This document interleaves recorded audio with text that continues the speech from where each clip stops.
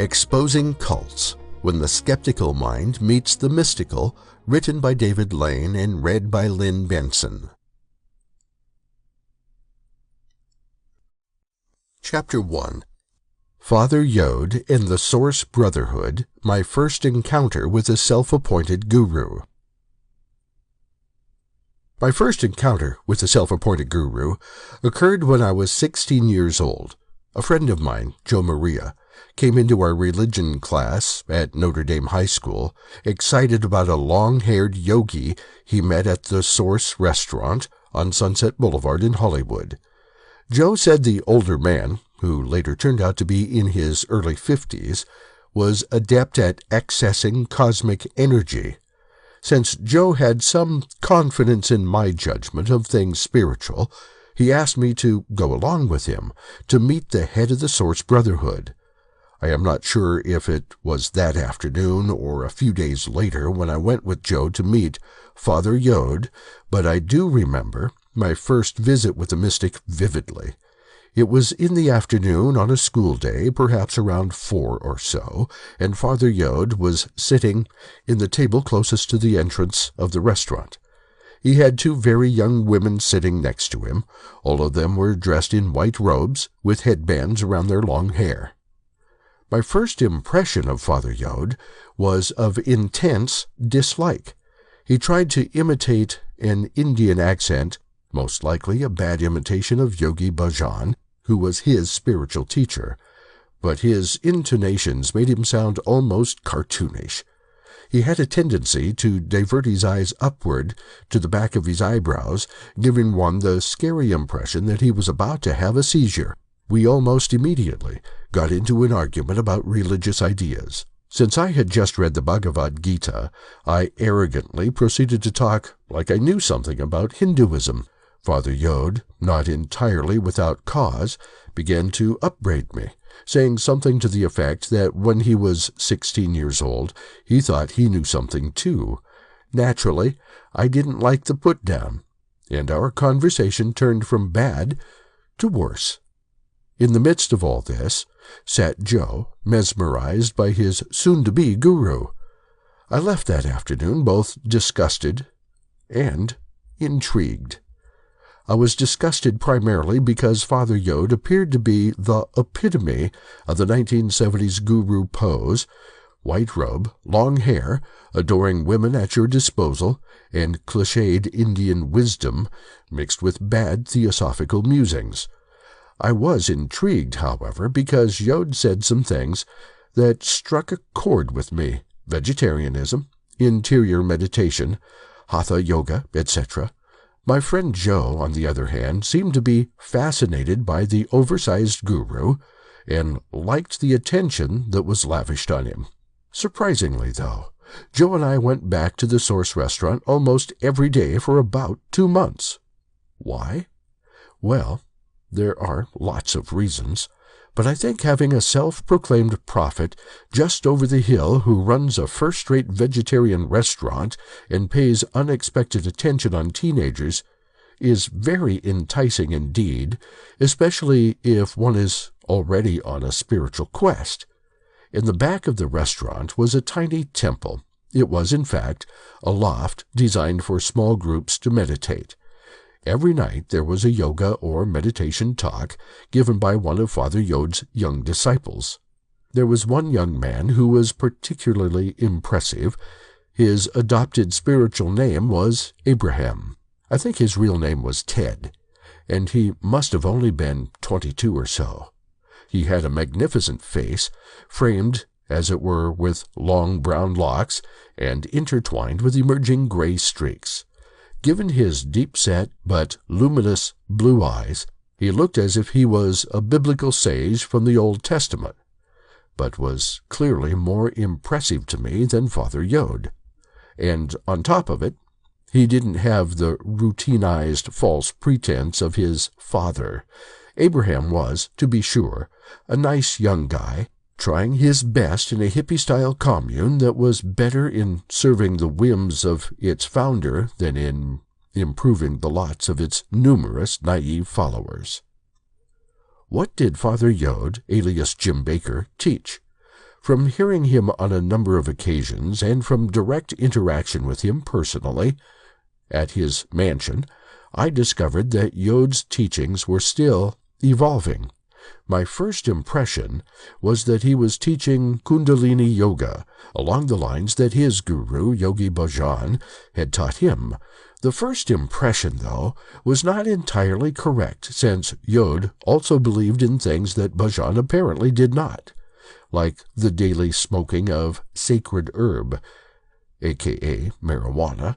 An outside observer wouldn't know about this aspect of Yod's teachings, since it was kept somewhat hidden. In fact, I didn't discover it until about 2 months later, at which time I immediately stopped interacting with the group. Yod was a dabbler, taking some Egyptian mysticism, some Hindu yoga, some American self-help jargon, and tying it all up into pre-Shirley MacLaine New Age hype. But I don't want to sound too harsh here. I have to admit that it was terribly intriguing to learn about all this mysterious stuff when all I was privy to was the ritualized Catholic Church. At least Yod was eccentric, and at least Yod claimed to have all the inside secrets to cosmic knowledge. However, I didn't like Father Yod on any level. He and I just didn't click. In fact, I found him to be overly pompous, and I think he found me to be too critical. Joe Maria eventually formalized his relationship with Yod and took on a spiritual name, Tat, as a sign of his discipleship. I couldn't accept Yod as a guru, and he proceeded to criticize me in public whenever he had a chance. Nevertheless, I did like Abraham and continued to attend the nightly meditations. However, because I was not interested in adopting Jim Bakker as my guru, it created a bit of a rift between myself and others at the source. While Abraham kindly championed my cause, Father Yod himself took umbrage at my lack of devotion towards him. It all came to a head one Sunday when Joe Maria and I visited the large mansion where Father Yod and the family were living. I still vividly remember that day, since the moment I walked into the compound, I immediately noticed Father Yod going to the bathroom with 4 or 5 women in tow. While I realized that Yod had a number of consorts, I didn't know that they also followed him when he had to urinate as well. All of his disciples, apparently without exception, were very devoted to him, so much so that they tended not to think for themselves, but rather parroted whatever teachings and advice Father Yod provided.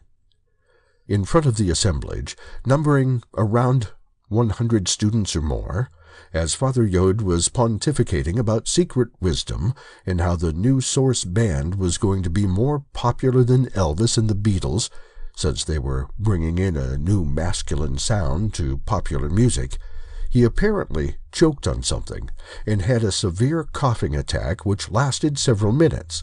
A woman disciple put a large towel in front of Yod's face so that we couldn't witness how severe his coughing attack was. After it was over, Father Yod tried to explain that he didn't want his sons and daughters, the terms he invariably used to address his devotees, to see him suffering.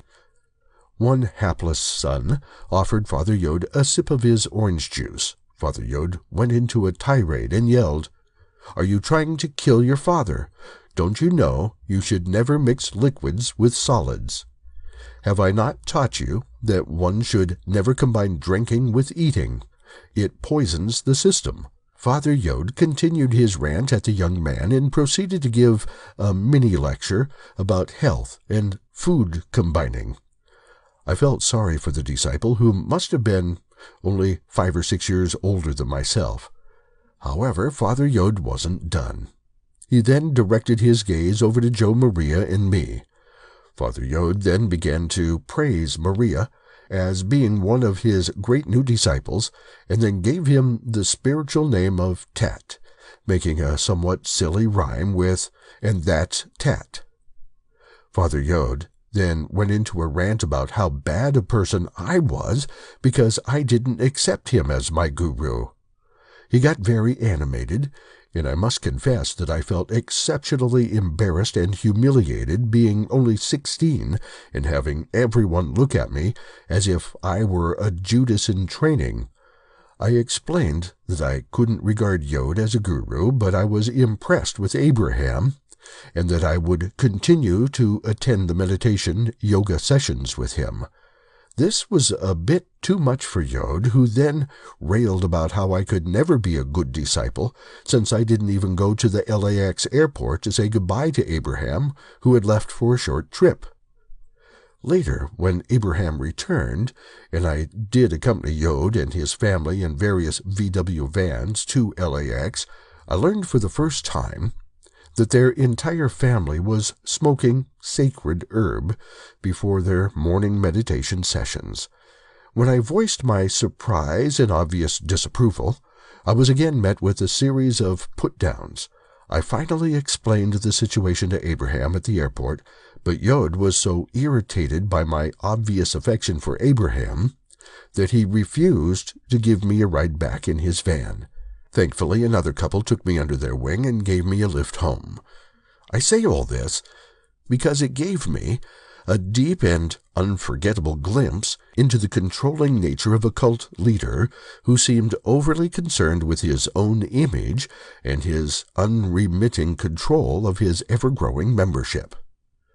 I do have some fond memories of the source, besides the excellent food that was served at the restaurant. Doing yoga and meditation for 2 months straight had its own benefit, and it was fairly enjoyable watching old movies at the family home. One time we watched Sabu in the Jungle Book, and Yod went on to explain the value of the tiger's tooth.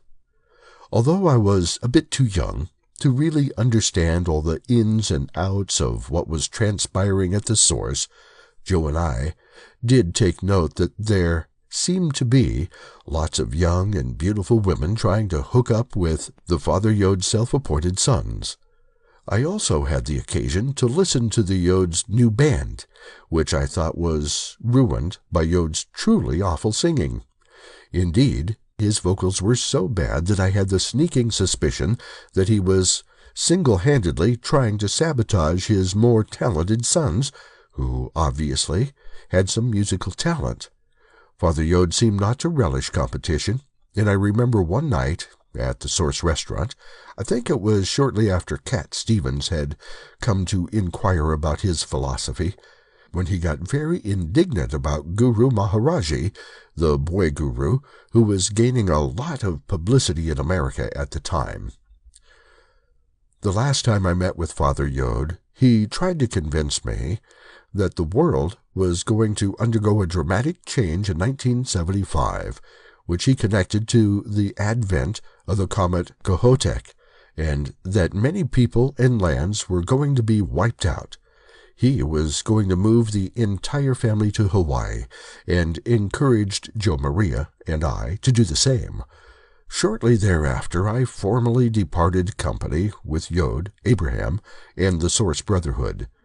Joe, too, left, but since his family owned a couple of flourishing Italian restaurants, so evidently Father Yod didn't want to let his young disciple leave, sensing perhaps a new source of income, I remember Maria telling me that some of the family would show up at his house unannounced, trying to either encourage or intimidate him back into the fold. I talked to Joe this past year, and he told me that he once brought his mother to meet Father Yod at the restaurant. His mother was appalled by Yod and his manipulative ways, and felt he was harboring evil intentions. Ironically, Father Yod died just 2 years after I met him. I say ironically because Yod died the same year he said the world was going to undergo massive destruction. Needless to say, the prophesied event never did occur, except, strangely, for Father Yod himself, who met his tragic demise after crashing his hang glider on a secluded beach on the southeast side of Oahu. Apparently, he did not seek medical assistance. One close female disciple claimed it would have gone against his teachings, even as he writhed in agony, and died several hours later. It is clear from various reports that Yod had broken his back from the fall and most likely would have survived if he had been taken to the hospital. A short time later, one of Yod's chief disciples, Mercury, also died from a hang-gliding accident. Both deaths caused irreparable harm to the Brotherhood, and the group dismantled into several different factions, never regaining the unity they once had in the early 1970s.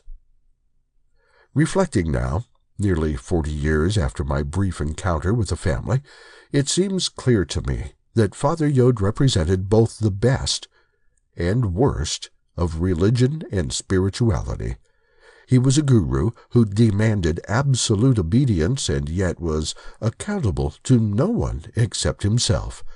Moreover, he never took criticism lightly and constantly surrounded himself with disciples who only said yes to his unending whims.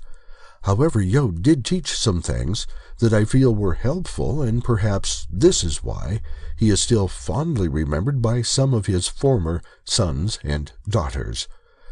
Outstanding among his teachings, at least in my estimation, was a healthy respect for vegetarianism and the daily practice of yoga, but one can argue that this is exactly the problem with most new religious movements and their authoritarian leaders. They provide valuable information that is inevitably intertwined with cultic junk.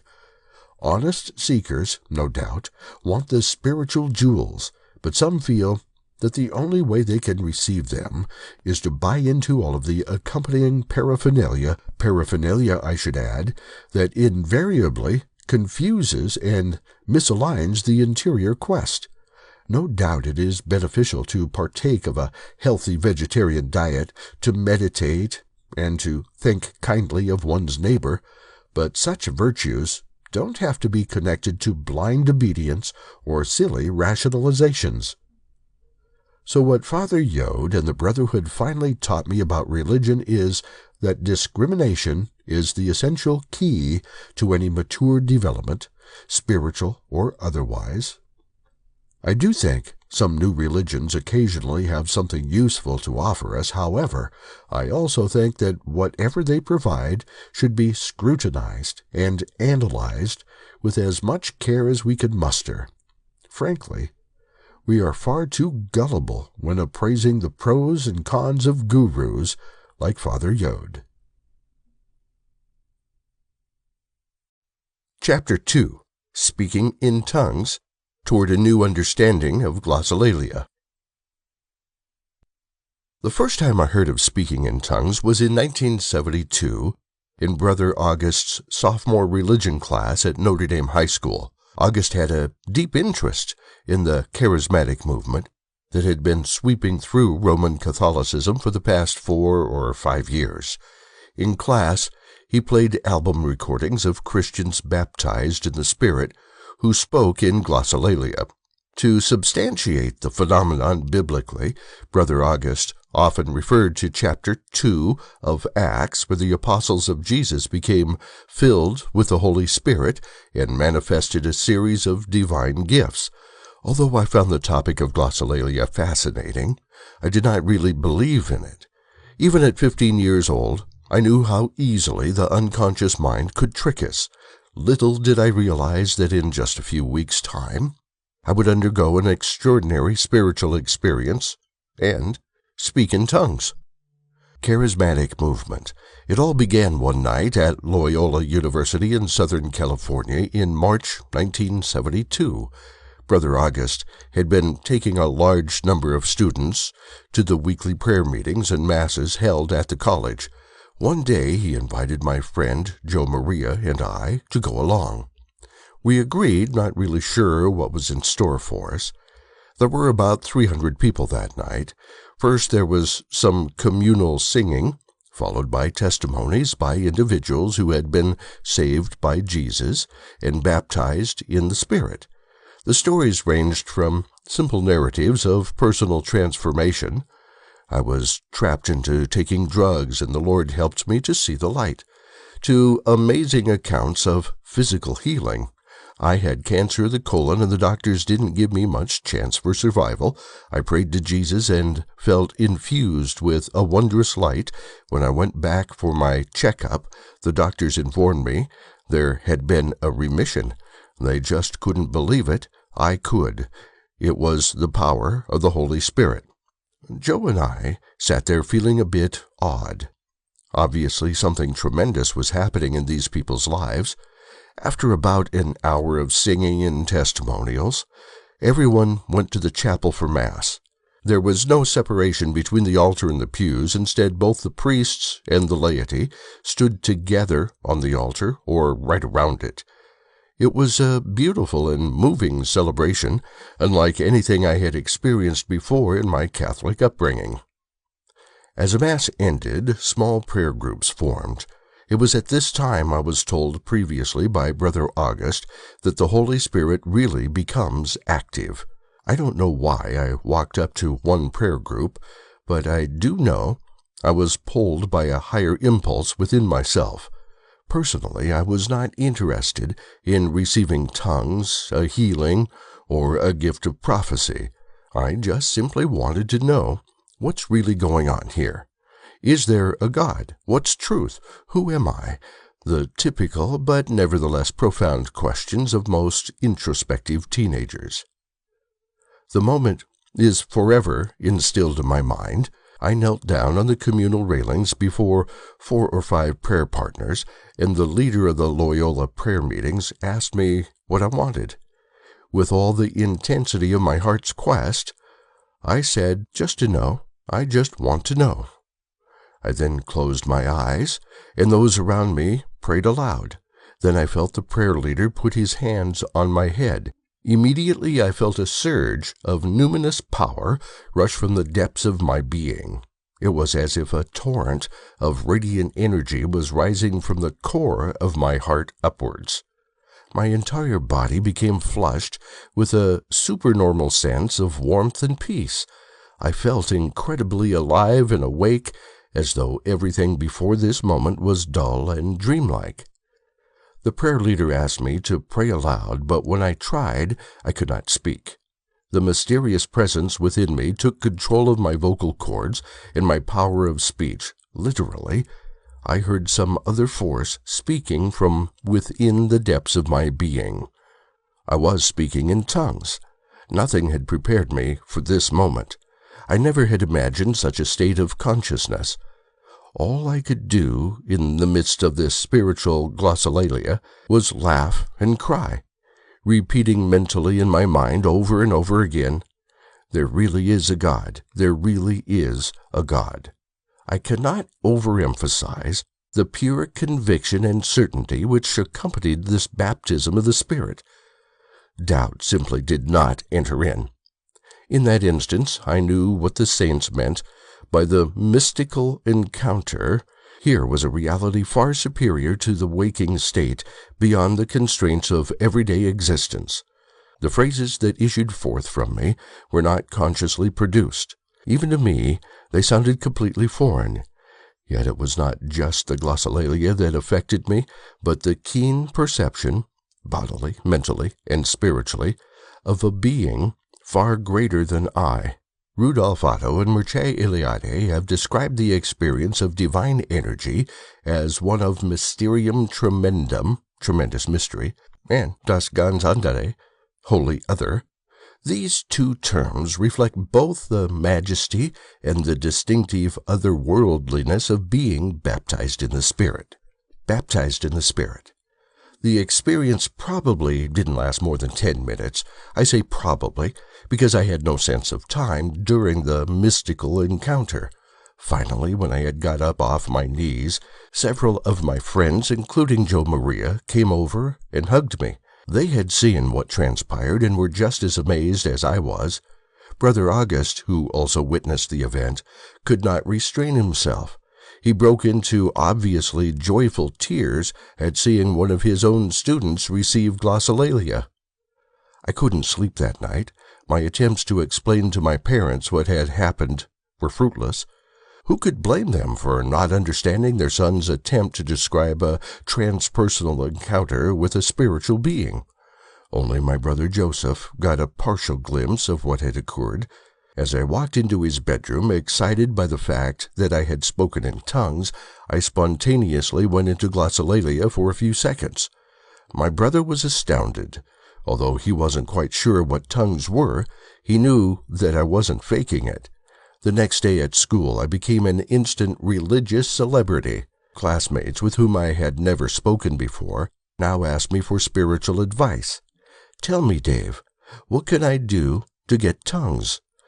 Tongues fever ran through the sophomore class. Glossolalia suddenly became widely popular. In just a few weeks' time, Notre Dame High School was having its own weekly prayer meetings on Friday nights. Because I had supposedly been born again, Brother August asked me to lead the meetings. Attendance grew steadily, until finally the prayer gatherings reached a critical junction. Tongues fever reached its limit. The meeting was packed with students, parents, priests, and brothers. But the social pressure on the sophomore class to receive the gift of tongues was so strong that a number of students began to fake glossolalia to impress their peers and girlfriends. The whole thing turned into a fiasco. Dozens of students began pounding their desks in an emotional frenzy, praising God aloud. Yelping at the top of their lungs, these students were trying to imitate glossolalia. It was a farce, and almost everybody there knew it. Soon afterwards, the prayer meetings at Notre Dame were discontinued. From that moment on, most people at Notre Dame dismissed the whole phenomenon of tongues as a curious emotional aberration, a misguided attempt to display one's holiness, and to a large degree, they probably were correct. For every genuine case of spiritual baptism and glossolalia, there were at least 10 that were not authentic. But what about the rare, legitimate expression of glossolalia? What are we to make of it? Is there really a Holy Spirit ready to transform those who pray for salvation? Is speaking in tongues truly a sign of spiritual baptism? I've been asking these kind of questions for almost 15 years. The answers are not simple. From my own experience, I know the phenomenon of tongues is more than just a psychological disorder or the manifestation of remembered preverbal babble. I'm not convinced, however, that tongues is a unique gift of spiritual baptism bequested only to God-fearing Christians. Authentic glossolalia has something more universal and structural to it than we may first suspect. To understand what may be occurring, let us examine closely what happened to me. First, I was receptive to my prayer partners. Regardless of what I ultimately desired, I was at least open to the possibility that my prayer might be answered. I remember being particularly sensitive that night. On the way to Loyola University, one of my friends was being a bit obnoxious, yet instead of getting angry with him, I felt I should be friendlier. It worked. Although this was a trivial episode, I nevertheless felt strangely uplifted by it, as if I had done something pleasing to God. This feeling of receptivity, no matter how fragile or deep, I believe, plays an important role in all mystical encounters. Second, I did not yearn for any specific manifestation of God's grace, save that of knowledge.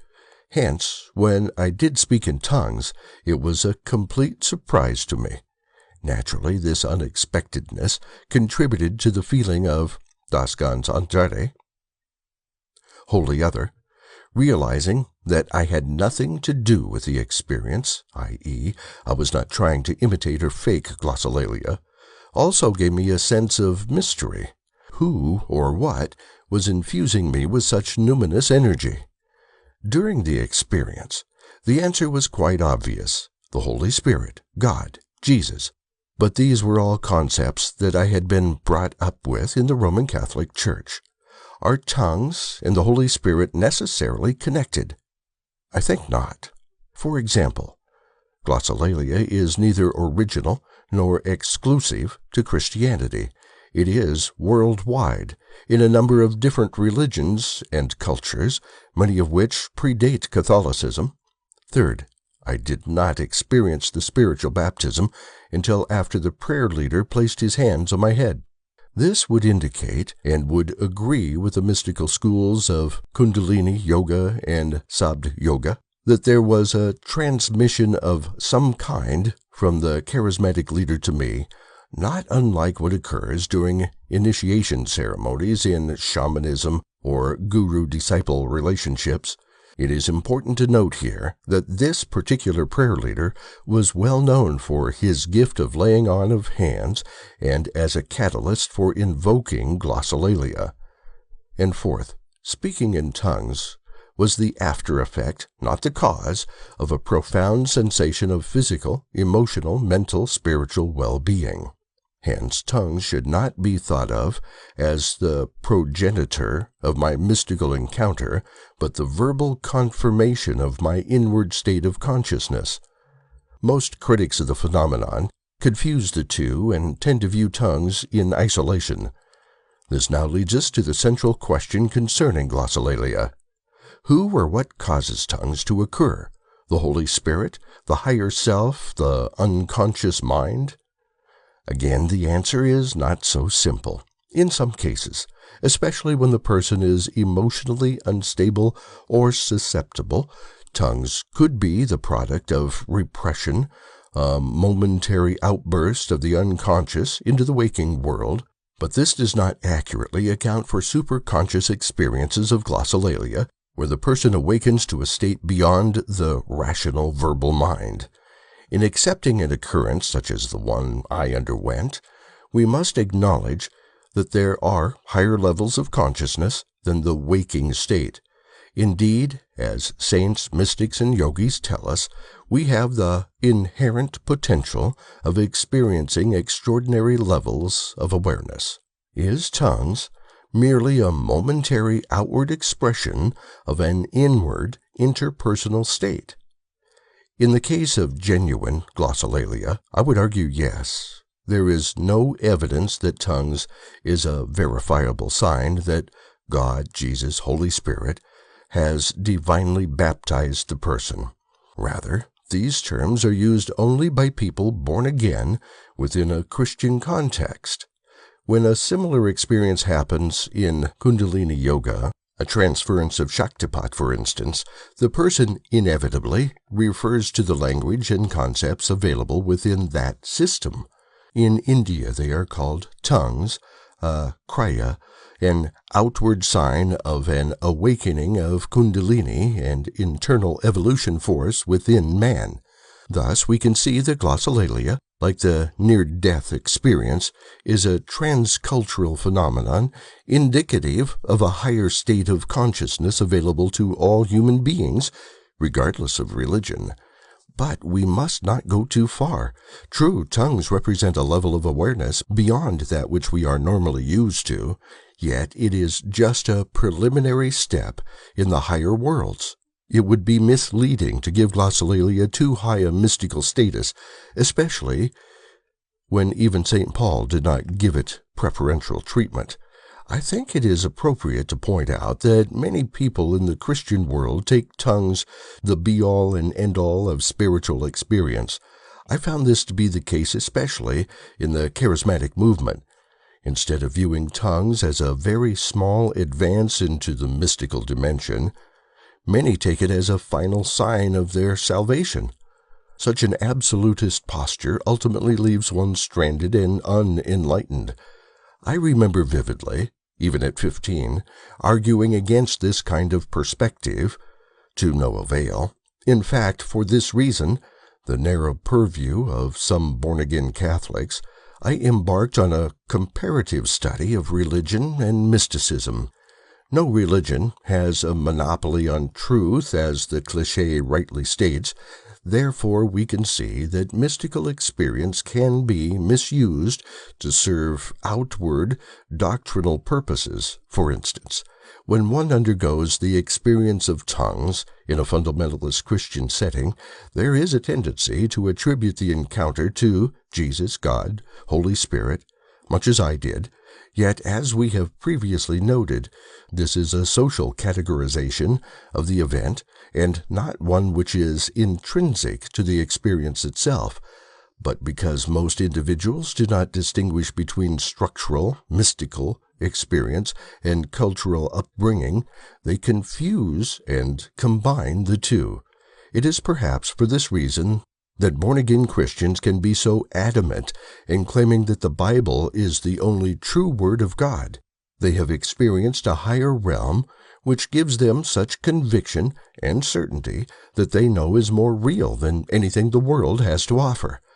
Now, when this transpersonal encounter is connected to Christian dogma, due to the particular sociological setting, the person, knowingly or unknowingly, empowers his chosen religious beliefs. Hence, it is not necessarily the Bible itself that gives rise to the person's certainty of his faith, but the direct personal experience of a higher spiritual order. Furthermore, I would argue that most religious conflicts arise from the mistaken juxtaposition of doctrine and experience, where the former is given power and justification by the latter. Tongues is not the province of any one religion, but rather the effect of a genuine mystical encounter, which, theoretically, can happen to anybody, anywhere, anytime. But glossolalia cannot be literally translated like normal speech. In a sense, it is the mouth's way of expressing, but cannot be truly spoken in words. I would argue, finally, that tongues, as one of the shells of mystical experience, reveals outwardly what has inwardly transpired. As such, it should not become the object of exclusive glorification. There are innumerable levels of awareness to encounter in the inner journey of consciousness. It would be both a misfortune and a tragedy to mistake but a tiny drop for the entire ocean. A 40-year reflection. How sex provided the clue to glossolalia. It has been nearly 40 years since I first spoke in tongues. It still stands out in my mind as a genuinely remarkable experience, though over the years I have developed a distinctive, if controversial, theory about what glossolalia ultimately indicates. First, it is now fairly well known that speaking in tongues is not unique to the Christian Church. Second, the interpretation of what the phenomenon means varies within differing religious traditions. And third, glossolalia appears to be the after effect of a prior internal state of awareness and not necessarily the cause of it. However, when I was about 30 years old and living in Del Mar, California, another event occurred which transformed my understanding of glossolalia. It was rather late at night, perhaps around 11:45, and I was trying to get some sleep, since I had to get up rather early and teach a morning class at UCSD. But all I could hear coming from another apartment was the moaning sounds of two people having sex. Now, at first, I was pleasantly bemused and thought to myself, oh, this will last about 5 minutes and all will be calm. Yet, such was not the case, as the sounds, which oscillated from heavy breathing to dirty talk to what I thought were the sounds of a wounded hyena, didn't stop, but got even louder and louder until finally, after about an hour or so, I yelled out the window, "Hey, put a muzzle on it, I have to sleep." This outburst of mine didn't help one bit, as the woman screamed back, "F sleep. I am going to see all night." Okay, I thought to myself, this is not good. I tried putting a pillow over my head, but to no avail, as the pair continued at their nocturnal wrestling until far past 2 in the morning, which made me think that Superman, as she called her mate numerous times, was really alive and kicking in Del Mar. In any case, right in the middle of these unedited proceedings, I had a mini epiphany about speaking in tongues. Strange what late-night thoughts you can get when you are sleep-deprived. Reflecting back on when I spoke in tongues the first time, I remembered that I was already in an ecstatic state before the charismatic leader and others asked me to speak out loud. What would have happened, I pondered, if I was never asked to say my prayer vocally? Would I have still spoken in tongues? I don't think so. In fact, if I was in a different religious setting, maybe a meditation session, my focus would have been on the inner light that I was seeing, or perhaps the intense heat circulating upward in my body, or perhaps I would have concentrated on the dissociative feeling that was arising. Speaking in tongues was an outward manifestation of my internal state, and as such was merely the vocal effect of an internal neurological state of being. This is similar, I thought, to what is happening in those engaged in sex in that upper apartment. Their ecstatic speech was merely the reflection of their sexual arousal, and that the orgasm, no matter how loudly exclaimed, was the result of an internal body state most acutely registered within the brain. But in general, nobody has sex so that they might get the gift of speaking in orgasmolalia. No, what is desired is the sexual state itself, and all that moaning and groaning and yelping is merely the outpouring of that prior state of bliss. However, in some Christian churches, speaking in tongues is seen in isolation, as if it were the end point or goal, forgetting that glossolalia is the vapor of an already achieved inner experience. I don't mean to suggest, in some neo-Freudian fashion, that speaking in tongues is the manifestation of some repressed sexual state. No, I merely want to draw the parallels between two forms of ecstatic speech and ask the pertinent question about why such language forms arise in the first place. My suggestion is that both arise because of internal neurological states, but that glossolalia is occasionally partitioned off and made into a sort of religious fetish, which in some traditions can become ritualized over time. The outcome is that one might forget how glossolalia originates and what other possibilities the a priori state could have generated if the participant was allowed to focus his or her attention on some other feature within the mystical emergence. One could, in fact, argue that speaking in tongues prevents one from actually going deeper into the altered state of consciousness, since it tends to force one to focus from the internal to the external precisely at the point in which the mystical encounter is starting to blossom. I am sure there are gradations and exceptions to the above, but my hunch is that the reason speaking in tongues has been given such a cherished place within certain Pentecostal groups is because others not in such a state can witness, albeit partially, what would erstwhile remain private. Just as for some, in sexual congress, the vocalization of their increasing sexual pleasure allows for the partner to better gauge and perhaps appreciate the intensity of the blissful union. Transference and projection empowering the written word. Another aspect of speaking in tongues which I think has much in common with other numerous encounters is how easily it is to project and transfer such mystical happenings onto a holy scripture or personage. For instance, the first book I was given to read after my born-again experience was the Bible, but with specific instructions to read passages in the New Testament concerning the Pentecost and the gifts of the Spirit. This had the almost immediate effect of convincing me that the Bible must be partially true. Why? Because in the writings of Paul in particular, I found a deeply resonant explanation of my own mystical encounter.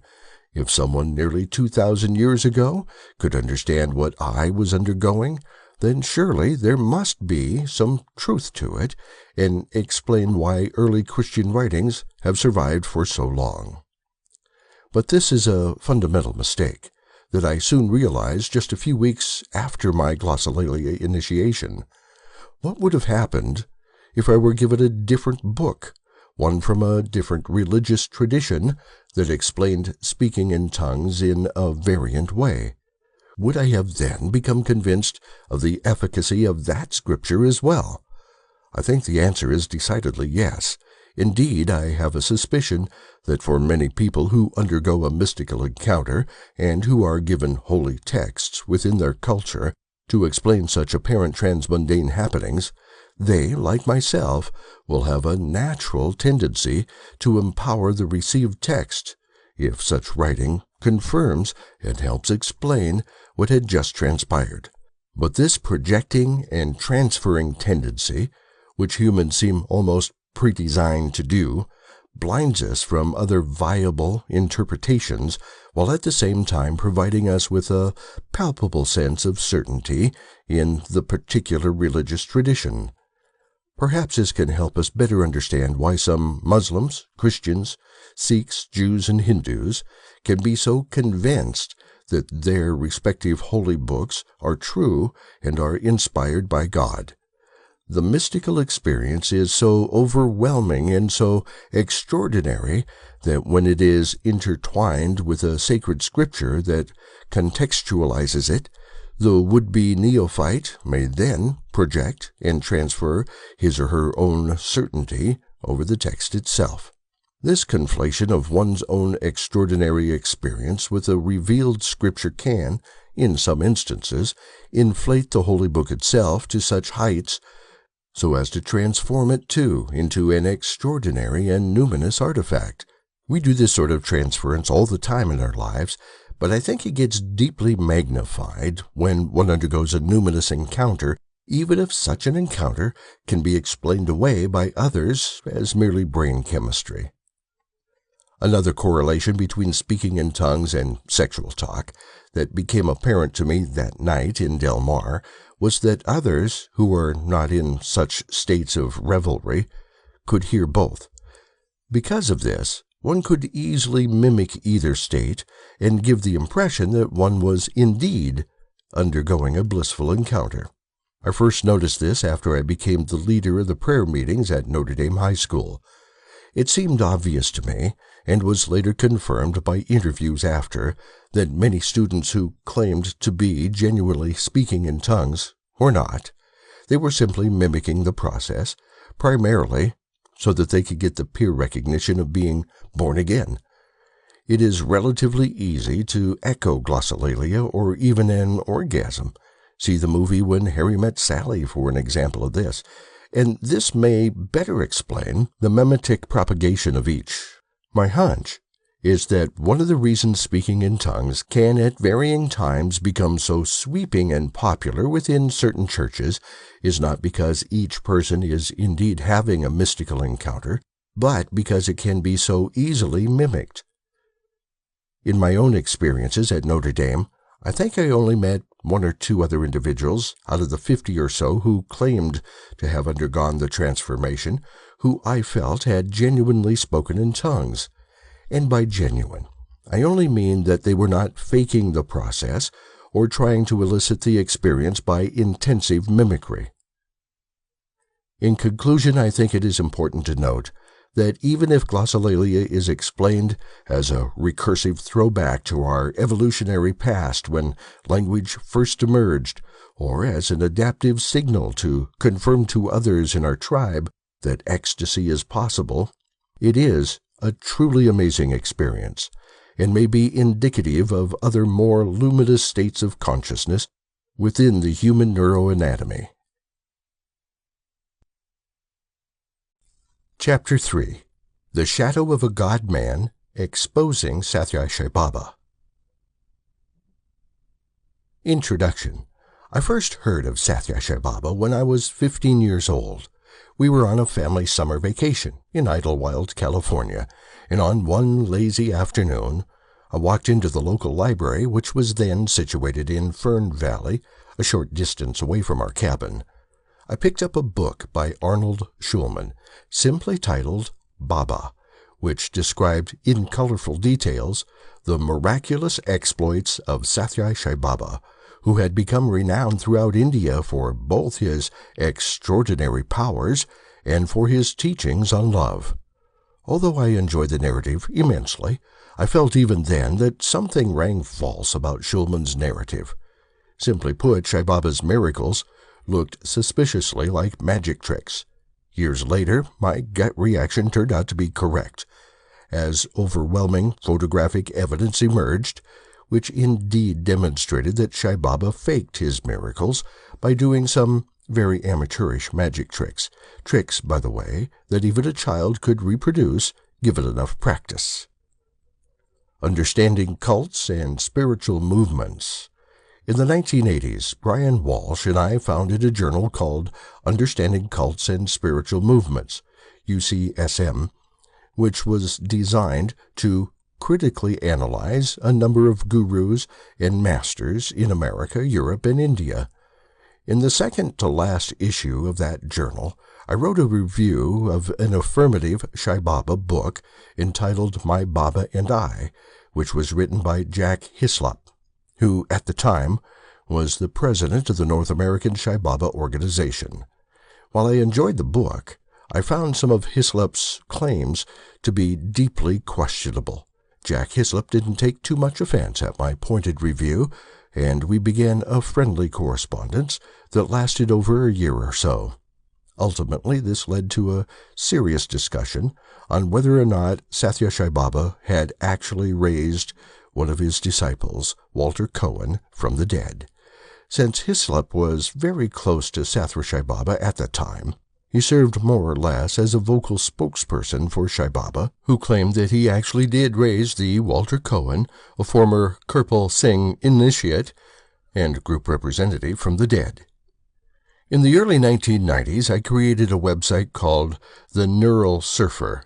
Several sections of that website were devoted to shedding light on the hidden exploits of a number of nefarious spiritual leaders, including Eckankar Singh, John Roger Hinkins, and Sathya Sai Baba.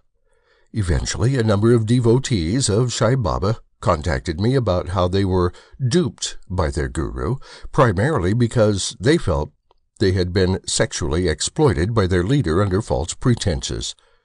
Several of these devotees described in vivid detail about how Sai Baba had sexually seduced them.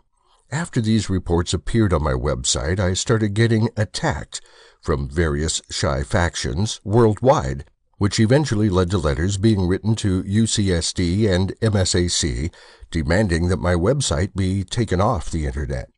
In addition, several websites were created attempting to cast doubts on Sai's sexual exploits, as well as attacking the veracity of my research on him and the integrity of those who claimed abuse.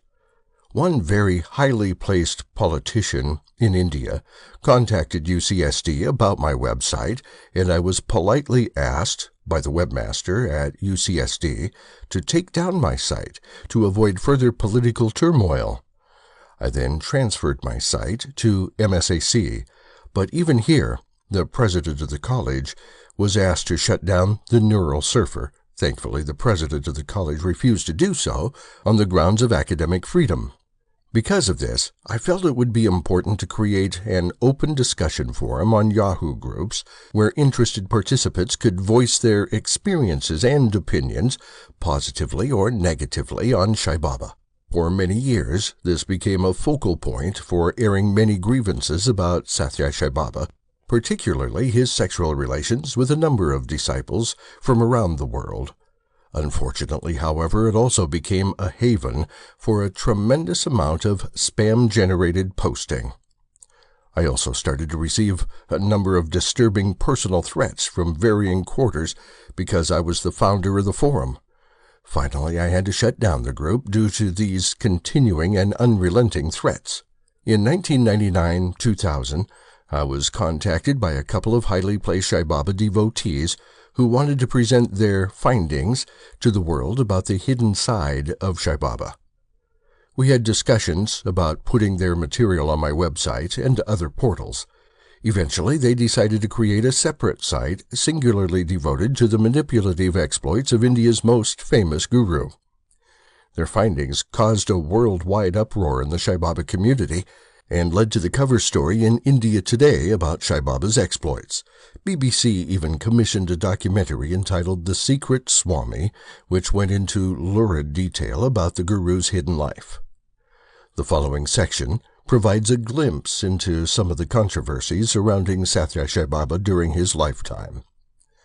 My Baba and I by John S. Hislop, a review.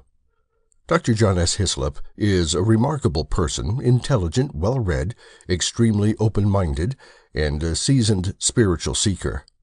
Thus, it is difficult not to be impressed with his personal account of his relationship with the renowned Avatar Sathya Sai Baba of India. It is an easy reading book, filled with fascinating vignettes of Sathya Sai Baba's alleged miraculous powers and intense love for his devotees. However, there is a major problem with the book. The supposed evidence Hislop cites in support of Sai Baba's miracles, like materializing objects from thin air, has not been scientifically examined or tested. For instance, how do we know that Sathya Sai Baba is nothing more than a clever magician? As D. Scott Rogo, Amazing Randy, and others suggest, why doesn't Sai Baba materialize an object that is so totally beyond physical manipulation that even materialistic scientists could concede to its miraculous origins? Put bluntly, Sai Baba produces religious trinkets. He has never produced $1 billion, money which could be used for thousands of starving Indians. Why not? If we apply the principle of Occam's razor and the suggestive accounts of Tal Brooke, author of the very controversial Lord of the Air, the answer is fairly obvious. Sai Baba is not a man of miracles. He is a man of shrewd magic tricks. Now, there is nothing wrong with a magician preaching love for God, but there is something reprehensible about a stage artist claiming his sleight-of-hand tricks are divinely ordained. Hislop writes at length about the most extraordinary object Sathya Sai Baba has ever created for the joy of his devotees, a small cross with a miniaturized figure of Jesus Christ. According to Hislop, the object was constructed from the actual cross Jesus was nailed to. Sai Baba reconstituted the material from its degenerated molecular parts. An incredible tale, no doubt, but where's the proof? The cross has never been thoroughly scrutinized by a team of qualified scientists. Moreover, even a cursory look at the cross, a photograph of it appears in Hislop's book, does not suggest a divine origin. It looks like any other religious trinket, except that it is unusually small. The replication also has a major historical flaw in it, as it depicts Jesus with nails in the palms of his hands.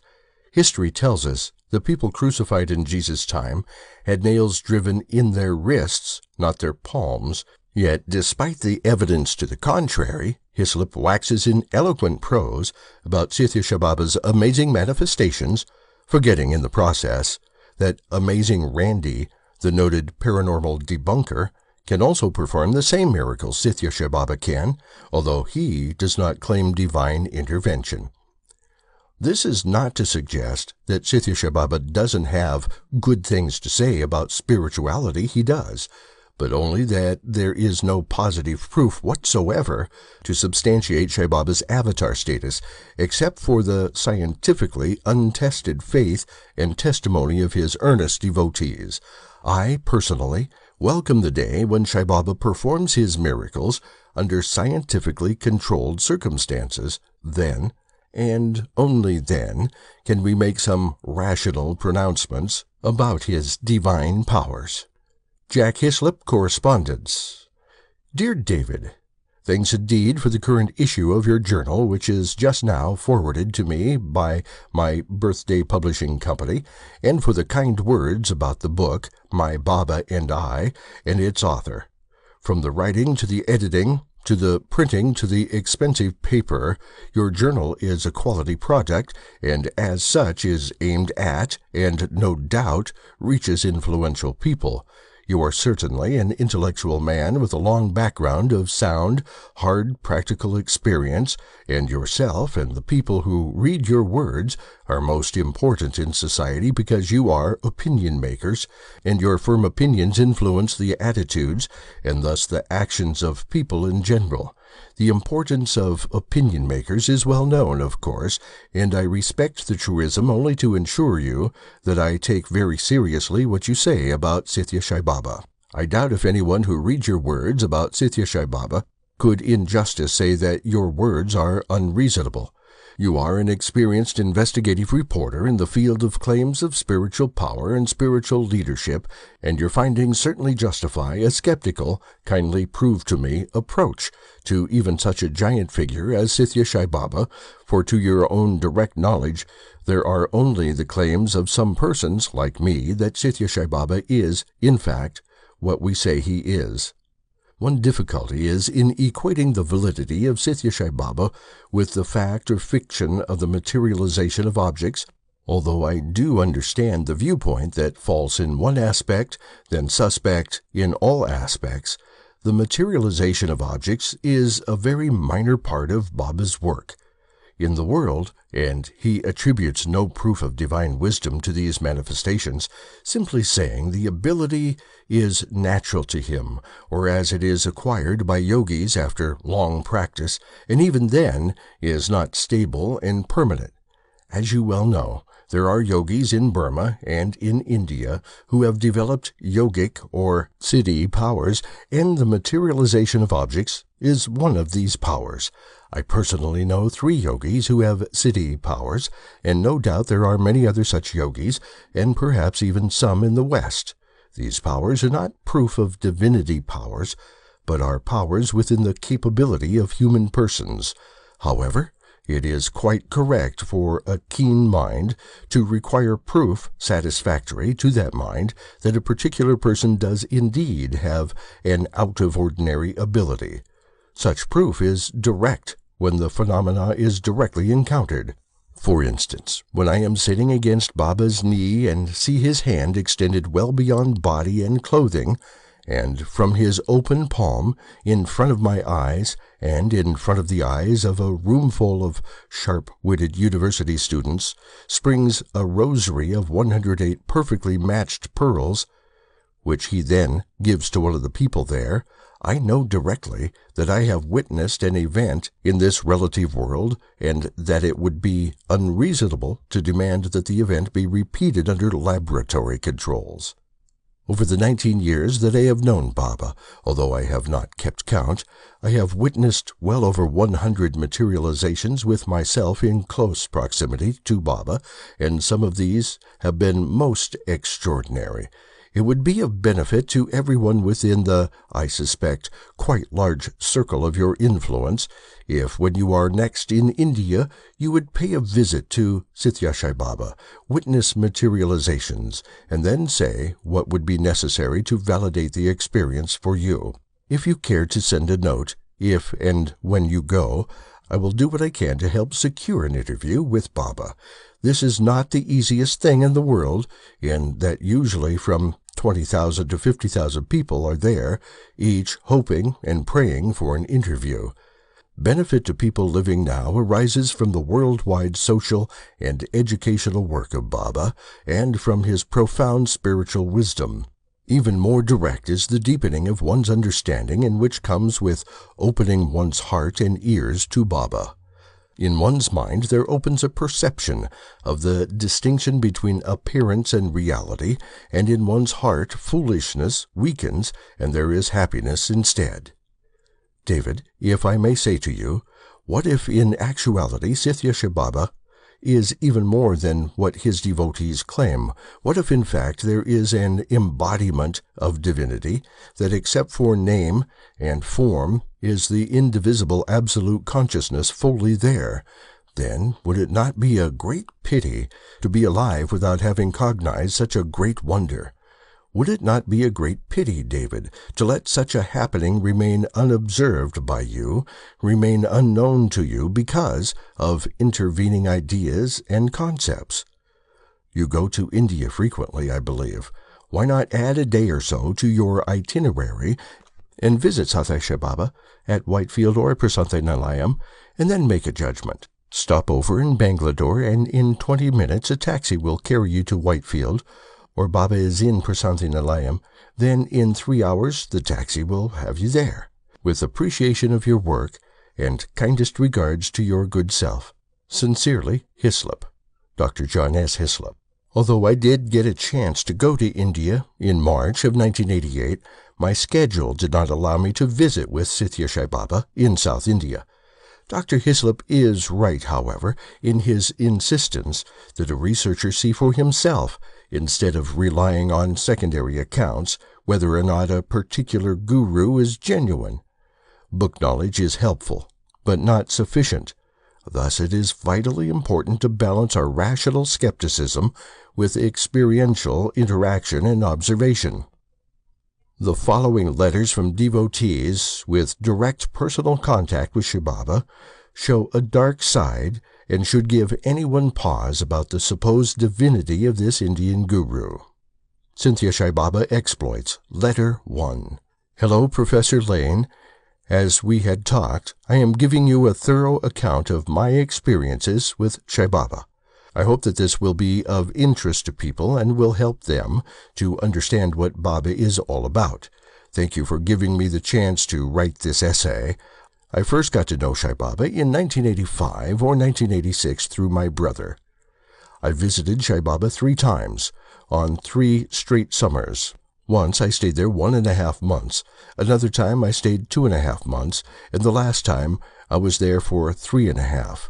My first 2 trips, I had 7 interviews and a total of 7 private interviews with just me and Baba in the private interview room.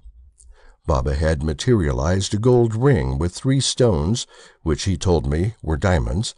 The ring did not fit the finger on which Baba had placed it, but I left it there regardless, as that was the finger Baba had chosen to put it on.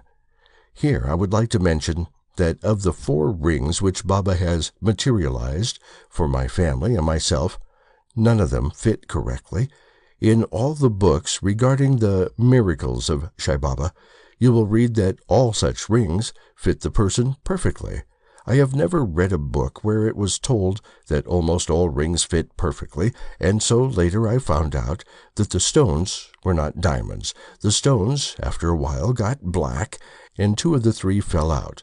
I took this to mean that Baba is angry at me for not being good, for not practicing his teachings as well as I could, for trying and not doing.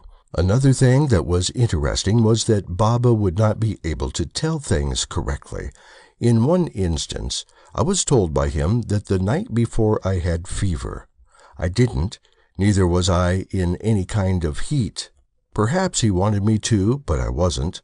I just let it go, destroyed it right there and then, that very instant. No doubts were allowed.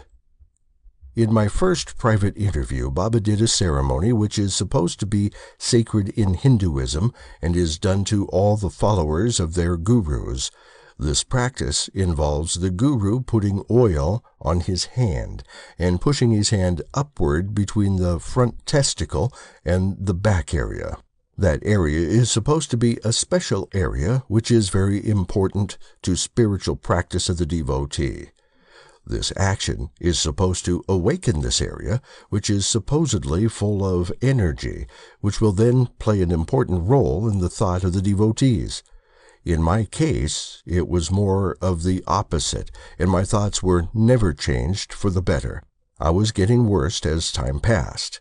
In every private interview after that, Baba would ask me to put down my pants while he massaged my testicle.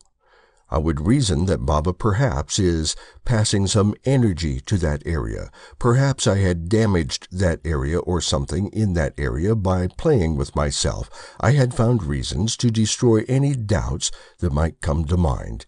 In one occasion, Baba was not just massaging it. He was trying to give me a hard-on. The thought that he is doing so came to mind then, but of course I destroyed it.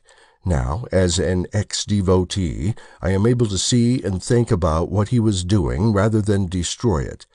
At this interview, as he was pushing his hand back and forth on my testicle, I was telling him about many different things on my mind.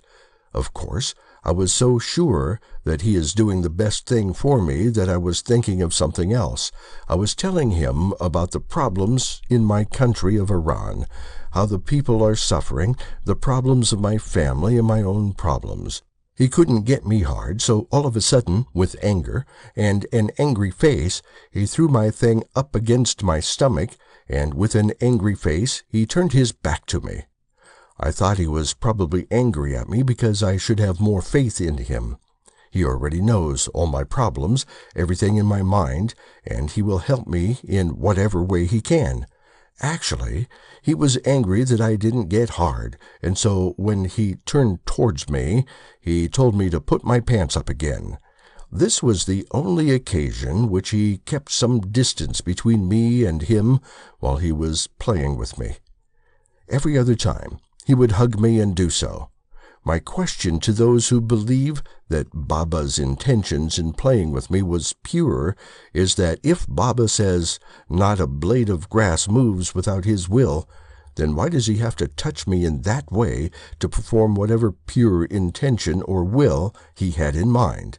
Or is it that when he was playing with me, he was being good to me by giving me the privilege of being close to him and interact with him? For those who are not following, shy followers believe that Baba knows all our inner thoughts, and the reason why he talks to us is because he is trying to talk to us for our own enjoyment. He really doesn't have to talk at all or ask us questions regarding our lives, since he is the all-knowing. He does so for our sake, so that we can talk to him and interact with him.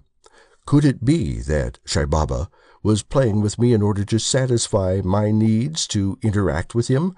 And what kind of satisfaction did he, or do I, think I could get from that kind of interaction?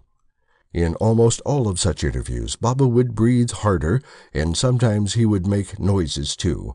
Something I forgot to tell you about the private interview above was that while I was telling Baba about these problems, his face was getting uneasy while he continued. The whole time was looking down at my testicle. His eyebrows got twisted and his face got more and more upset as he was trying to play with me. I wonder why. He sometimes would tell me that I was weak there. There was too much being wasted from there, etc. Why then did he touch it? Was he fixing things? Why did he have to fix things by touching and rubbing and going back and forth? In one interview, he stood up while I was kneeling on my knees with his right hand, took my head and put it against his stomach. With his left hand, he took my right hand and put it against his testicle. He rubbed my hand there for a short while, and this time he was making loud noises of... I tried to look up to his face to see it, but he pushed my head hard against his stomach and did not allow me to look up, so I didn't try again. While he took my hand there, I felt his testicle. Although I didn't grab it, I just let him direct my hand to do whatever he wants. At the same time, I would touch him by the outside part of my hand. As I said before, he was making loud voices while he was doing that. This took about 2 minutes before he let go of me and my hand and said, "This is God, whatever." It was his way of putting a controlled mind to think and find many answers to what that whole situation was all about. It was his way of covering the sick idea of having me touch him, and also covering his loud, wild voices. Anyhow, those of you who have a clear and logical mind understand me. I had these experiences, and still it took me over 6 months to deal with the movie that I mentioned before. After dealing with this movie, I went to look over some of the movies which we had about Baba. These movies are movies which are prevalent within shy devotees. The very first movie which I watched is called God Lives in India. In that movie, they showed about 4 or 5 instances which Baba cheats the materialization of ash. Ash is supposedly holy and is supposedly being created by Baba from thin air. One of these instances is a very close, clear shot which shows Baba take something with his right hand from underneath of some letters in his left hand while bending over a bit to talk to someone. He then takes the letters by his right hand and cleans his left hand. Then he takes the letters from the right hand and immediately starts to motion his right hand in circular motion, which is a sign that he is going to create something out of thin air. This shot is a close-up and very clear. After seeing this first movie, I knew the truth and didn't watch any other movies. I am sure if the other movies have segments that show Baba's actions 20 seconds prior to each creation of ash or whatever, you could see him cheating. More recently, there was a movie on cable TV here in the U.S. which showed Baba cheat on materialization of a ring or necklace. I don't remember. There was much argument about it on the internet news groups. Bon Giovanni, a shy devotee, defended his opinion of what the movie showed by saying each person saw a different thing.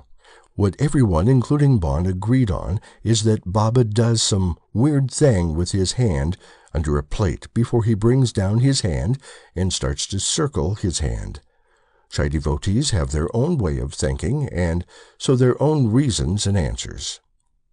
It will be impossible to convince these people on anything. The more you use your own reasons to find something, or some way to prove your points, the more they will use their twisted reasoning to counterattack your ideas. Their counterattack is 99% illogical, since they are used to twisting things around. Besides, what good is a logical path which starts with Baba is God? Baba is God, therefore, he couldn't have cheated on that movie. Therefore, everyone sees a different thing when they see that movie. They don't think that what kind of motion is Baba making? Why is he making that motion? Why is he making it under the plate?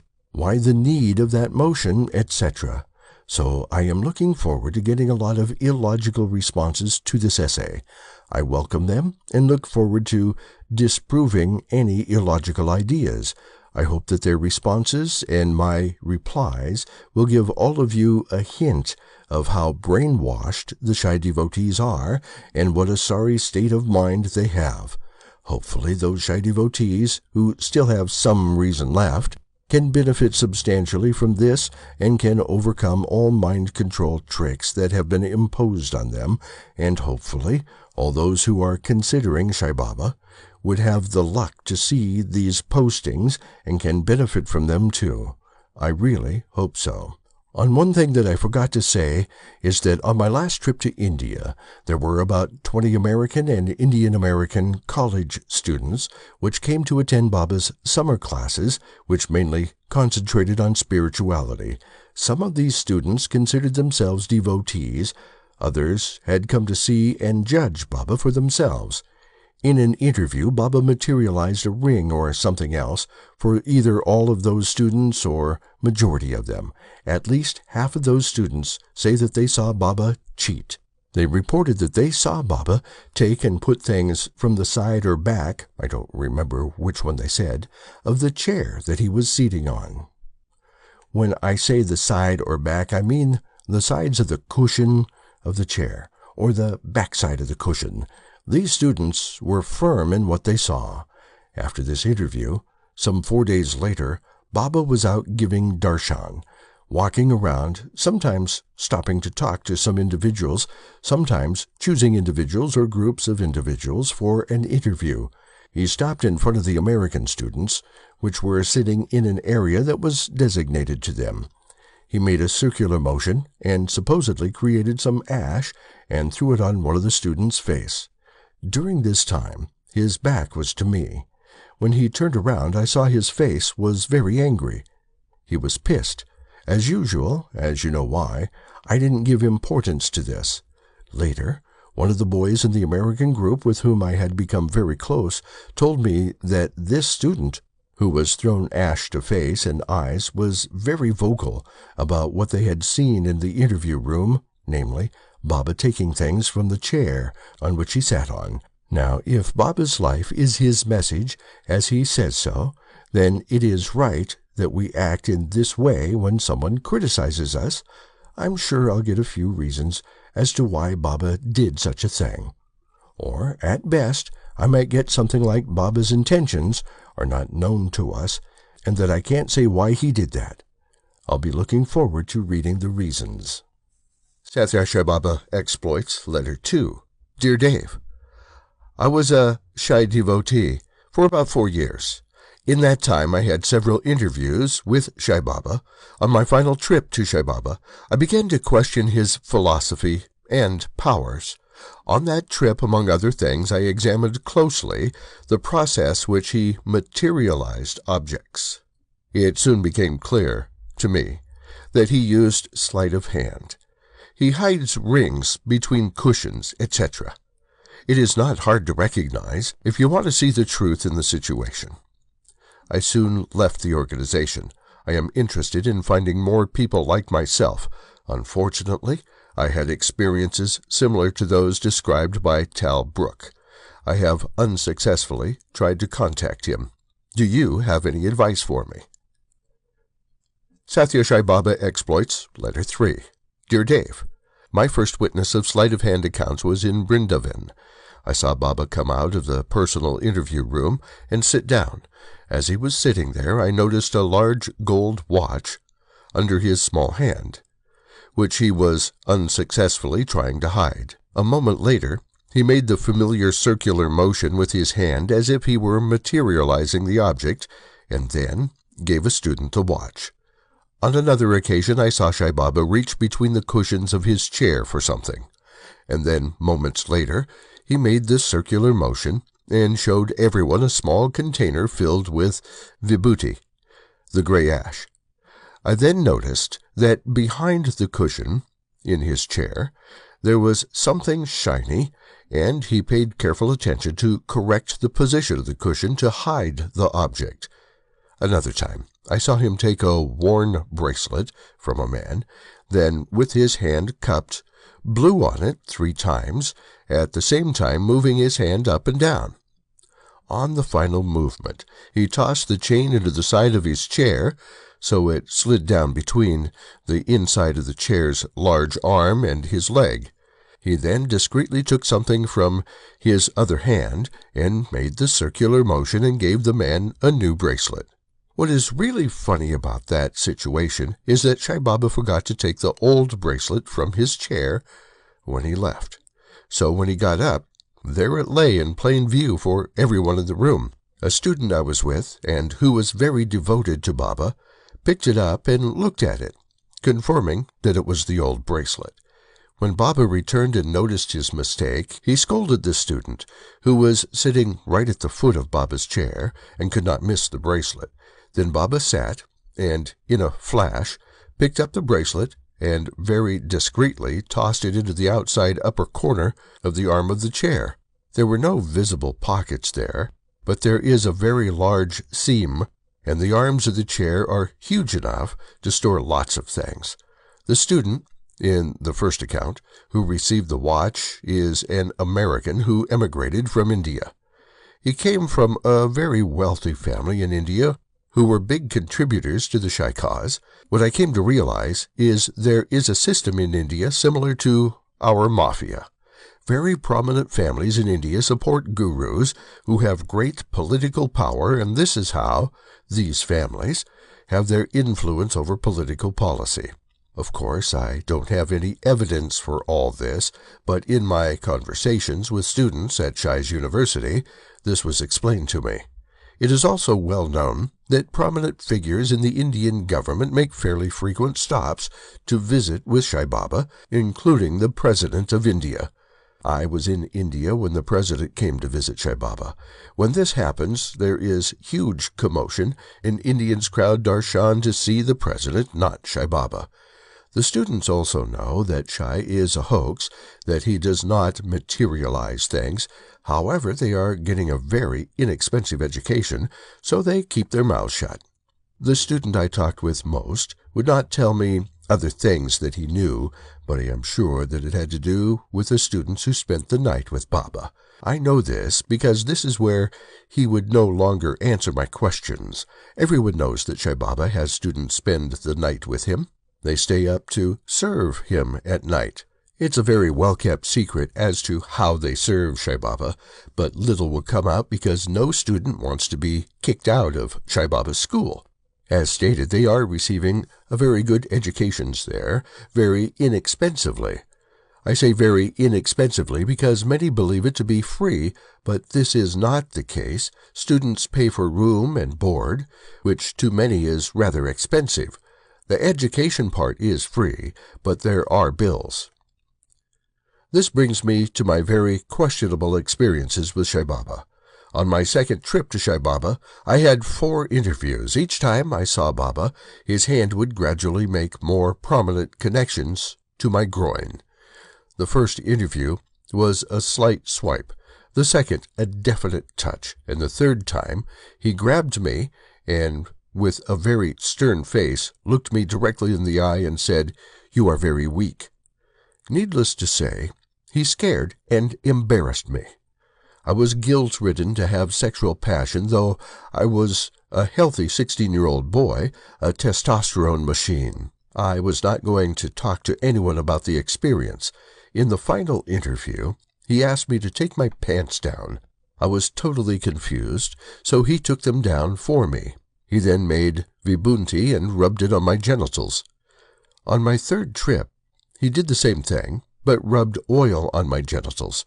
Fortunately, I was never taken advantage of any worse, but I was humiliated when I realized his true intentions, and I felt I had really lost an innocence that I would have cherished keeping. When I finally did talk about what happened to me, the first 2 reactions were to never speak of it with others, because the whole thing would be taken out of context and misconstrued.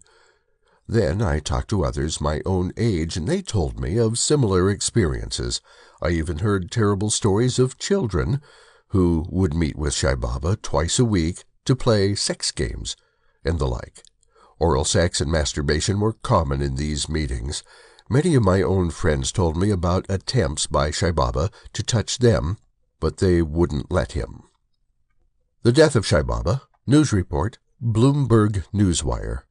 Cricketers Sachin Tendulkar and Sunil Gavaskar joined tens of thousands of devotees to pay homage to Sathya Sai Baba, the Indian spiritual guru whose charities and claimed miracles won him both devotion and scorn. He is going to live in our hearts permanently, former Indian cricket captain Gavaskar told reporters in the southern town of Puttaparthi in Andhra Pradesh state, where Sai Baba, who died yesterday, age 84, built his ashram. He will still continue to inspire us, Gavaskar said in a televised address. Politicians and film stars were also among followers who queued for a last glimpse of the preacher, taking turns to kneel beside his saffron-robed body placed in a glass casket at the town's Shai Kulwant Hall. A state funeral is scheduled for Tuesday. At least 200,000 devotees have paid their respects. Schools and other establishments are closed, senior police official B. Narasimhalu said in a phone interview. Hard Rock Cafe founder Isaac Tigrit sold his stake in the restaurant chain and donated the entire proceeds of $108 million to Sai Baba for a specialty hospital in Puttaparthi to provide free health care to the rural poor, the Open magazine reported in April. Sai Baba, who sported Afro-style hair reminiscent of rock musician Jimi Hendrix, died after his heart and respiratory organs failed. A.N. Safeya, director of the Sri Sathya Sai Baba Institute of Higher Medical Sciences, said in a statement on the hospital's website. Sai Baba endeared himself to the people through various institutions. Prime Minister Manmohan Singh said in a statement yesterday, he believed that it is the duty of every person to ensure that all people have access to the basic requirements for sustenance of life. Sai Baba's trust has set up schools, universities, and hospitals with various Indian political leaders providing support for his charities. Former Prime Minister P.V. Narasimha Rao and ex-President Shankar Dayal Sharma were present during the opening of a water project in 1995 in Andhra Pradesh state, while former Premier Atal Bihari Vajpayee inaugurated a hospital in Bangalore. At the age of 14, the guru told his family that he would be known as Sai Baba, the title of a past Indian ascetic of whom he claimed to be a reincarnation, according to a statement on his website. In 1960, he told his followers he would leave his body in 2019. While devotees believe in his miracles, including acts of producing holy ash, rings and necklaces, fruits, sugar candy, and watches out of thin air, critics have dismissed them as tricks. They remained controversial to others, and he shied away from scientific tests that would have settled forever the issue of their genuineness, said Erlendur Haraldsson, Professor Emeritus, Faculty of Social Sciences at the University of Iceland, who did research on Indian miracle makers. Allegations by some former devotees that Sathya Sai Baba had sexually abused them tarnished his image. K. Chakravarti, secretary of the Sri Sathya Sai Central Trust, didn't answer calls made to his office yesterday. "We don't regard him as a genuine miracle worker," said David C. Lynn, a professor of sociology and philosophy at San Antonio College in Texas. "I have a number of reports from former disciples that they were molested under the guise of spiritual unfoldment. Sai Baba denied all charges against him and has not been charged with any offenses in India."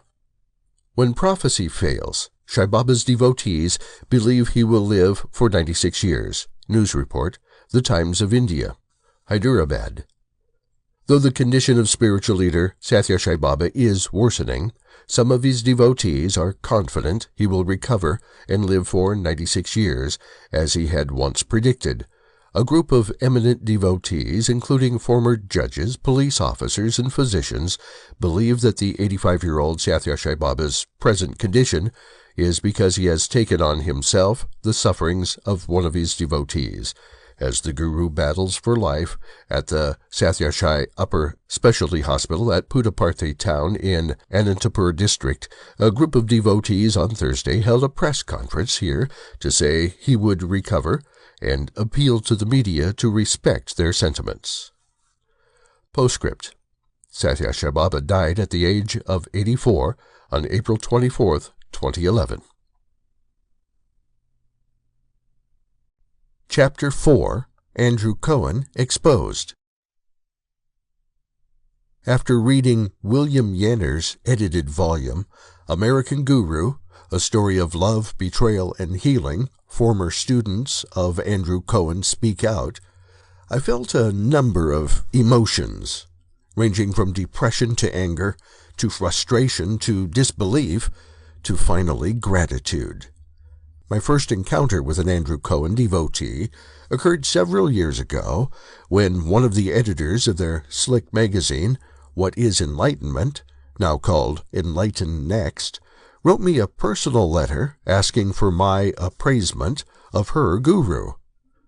She had read a book I had co-authored with Professor Scott Lowe, University of Wisconsin, entitled D.A., The Strange Case of Franklin Jones, Walnut, MSIA, 1995, which harshly criticized the late American guru. She clearly saw problems with Da Free John, and I got the impression that she felt that Andrew Cohen was different and perhaps a genuine spiritual master.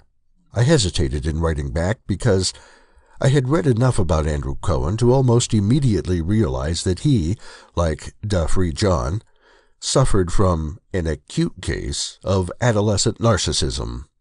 In other words, both of these so-called spiritual teachers had yet to grow up and act like mature adults.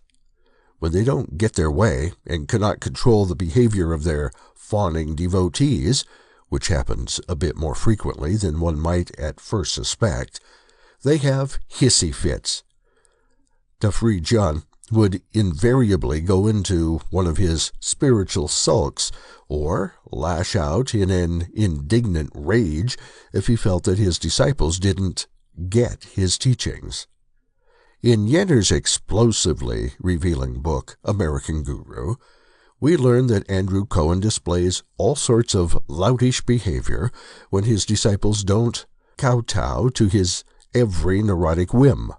Women devotees, especially, receive harsh treatment from Andrew Cohen, including his own mother, who eventually left him and exposed her son in her ironically titled book, The Mother of God. What an outsider might find both unbelievable and astounding is how so many very bright men and women can be so hoodwinked by a guru like Andrew Cohen, who has never impressed me. Unlike Duffrey John, for instance, as being particularly intelligent or insightful, he reminds me of someone I knew in high school who got picked on and perhaps roughed up a bit by other students for maybe not being athletic enough in gym or sharp enough in algebra class, and who vowed early on to someday get his revenge. Andrew Cohen doesn't at all act like an enlightened guru passing on valuable gems of wisdom. Rather, he acts like a spoiled brat who suffers from a chronic case of high school insecurity and has finally discovered a way to get even. And who does he get even with? Those spiritual seekers who are naive enough to transfer over to Andrew Cohen their deep-seated yearnings, their love, and finally their wallets and purses.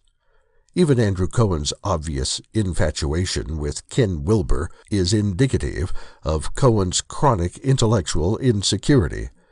Cohen's and Wilbur's tete-a-tete is grounded in their own self-interests, but the fact that Ken Wilber has aligned himself once again with an abusive, self-proclaimed guru, such as Andrew Cohen, speaks volumes about Wilbur's so-called integrity.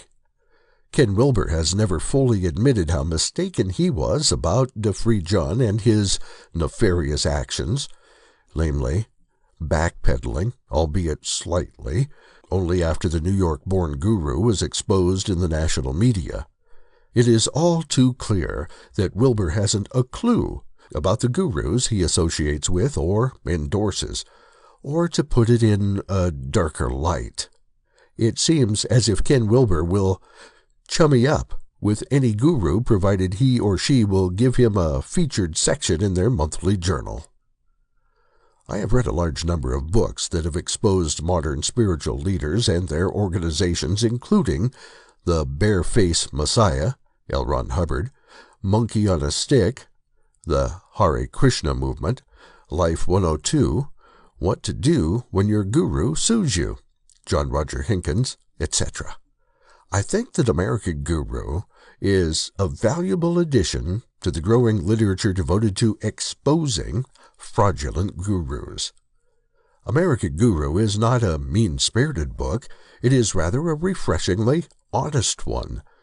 I think American Guru should be required reading for all of Andrew Cohen's past and present students. Hopefully, it will be read by every spiritual seeker before they make a choice of becoming a student of this so-called master who cannot even reconcile with his own mother. I personally think Andrew Cohen is in deep need of long-term therapy. The first step in his recovery process should be for him to sit down and read American Guru closely, line by line. After doing such, he should apologize, first to his mother and then to every student he has ever taken under his wing. Hopefully, he will then refund whatever money he has manipulatively gathered in his name. I don't think any of this is likely, but I do have confidence that anyone who reads American Guru will be properly forewarned not to buy into any of Andrew Cohen's childish antics. If you are on the fence about Andrew Cohen and his methods, American Guru will help you get off it and provide you with enough telling detail and hopefully some confidence to walk away from this spiritual poser. His mother did, and so should we all. Chapter 5. The Liberation of Andrew Cohen, How Devoted Disciples Can Enlighten Their Guru. Imagine the following. Tibetan monks dedicated to the life and works of His Holiness the Dalai Lama convince him to give up his title and spiritual leadership. He is then encouraged to resign. Roman Catholics worldwide explained to Pope Francis that the hierarchy of the Church and the papacy is outdated and should be done away with. They force him to retire, give up the garb, and go back to gardening. Prem Rawat Guru Maharaji is hammered by his inner circle to admit that he is not a perfect master, and after confessing to his many transgressions, gives up being a guru and finds a job running an ice cream parlor in Malibu, California.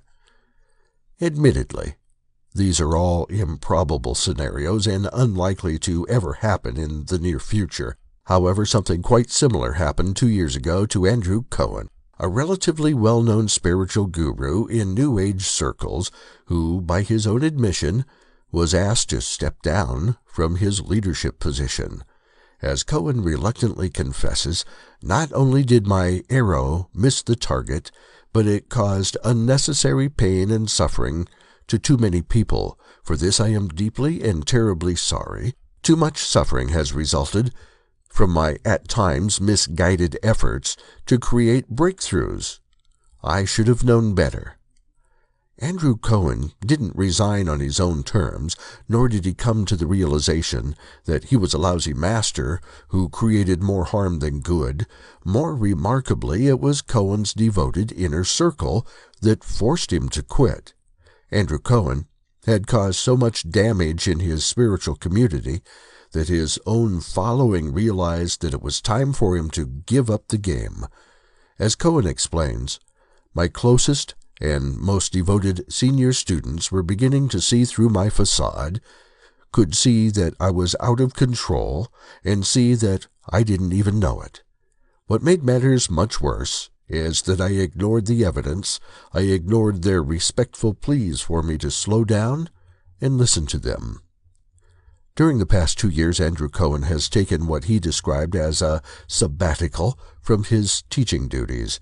He has now issued 2 apologies, with the latest and most detailed one being posted May 12, 2015. It is quite a revealing document, which has the Andrew Cohen community divided over whether their former teacher is really sincere or is, to quote one commentator, an attempt to rebrand himself for a refashioned Cohen 2.0. A close reading of Andrew's apology provides fodder for multiple interpretations, particularly when he repeatedly highlights his own credentials with a series of self-congratulatory statements, such as, I've dedicated the last 28 years of my life to the spiritual upliftment of humanity, to the evolution of consciousness and culture. For so many years I thought of little else. During those years, just the notion of higher development, the extraordinary possibility of emergence, would make my heart beat a little faster. It really was possible, and I could also feel the imminence of the miraculous always just around the corner. Over the years I took many risks, so that great leaps forward could actually happen. I also wholeheartedly encouraged others, my students, to do the same. It was all so amazing because it was so tangible. My gift was my capacity to inspire others to believe that it was possible and to be willing to take great risks so that miracles could really happen. These perceived and intuitive potentials did reveal themselves again and again, and so many of my students saw and felt the power and potential of what we had all given so much for. It was so exciting and such a grand spiritual adventure, the likes of which most people never experience or even imagine. Over the previous 15 years, I had become an evolutionary through and through. I had experienced a profound awakening to a process perspective. Most often, when I would teach, I would experience the grace of my guru, the gift of enlightened awareness, which would engulf my being in the most glorious way. The amazing part of it all is that in the midst of the growing problems I have been describing, I was simultaneously continuing to evolve and develop as a teacher and as a thinker. I was moving and was still often creative in finding ever new ways to express the inexpressible. And I was still curious, even after 28 years of being a guide and a guru and a public thinker. I was still reaching and stretching to understand more and more about life, reality, and the meaning, purpose of it all. Andrew interweaves his egocentric, congratulatory back-patting with some brutal admissions of his own imbalances and lack of maturity that caused tremendous pain and unnecessary suffering on the part of his naive disciples. I realize that much harm has occurred and that I am to blame. Slowly over time, I have come to see the parts of myself that were broken, that I have been in such ferocious denial of. In that denial, I became at times untrustworthy. I see that now. So many of you trusted me with your souls, and I proved myself at certain pivotal moments unworthy of that trust. Again, I am sorry. What I feel dreadful about is that the very idealism that I inspired and released in so many of you, I have wounded in the worst way possible. It's difficult to bear that this is the case, but it just is. I would do literally anything to turn back the clock, but I can't. Yet, even as Andrew Cohen is frankly opening up about his many flaws, he still cannot resist promoting himself throughout his apology. This is, of course, quite revealing in itself. As one commentator pointed out to Andrew Cohen, it's riddled with basic assumptions about your own goodness and motives. There is no willingness being shown to genuinely question everything, the perfection of your teachings, your enlightenment, your achievements, your love for us even. The whole tone of your message exudes the paradigm that you created and lived. Nothing fundamentally good could ever result from the use of force in the absence of love. You are clinging to the idea that somehow it did, the old end justifies the means line, beloved of too many leaders. It appears that Andrew Cohen wants to have his cake and eat it too, or, in this case, he still wants to believe he is an enlightened teacher who can be redeemed in the process, since near the end of his missive he writes, "I still love you all very much and hope from the bottom of my heart that you will find it in yourselves to believe that even gurus with big egos can find the courage and humility to change."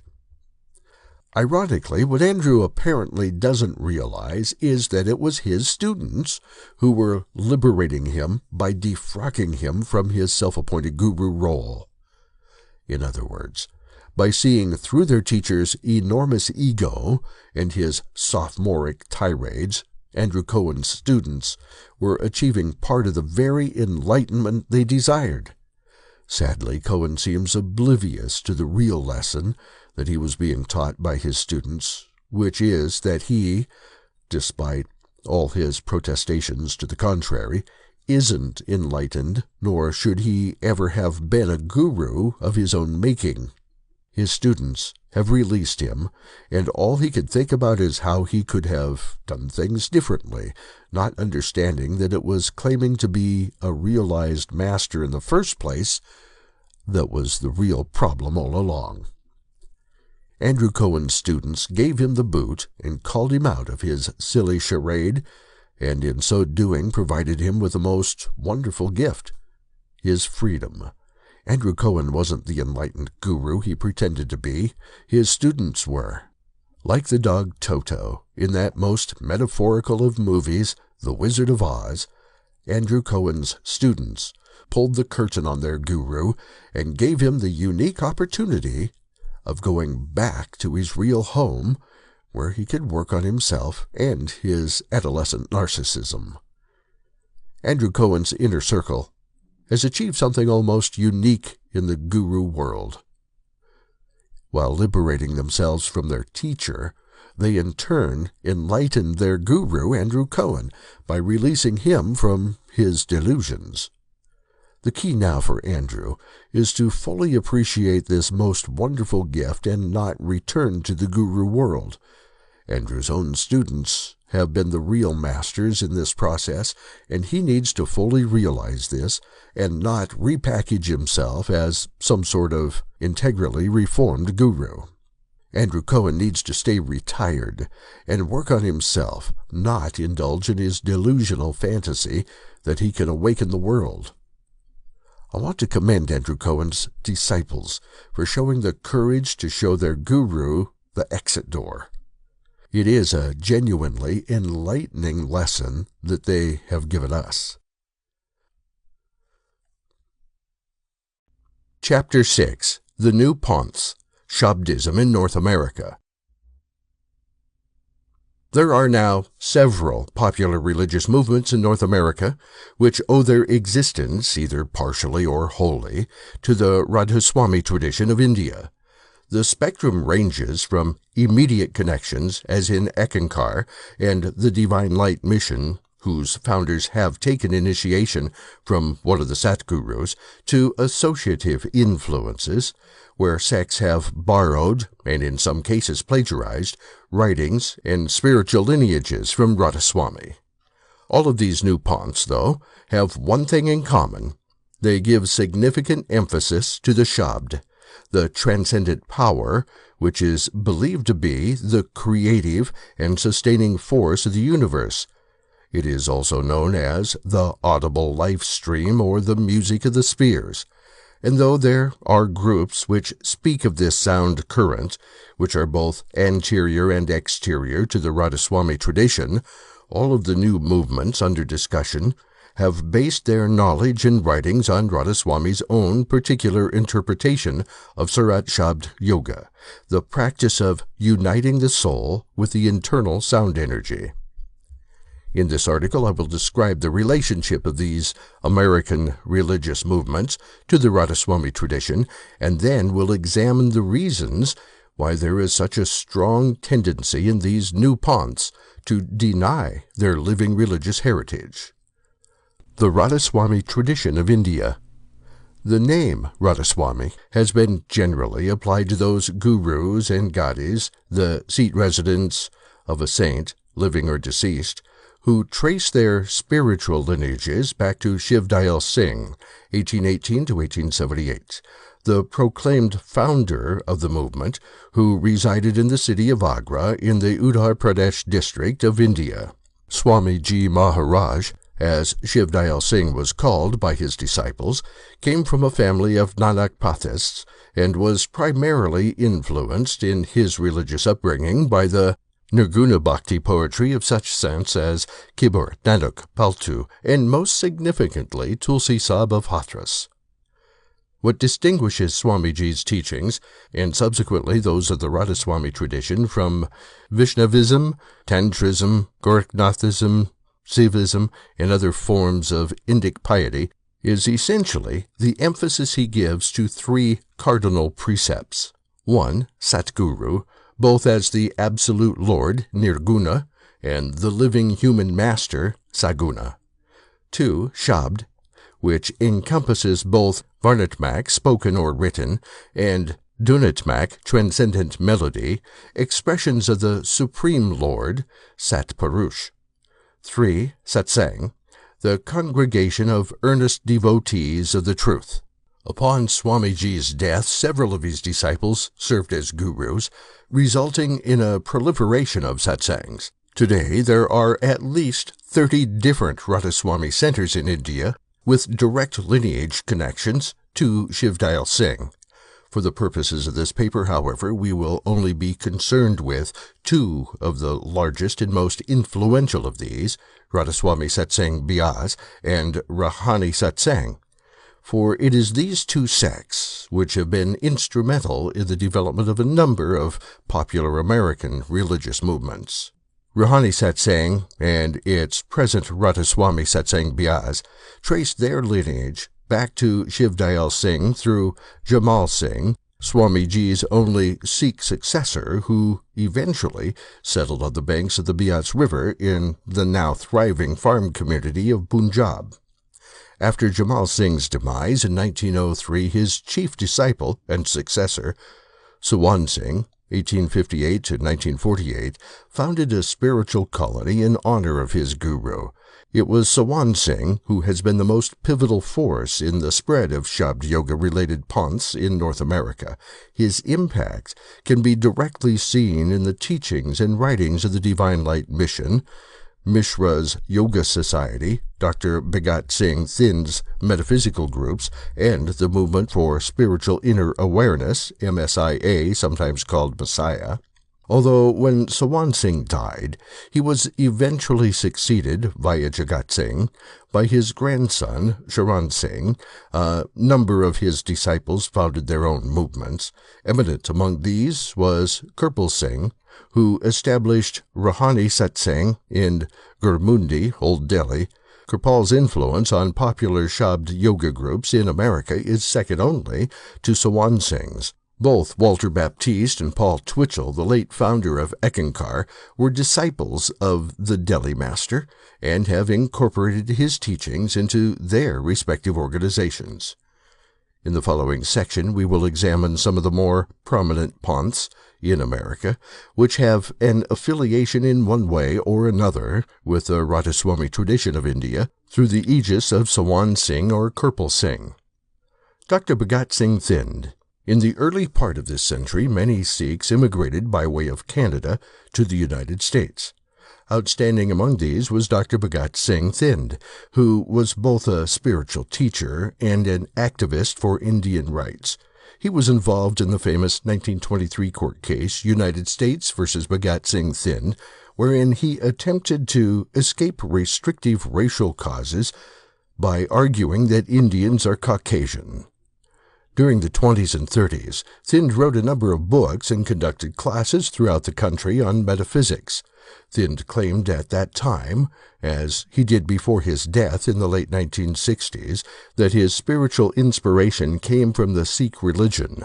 According to Kirpal Singh, however, Thind was actually an initiate of Sawan Singh of Radhaswami Satsang Bias and derived his teachings from him without due reference. Instead of utilizing Sikh doctrines, Thind was allegedly borrowing Radhaswami precepts and, in so doing, was covering up his real religious theopnesty. Comments Kirpal Singh. When I went to America, there was one gentleman, he's passed away now, a Sikh gentleman who was giving talks on payment. His name was Dr. Bhagat Singh Thind. He married a French lady. He was initiated by Baba Sawan Singh, I know definitely. When he wrote his first book, Radiant Road, Thind had written several books before 1939, he sent a copy to Baba Sawan Singh. He gave it to me. It was a copy of what I had written. I wanted to meet him, but he always evaded me. I was in America 4 months. I asked him for his program, but he would change his program. We never met. He said he never even saw Baba Sawan Singh, and never knew that Radiant Road, his book, is the exact translation of a portion of the book I had written. Part of the reason Thind has been accused of plagiarism over his book, Radiant Road to Reality, 1939, was not because he used similar concepts as found in Radhaswami, but because of the style and form with which he conveyed his message. The confusion over which book he actually plagiarized from, Sarbachan Radhaswami, Gamat Siddhant, or, with the great master in India, sidelights the real issue.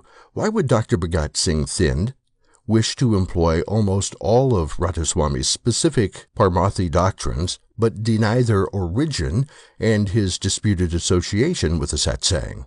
It is a question that we will examine at length in the last part of this article, for the denial of allegiance, as we shall see, is not an uncommon occurrence, especially with certain neo-gurus and movements.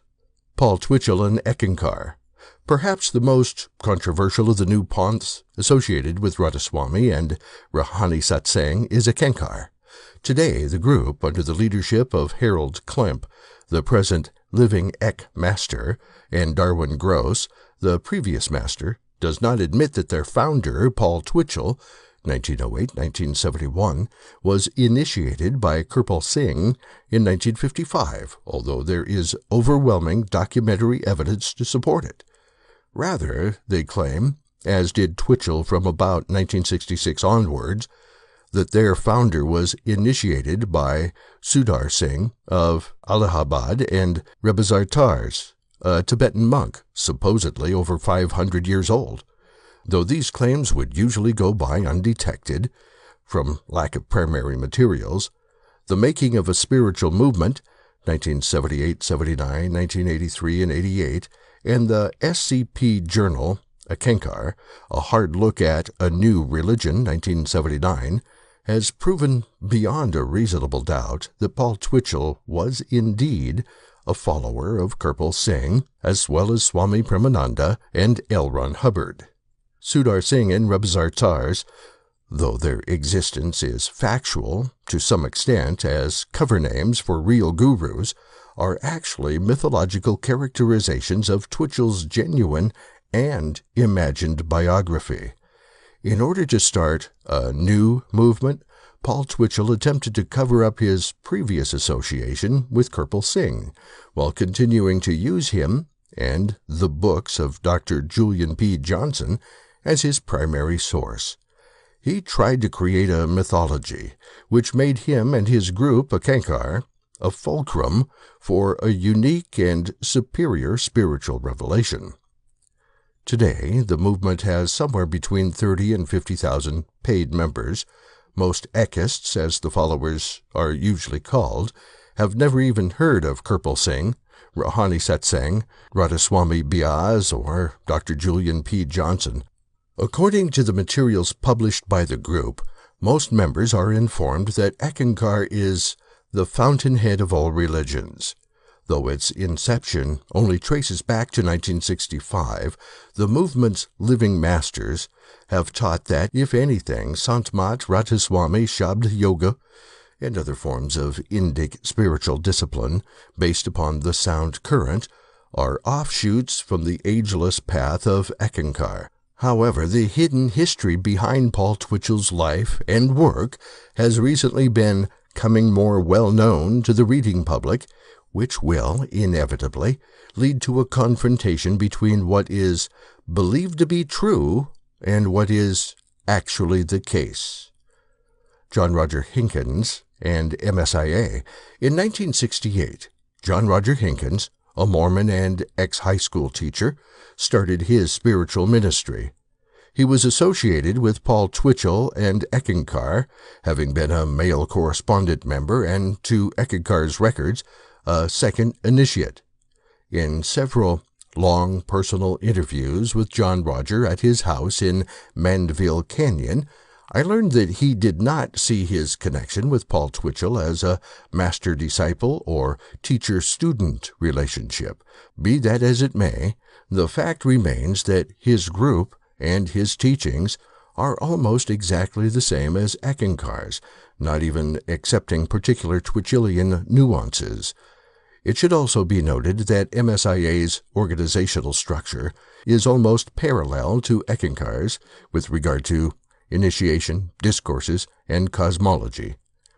John Roger is known to members of MSIA as the physical manifestation of the mystical traveler consciousness, a concept quite similar to the Satguru in the Radhaswami tradition and the Mahanta in Eckankar. According to Roger's account, the mantleship of the MTC was passed on to him in or around 1963. During this time, Roger claims to have met Sawan Singh, the late Radhaswami Satsang Biaz master. J.R., as he is affectionately called, holds that the great master Biaz was the previous carrier of the mystical traveler consciousness and passed on the keys to the kingdom to him on the inner spiritual planes. However, J.R. at that time did not recognize the luminous being as Sawan Singh. It was only later, when he saw a photograph of the Guru, that he placed the picture of the great master with the powerful entity he encountered in meditation. John Roger's group has grown considerably in the last 10 years, and now has centers throughout the United States and in several countries across the globe. MSIA publishes its own newspaper, the movement and runs several sister organizations, the most visible of which is Insight Transformational Seminars. Divine Light Mission. Of all the movements under discussion, the one that fewest people know has a connection to the Radhaswami tradition is the Divine Light Mission. As Jürgenmeyer notes, it is reported that the Divine Light Mission of the boy guru, Sri Hans Maharaji, is derived from Radhaswami teachings and the Radhaswami community. According to some accounts, the father of the present boy guru had been a follower of one of the Radhaswami branches, but split off from them to start his own following. With the emergence of Balayogeshwar, alias Guru Maharaji, the mission came to the attention of the general public in India and North America. The movement had its biggest impact in the early 1970s, when it attracted thousands of devotees. The initial growth, however, has since subsided, and the group is currently enjoying a relative stability, with neither a significant influx of new members or a substantial exodus. The most striking parallel between the Divine Light Mission and the Radhaswami tradition concerns their teachings on the divine word, the inner spiritual melody. Both groups employ meditational techniques for initiates to concentrate their attention on this current of light and sound, which is believed to free the soul from its attachment with the physical body. Though both groups have similar theological teachings concerning the nature of this divine word, each differ in their own way on how exactly to approach the supreme abode. Walter Baptiste, Dr. Ramamurthy Mishra, and Ray Stanford. There are a number of lesser-known individuals and groups which have had alliance with Radhaswami. Walter Baptiste, for instance, was initiated by Kirpal Singh in the mid-1950s. He now runs a yoga facility and a vegetarian restaurant in San Francisco, where his wife gives classes in Hatha Yoga. Baptiste also conducts spiritual counseling and, I am informed, gives initiation using the same 5 holy names, Panchnam, that all Radhaswami satsangs linked with Jamal Singh, including Kirpal Singh Ruhani satsang, have given out as their meditation mantra. Other people have been influenced by Radhaswami, but in less dramatic ways. Dr. Ramamurthy Mishra, the famous yoga teacher, was initiated by both Sawant Singh and Baba Samanath, but their impact should not be overestimated, as Mishra has adopted many gurus. Nevertheless, he does teach Nada Yoga, union of the soul with the interior primordial sound, and lays emphasis on much of the Radhaswami teachings. Today there exists a multitude of organizations which reveal a striking compatibility with Radhaswami's teachings concerning the sound current, and though perhaps most of these movements have no direct link, they have somewhere along the line utilized practices or beliefs from the many Radhaswami publications. Groups in this category include AUM, Association for the Understanding of Man, whose founder Ray Stanford was initiated by Sharan Singh of Radhaswami Satsang Biaz. Morning Gland, which appears to have been influenced by some of Eckankar's distinctive doctrines, and Jerry Mulvin, former professional bowler and longtime follower of Eckankar, who now claims to be an enlightened master and competent to connect disciples to the sound current for $100 no less. Genealogical dissociation, emergence, and repression of the new Ponths. An important question arises when one reviews the startling tendency inherent in many of the new Ponths and their founders to deny their religious heritage, a denial which has taken on the form of name deletion, plagiarism, and cover-ups. Why? Though there may indeed be many answers, like SEP's skepticism of Eckankar's late founder, Twitchell was a one-eyed man who preferred his own fabrications to the truth. It becomes quite apparent on closer inspection that there is one fundamental reason. Simply put, it is not that the new Ponths are, in all instances, concerned with suppressing their historical roots, but rather that they are overly anxious about their own distinctiveness as a new movement. It is primarily because of this emphasis on becoming established as a separate entity that the given group and its founder disconnect instead of integrate the past out of which they arose. This severance, which has its basis in developmental psychology, I have coined as genealogical dissociation. Kid Wilber, in his books, The Atman Project and Up from Eden, sees this predisposition towards disunion as an underlying psychological problem in man's development, both individually and socially. When attempting to differentiate from a particular state of awareness or stage of development, for instance, man has two options: either integrate the lower order, where the emergence takes place, or repress it. If it is integrated, then that stage remains conscious and pliable. If it is estranged or disconnected, however, then it turns unconscious and threatening. In terms of the mind-body dualism, Wilber explains it thus: the mind-body dissociation was a natural result of the increasing death terror that emerged with the mental egoic phase around 600 BC. As the mind began to emerge in a clear way for the first time in history, the ego, in flight from death, simply alienated, dissociated, or repressed the body. And it did this for a simple reason. The mental ego is composed of ideas, and ideas seem permanent, unchanging, and fixed, whereas the body, composed of mortal flesh, obviously dies. For example, all real trees grow, live, and then die, but the word tree, the symbol tree, stays the same. So if ideas seem fixed and unchanging, whereas bodies are fleshy and mortal, and you're in flight from death, which of those two do you identify with? The minds, of course. You identify with words, symbols, concepts, the ego, and you deny, alienate, repress the mortal body.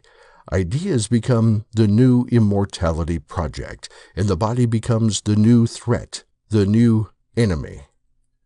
Applying Wilber's elucidation to the development of new ponths, specifically Eckankar, we could see that it becomes a fear of losing that emergence, that step forward, which prompts suppression or attempted annihilation of the lower order where the differentiation first took place. In our case, historical religious genealogical dissociation. This disunion in many of the new ponths, e.g. like Paul Twitchell's denial of his association with Kirpal Singh and Rouhani Satsang, springs forward not so much out of ignorance but out of hope for a separate, distinct, and lasting survival and autonomous tradition. But as Freudian and Jungian theories about personality maturation demonstrate, the unconscious or shadow self cannot be disregarded because it is part of the entire organism. It, quite simply, must be dealt with. Religiously, we could see the attempt for integration in the early history of Christianity, especially with the influence of St. Paul. There was an effort on behalf of the newly emerging church to include, not obliterate, parts of the Judaic religion and culture. Thus, even today, Roman Catholicism acknowledges its indebtedness to the Jewish heritage, and so is the case with Radhaswami, particularly the Bias branch in the Punjab and Sawan Kirpal mission towards Sant Mat. There is both an acknowledged link and a proud remembrance in Radhaswami and Rouhani Satsang of its ancestry with the medieval Nirguna Bhakti poet saints. In the context of some of the new ponths, however, there is an endeavor to dislocate, dissociate, and even destroy their antecedents. Instead of an admission to their actual religious heritage, we instead find a denial of it, even in the very face of incredible contradictory evidence. Take as the illustrative example the case of Paul Twitchell and Eckankar, When the group first started, Twitchell did not completely deny his association with his guru, Kirpal Singh. In fact, in many articles, Twitchell wrote at length about his admiration for the Ruhani Satsang master. However, from about 1966 onwards, we find an accelerating cover-up. What prompted this shift of allegiance? The answer is perhaps simpler than we might expect: the growing popularity of Eckankar. When Twitchell came to grasp the significance of his new religious movement, the fact that it could draw in thousands of followers, he decided to subvert anything that would hinder Eckankar's progression and potential popularity amongst the masses. He wanted his group to be self-determining, marking its own future course as a viable spiritual tradition. And the most serious threat to this much-desired autonomy, at least to Twitchell's purview, was his past. Hence, Twitchell invented a new mythology, one which intertwined fact, fiction, legend, and imagination into a confused complex that exhibited only one truly consistent theme: the living Ek master, in this context, Paul Twitchell, as hero. Now, the disturbing problem in all of this is that in Eckankar's attempt for a neo-mythology is not based upon some prior authenticated historical fiction, but upon its founder's own creative impulses that at times plagiarized whole chapters from copyrighted Rataswami Satsang Bya's texts, lied about biographical details, and commenced vast cover-ups concerning the origin of Eckankar's doctrines. However, it is not solely a repression of the past which prompted Paul Twitchell to deny his spiritual roots, but rather his heightened concern for the future, for the continuing growth of his new movement. It was this obsessive anxiety which outweighed instead of integrated Twitchell's authenticity to his actual past, the real heritage which brought forth his group Eckankar in the first place. Though the psychological modus operandi of emergence by repression is age-old, it is itself instrumental in the evolution of religion. In the case of some of the new Ponths, particularly Eckankar, it remains an essentially immature and disunifying attempt for genuine autonomy. His Scientology connection, Paul Twitchell and L. Ron Hubbard. Paul Twitchell was highly influenced by L. Ron Hubbard and his religion, Scientology. Recently, a number of important documents have surfaced which shed more light on Twitchell's involvement with the group. A former Scientologist and friend of Paul Twitchell in the 1950s recollects, Paul Twitchell was a writer hired by L. Ron Hubbard to be in charge of selecting articles on Scientology submitted by parishioners to be published in either Scientology publications or elsewhere as a testimony to the worth of Scientology. When Paul Twitchell found out about the inner workings of Scientology, I remember him saying, "Boy, there is a lot of money in religion." Ex-Scientologist member, personal letter, June 23, 1987. Paul Twitchell regularly wrote for a Scientologist magazine entitled Ability, which was published in Silver Spring, Maryland. For instance, in issue 61 of Ability, Twitchell wrote an article called The Psychology of Slavery, and in issue 70, he composed a piece titled Outsight. In both articles, Twitchell speaks very highly of L. Ron Hubbard. Below are two pertinent excerpts which exemplify Twitchell's keen regard for the founder of Scientology. To build an attitude of defeat into the minds of the enemy is the constant goal of the dictators. Fortunately for the human race, there are capable individuals who, like L. Ron Hubbard, founder of Scientology, leader of one of the many groups, are working to help man free himself from such ruthless control.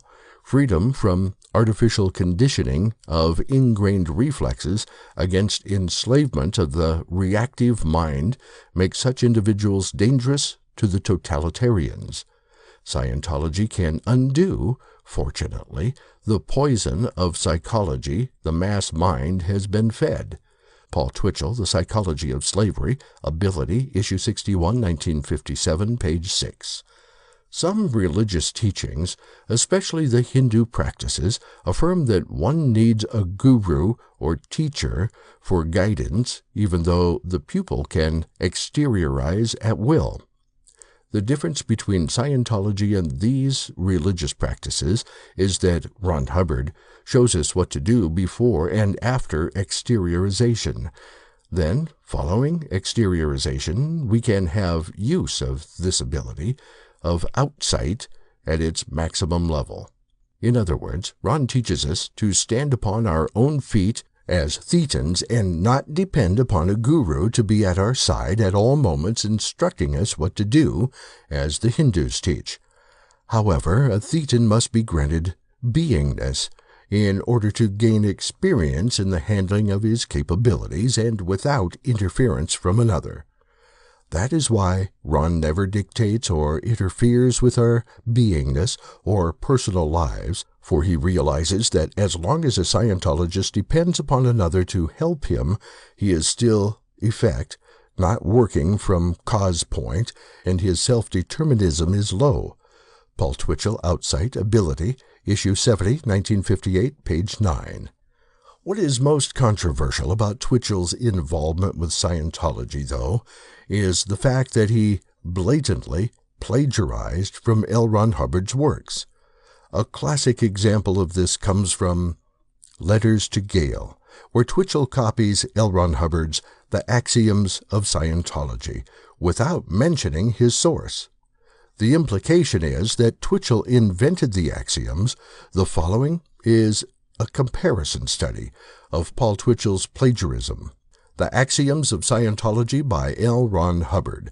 Axiom 1. Life is basically static. Definition: a life static has no mass, no motion, no wavelength, no location in space or in time. It has the ability to postulate and to perceive. Axiom 2. The static is capable of considerations, postulates, and opinions. Axiom 3. Space, energy, objects, form, and time are the result of considerations made and or agreed upon or not by the static and are perceived solely because the static considers that it can perceive them. Axiom 4. Space is a viewpoint of dimension. Axiom 5.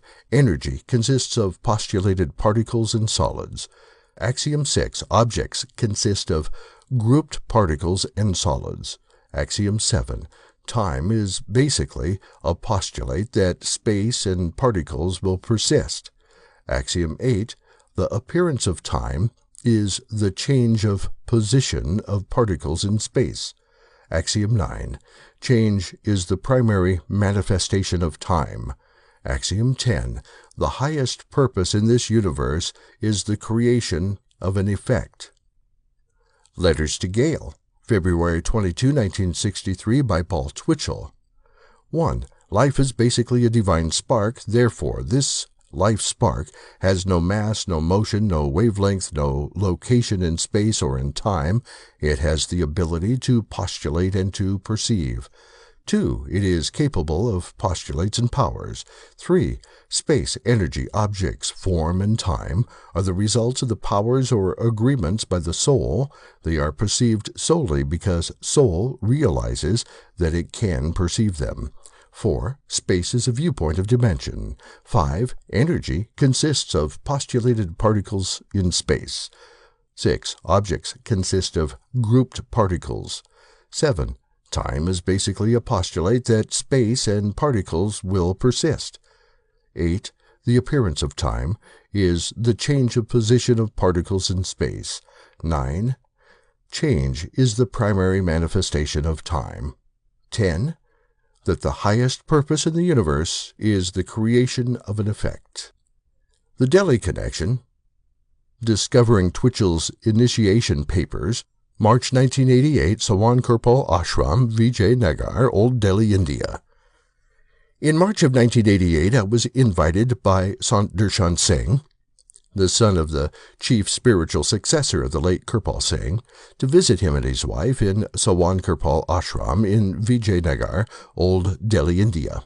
It was my 6th meeting with a venerable leader of one of the largest Surat Shabd yoga groups in the world. Darshan was a well-known Urdu mystic poet and had written a number of books on spirituality, including Spiritual Awakening and Secret of Secrets.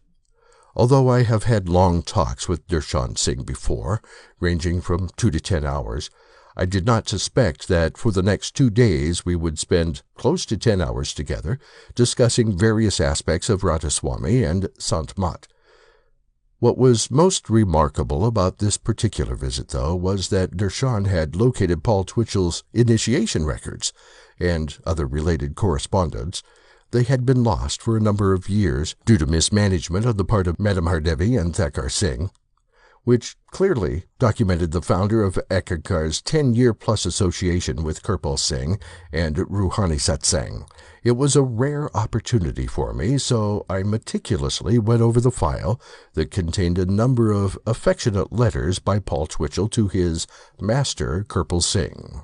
Paul Twitchell was duly initiated in 1955 by Kirpal Singh, as had been known for some time. His experiences at initiation appeared to be significant. He heard the inner sound, saw light, and felt elevation.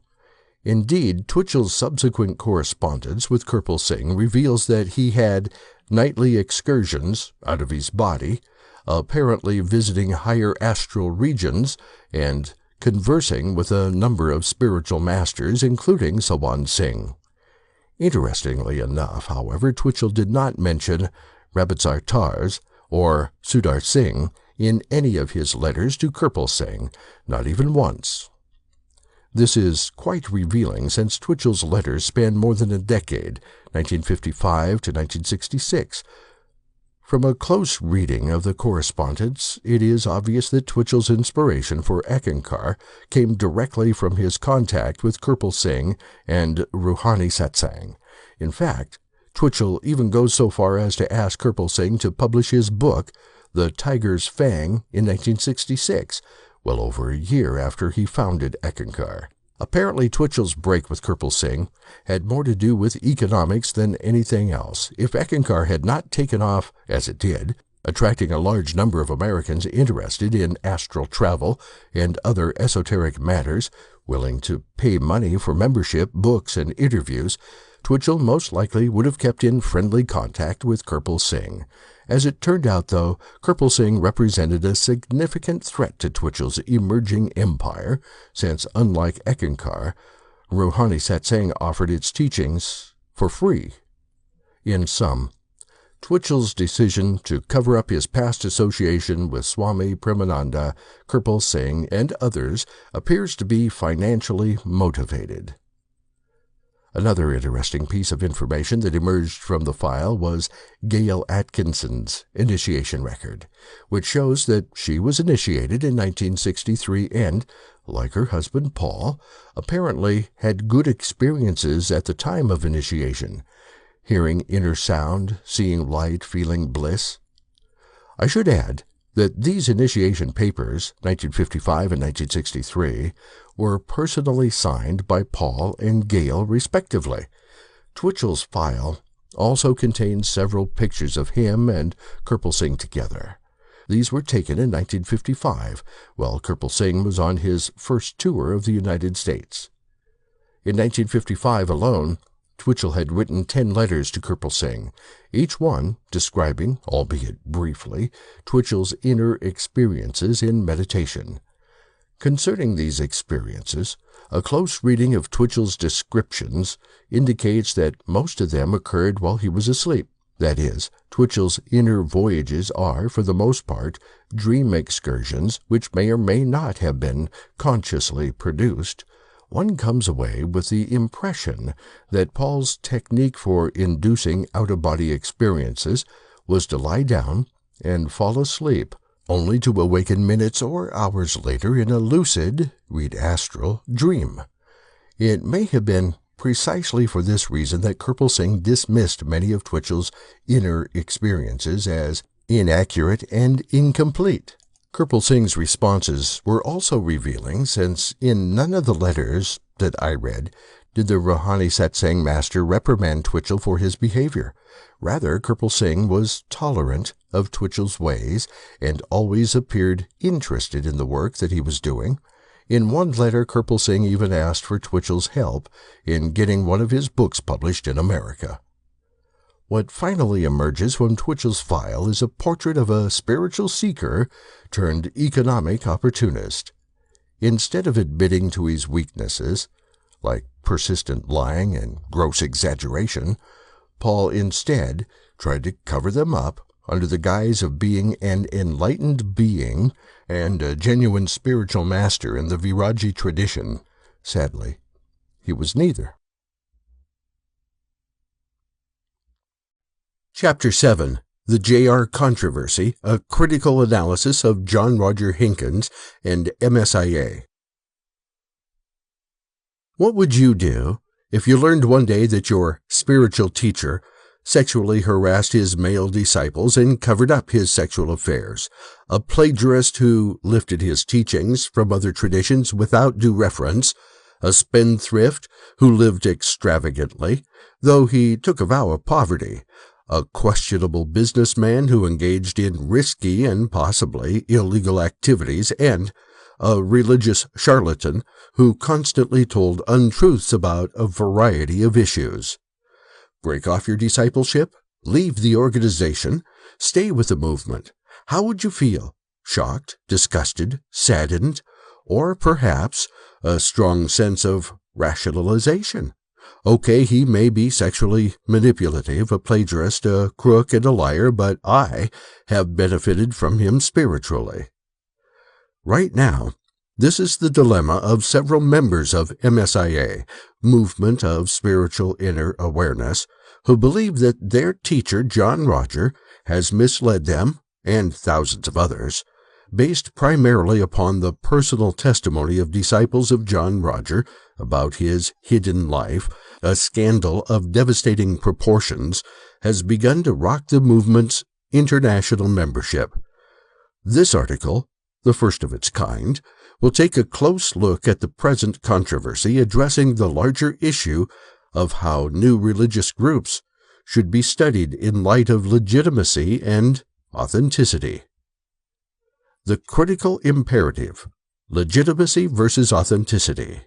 With the continuing growth of new spiritual movements, it is imperative for both the scholar and the seeker to be able to discriminate between groups that are fraudulent and manipulative and those which are genuine and beneficial.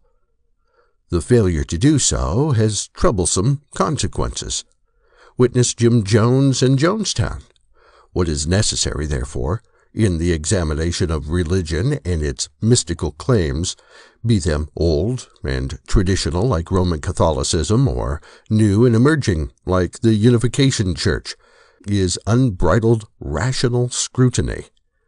That is, the opportunity to fully investigate every facet about the particular spiritual movement, from the biography of its founder, the history of its organization, the value of its teachings, to the practical application of its techniques, etc. Nothing in this purview is too private, too esoteric, or too trivial for examination. However, some of today's religions resist such inquiries, fearing the negative repercussions that may result from an intensive study of their history and doctrines. For instance, note the reluctance of many followers to accept historians' allegations that many esteemed religious leaders plagiarized their writings from other authors, e.g. Joseph Smith, Mormonism, and Mary Baker Eddy, Christian Science. Though we may indeed find many unpleasant facts out about the originators or promulgators of spiritual movements, this does not in any way lessen our responsibility to uncover the truth in whatever form it may appear. This, above all else, is the rational imperative and the duty of human intelligence, to question and probe unceasingly. Ken Wilber, perhaps more than any other transpersonal theorist, has stressed the need for intelligent discrimination in the face of our modern cultic renaissance. In his book, A Social God, 1983, and Eye to Eye, 1983, Wilber has proposed a simple but dynamic paradigm in which to critically analyze new religious movements. Borrowing his terminology from linguistics and sociology, Wilber argues that spiritual groups should be judged on two criteria: legitimacy and authenticity. The former deals with the relative degree of meaning value found in the group. How well do its teachings integrate, one within both the membership fold and the exterior community? Does the leader-teacher live up to his/her own ethical standards?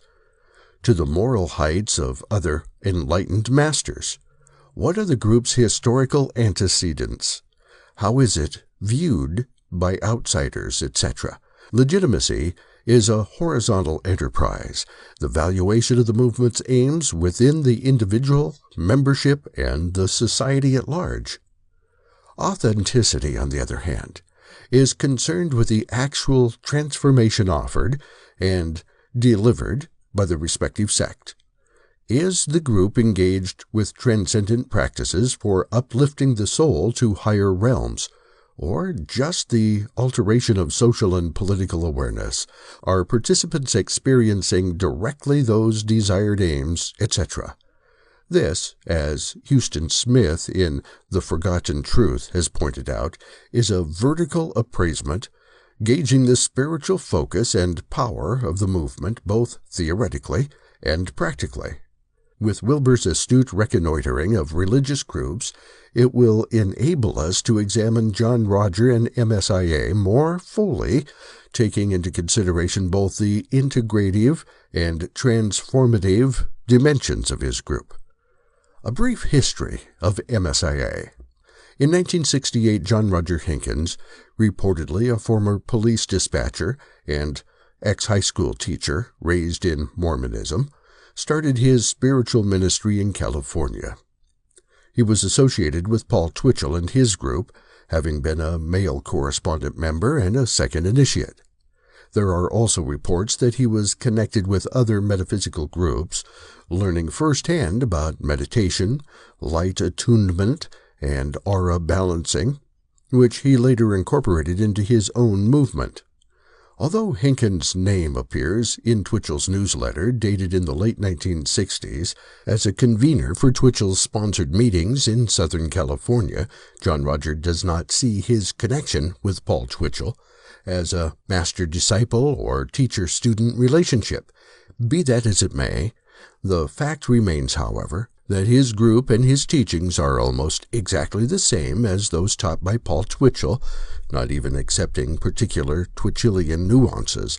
Likewise, some MSIA initiates recall that in the early meetings, J.R. would call in the spirit of Brother Paul Twitchell as a master conversant in soul travel. It should also be recognized that MSIA's organizational structure is almost parallel to Twitchell's group with regard to initiation discourses and cosmology. John Roger is known to members of MSIA as the physical manifestation of the mystical traveler consciousness and all-powerful inner spirit that guides the progress of soul travelers. This concept, by the way, is quite similar to the Satguru in the Radhaswami tradition and the Mahanta in Twitchell's groups. According to Roger's account, the mantleship of the MTC was passed on to him in or around 1963. During this time, Roger claims to have met Sawan Singh, the late Radhaswami Satsang Bias master who died in 1948. J.R., as Hinkins is affectionately called, holds that Sawan Singh was the previous receptor of the MTC and passed on the keys to the kingdom to him on the inner spiritual planes. In the beginning, however, J.R. did not recognize the luminous being as Sawan Singh. At first, he alleged to be in communication with Rabazar Tsars, a 500-year-old Tibetan monk who, as it turns out, was a fictional character created by Paul Twitchell to hide his past associations. Accordingly, it was only later, when Roger saw a photograph of the Radhaswami guru, that he placed the picture of Sawan Singh with the powerful entity he encountered in meditation. John Rogers' group has grown considerably in the last 10 years, and now has centers throughout the United States and in several countries across the globe. MSIA publishes its own newspaper, The Movement, and the writings of J.R., including such books as The Sound Current, A Consciousness of Wealth, and The Christ Within. Recently there took place the creation of the John Roger Foundation, a non-profit, tax-exempt organization that supports J.R.'s numerous activities. This foundation backs the following enterprises: 1. Public communication, educational programs, Now Productions, Book Division, the Movement Newspaper, and Audio Tape Division. 2. Educational institutions, Insight Transformational Seminars, Koh-i-Noor University, Prana Theological Seminary, and College of Philosophy. 3. Health Treatment Baraka Holistic Center for Therapy and Research. 4. Community and Public Service, Insight Service Training, Insight Service Projects, and Individual Service Projects. 5. Spiritual and Philosophical Service, MSIA, Counseling Publications. At first glance, John Roger and his movement appear to be a viable alternative in today's expanding religious market. The official history of MSIA goes a long way in trying to portray J.R. and his mission as a great boon for humankind and society. At long last, the West has an authentic master of the sound current, one who can convey Eastern wisdom in practical, accessible terms, or so the general membership believes.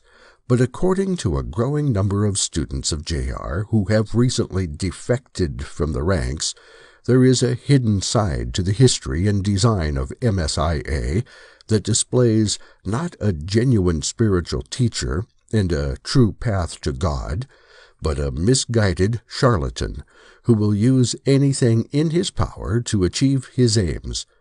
It is, no doubt, a controversial issue, but nevertheless, it is one that demands closer scrutiny. The following series of allegations, which are at the heart of the scandal, will allow us to determine the ultimate legitimacy and authenticity of J.R.'s mastership. J.R. is a plagiarist. Since the inception of MSIA, John Roger has infused his group with a variety of teachings, practices, and New Age techniques from other spiritual traditions. At times, this has been a source of embarrassment because his extensive borrowing has occasionally turned out to be blatant plagiarism. For instance, compare MSIA's cosmology, as found in The Sound Current by John Roger, dated 1976, with Twitchell's cosmology, as found in The Spiritual Notebook by Paul Twitchell, dated and copyrighted in 1971. Paul Twitchell's cosmology, region, and sound: 1. Physical, thunder; 2. Astral, roar of the sea; 3. Casual, tinkle of bells; 4. Mental, running water; 5. Soul, single note of flute; 6. Alak, lock, heavy wind; 7. Alaya, lock, deep humming; 8. Hukikat, lock, thousand violins; and 9. Agam, lock, music of woodwinds. John Rogers' cosmology, region, and sound: 1. Physical, thunder; 2. Astral, roaring surf; 3. Casual, tinkling of bells; 4. Mental, running water; 5. Sound of flute; sound of wind, humming sound; 10,000 violins; sound of woodwinds.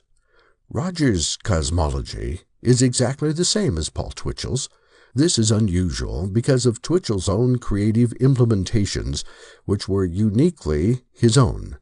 Both of the above schemas represent a radical departure from the Radhaswami esoteric version that was the primary source for Twitchell's understanding of the sound current and Sarat Shabd yoga practice. Not only did J.R. copy from Twitchell's publications, consciously or otherwise, but he also appropriated word for word from other metaphysical texts. Perhaps Roger's most graphic example of plagiarism was from Florence Scovel Shinn's book, The Game of Life and How to Play It, published by Divorce and Company, and copyrighted in 1925. Take a close look at the following comparisons. Not a sentence has been changed. Florence Scovel Shinn, 1925. God is my unfailing supply, and large sums of money come to me quickly under grace in perfect ways. Every plan my Father in heaven has not planned shall be dissolved and dissipated, and the divine idea now comes to pass. Only that which is true of God is true of me, for I and the Father are one. As I am one with God, I am one with my good, for God is both the giver and the gift. I cannot separate the giver from the gift. Divine love now dissolves and dissipates every wrong condition in my mind, body, and affairs. Divine love is the most powerful chemical in the universe and dissolves everything which is not of itself. Divine love floods my consciousness with wealth, and every cell in my body is filled with light. My eyes are God's eyes. I see with the eyes of spirit. I see clearly the open way. There are no obstacles on my pathway. I see clearly the perfect plan. John Roger Hinkins, 1981, Affirmations. God is my unfailing supply, and large sums of money come to me quickly under grace in perfect ways. Every plan my Father in heaven has not planned shall be dissolved and dissipated. The divine idea now comes to pass. Only that which is true of God is true of me, for I and the Father am one. As I am one with God, I am one with my good, for God is both the giver and the gift. I cannot separate the giver from the gift. Divine love now dissolves and dissipates every wrong condition in my mind, my body, and affairs. Divine love is the most powerful chemical in the universe and dissolves everything which is not of itself. Divine love floods my consciousness with wealth, and every cell in my body is filled with light. My eyes are God's eyes. I see with the eyes of spirit. I see clearly the open way. There are no obstacles on my pathway. I see clearly the perfect plan. John Roger appears to have a proclivity for taking other teachings, writings, and practices and developing them on his own. Besides the obvious similarities between Roger's Insight Transformational Seminars and Lifespring, as well as Est, one can see his tendency for borrowing in his curious use of the word sharmad as a term for God. It seems likely, given J.R.'s track record in matters of religious shoplifting, that he first learned the word shugmad from Paul Twitchell. However, after his exposure to certain Radhaswami Biya's texts, particularly the one entitled Surmad, he transposed Twitchell's term Sugmad, which stands for the highest Lord, into MSIA's Surmad. In any case, Surmad is actually the name given for a famous Indian Jewish saint in the Shabd Yoga tradition, who died a martyr because of his claim that he was one with God. Roger, coincidentally, has also taken over the Holy Five Names mantra from the Radhaswami Biyas and Ruhani Satsangs. In doing so, though J.R. has mistakenly rearranged the order in two of the names, betraying his ignorance in understanding Indian terminology, this type of indiscriminate borrowing, at least to practitioners from established centers of Sarat Shabd Yoga, shows John Roger to be an unscrupulous spermologos and his group MSIA to be a potpourri of unoriginal spiritual teachings. The allegation that J.R. is a plagiarist to some disciples looks more and more to be a statement of fact. J.R. sexually manipulates his disciples. Perhaps the most shocking thing to be alleged about John Roger by a number of MSIA members is that he sexually manipulates his disciples into having a homosexual affair, claiming that it is for their best spiritual interests. According to several reports, J.R. has apparently been using his spiritual title in order to have sexual relationships with numerous male disciples. In this regard, Roger joins the growing ranks of gurus who have crossed the ethical borderline between religious guidance and physical intimacy. This infamous assemblage now includes the likes of Swami Muktananda, who, according to William Rodimer's article in Coevolution Quarterly, winter 1983, was having innumerable sexual encounters with his female followers both in America and India before his death in 1982. Neem Karoli Baba, Richard Alpert's teacher, who is recorded to have had making-out sessions with some of his female American devotees, and Satya Sai Baba, perhaps India's most famous mystic, who is described by Tal Brooke, one-time disciple, in Lord of the Air, 1979, to be a practicing homosexual who manipulates young disciples against their will into sexual play. As sexuality is undoubtedly a personal matter and perhaps a skeleton in most individuals' closets, it is not my wish to elaborate any further on this private issue which has turned public within the last decade.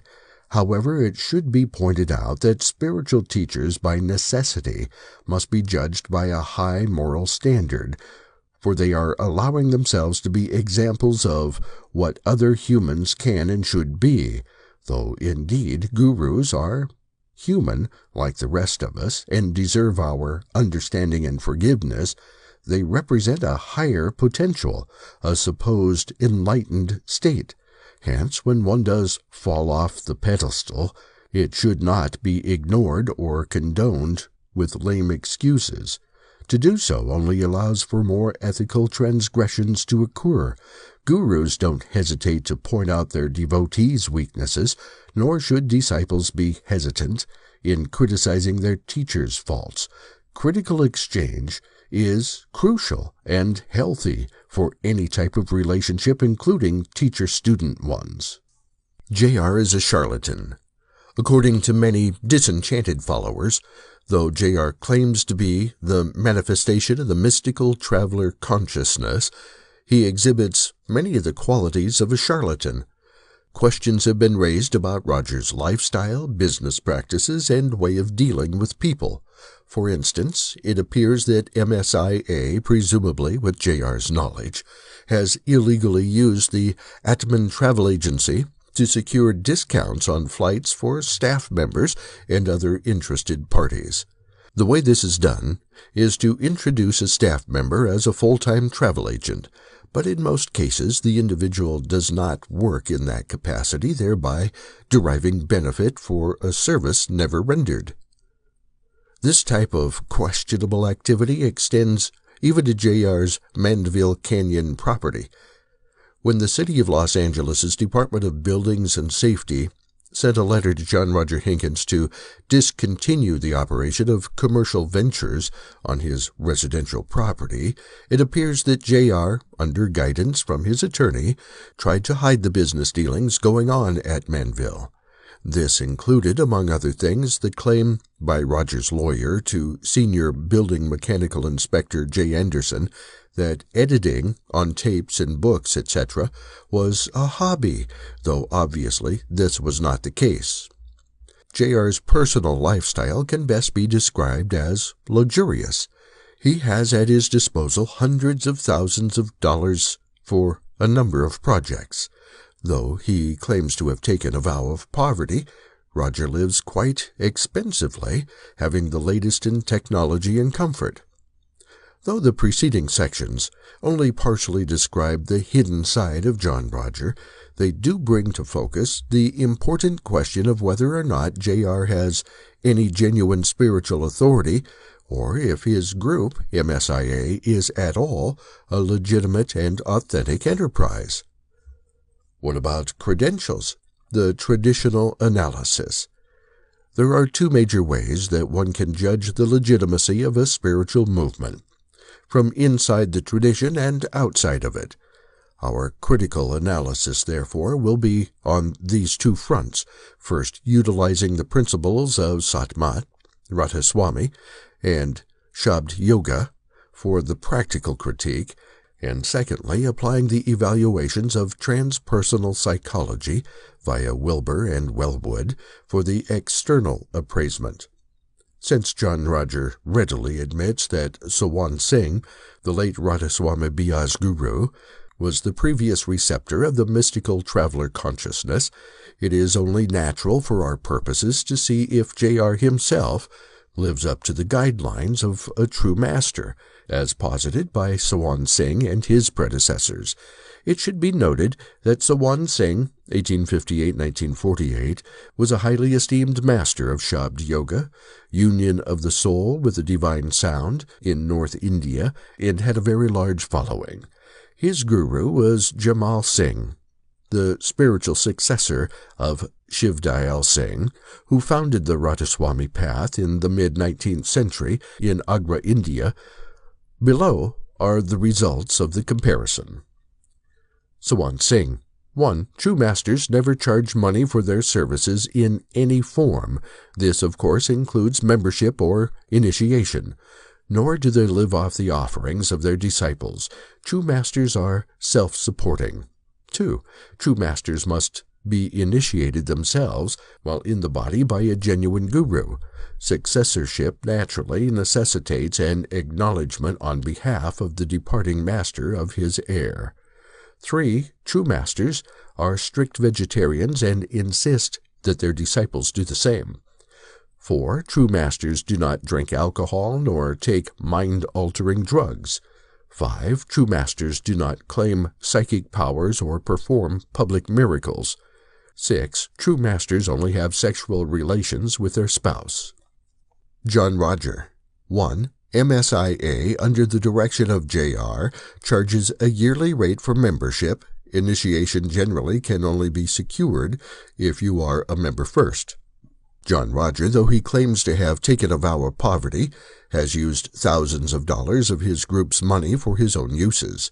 2. John Roger disavows having taken initiation from any Shabd Yoga master while living in the physical body, including Sawan Singh, who had been deceased for 15 years when J.R. claims to have met him. 3. John Roger is a meat eater. MSIA students do not take a vow of vegetarianism. 4. John Roger is reported to consume alcoholic beverages and take a variety of legal prescription drugs. 5. John Roger, on occasion, claims psychic ability. 6. John Roger, according to a number of disciples, has sexually manipulated several males into affairs. As is made obvious from the above analysis, John Roger would not be regarded as a genuine master of Sawan Singh and the Santmat tradition. Rather, he has all the earmarks of a guru not to follow. This is further supported by the illuminating fact that Roger's spiritual and meditational advice is almost always opposite that given by Sawan Singh and other saints of India. Sawan Singh, a disciple of a perfect master once initiated, can never be uninitiated or disconnected from the sound current or his guru. He is, in the course of time, assured of his destination, God realization. B. Test the form that may appear in meditation by repeating the holy names given to them at the time of their initiation. John Roger. Your reconnections to the sound current did not hold, and this is to notify you that you are no longer initiates of the mystical traveler and of the sound current. Letter from the Movement Board under the direction of J.R. B. Advises his disciples not to repeat their holy tones when they encounter inner beings during their meditations. In light of Santmat principles and history, John Roger's story about receiving the mantleship of the mystical traveler consciousness and contacting Sawan Singh on the interplanes, etc., cannot be taken seriously, as it would contradict the very teachings of Sawan Singh and Shabd Yoga. Hence, in this context, J.R. has no proof or rightful demand for his spiritual authority. Likewise, neither does MSIA, as a religious organization under the direction of Roger, have any substantial claim for being a true source or lineage for sound current practices and doctrines. The humanistic and transpersonal critique. Due to the pioneering work of Ken Wilber and John Welwood, it is now possible to critically analyze new religious movements and their leaders from a humanistic transpersonal perspective. If we apply Wilber's scale of legitimacy and authenticity to John Roger, for example, we find that J.R. has a very weak case for his mastership, since he lacks both a documented historical lineage and outside confirmation from other well-established sound current teachers. Concurrently, MSIA, since it springs solely out of J.R.'s own creative enterprises, scores a low rating in legitimacy also. In terms of authenticity, the actual transformative powers of the group, there can be no question that MSIA does ultimately aim for higher realms of consciousness, and that some sincere individuals may be achieving those exalted states. However, these experiences have nothing to do per se with John Roger or MSIA. Rather, as I have argued elsewhere, it is the person's own inherent capability for transcendent insights that enables one to have inner visions and out-of-body experiences. This is most acutely exemplified in the reports of near-death patients who describe beautiful encounters with a being of light. The NDE experience, as Moody, Ring, and Sai Baba have indicated in their research, is a transcultural phenomenon available to any person no matter what religion or country they may belong to. Thus, following this line of reasoning, it would be erroneous for MSIA initiates to have mystical encounters to assume that John Roger is necessarily the cause for it. Instead, it is one's own belief, faith, concentration, and potential for further structural adaptation which has acted as the catalyst for the elevation. This does not mean, though, that true masters do not administer spiritual benefit to their disciples, but only that the individual must first allow for further insight and advancement. Enlightenment, as Wilber so aptly points out, cannot be forced upon people. Only slavery can. Another important appraisement of spiritual masters in groups comes from John Welwood's classic article on spiritual authority, genuine and counterfeit, which appears in the Journal of Humanistic Psychology, summer 1983. Welwood draws an important distinction between genuine and counterfeit gurus by illustrating the differences between egocentricity and being. Diagrams. Welwood. Egocentricity. Concern with maintaining appearance. Concern with maintaining and validating a self-image. Contradiction around I-ness. Sense of insecurity and inadequacy. Being. Concern with discovering truth. Interest in and appreciation of the world, independently of how it affirms or negates any self-image, expansion outward toward life and the phenomenal world, basic sense of wholeness, well-being, aliveness, and intelligence. If we accept the picture of John Roger that has been drawn by a number of ex-followers and outlined throughout this article, and place it through Welwood's grid, it becomes obvious that J.R. has more traits of egocentricity than of being. This will become even clearer when we review Roger's reactions to criticism. The Red Monk Disease. The most telling sign of whether a master is genuine or fraudulent, authentic or counterfeit, filled with ego or being, is to see how he reacts to personal criticism. It is easy to look majestic and benevolent when everyone around is adoring you. But the real test is to find out how the guru responds in a negative situation. Only then can a disciple witness the real merits of his teacher. How does John Roger stand up on the face of adverse publicity? Not very well, it seems. For instance, when word got out that several disciples were talking about his personal hidden life, J.R. immediately tried to squelch it by having his lawyers send letters pointing out the possible legal ramifications if they persisted. Not satisfied with just a conventional defense, Roger also declared to his membership that certain wayward students were now embodying the red monk, a negative delusion, etc. Declares a letter from the movement board to one of these straying followers.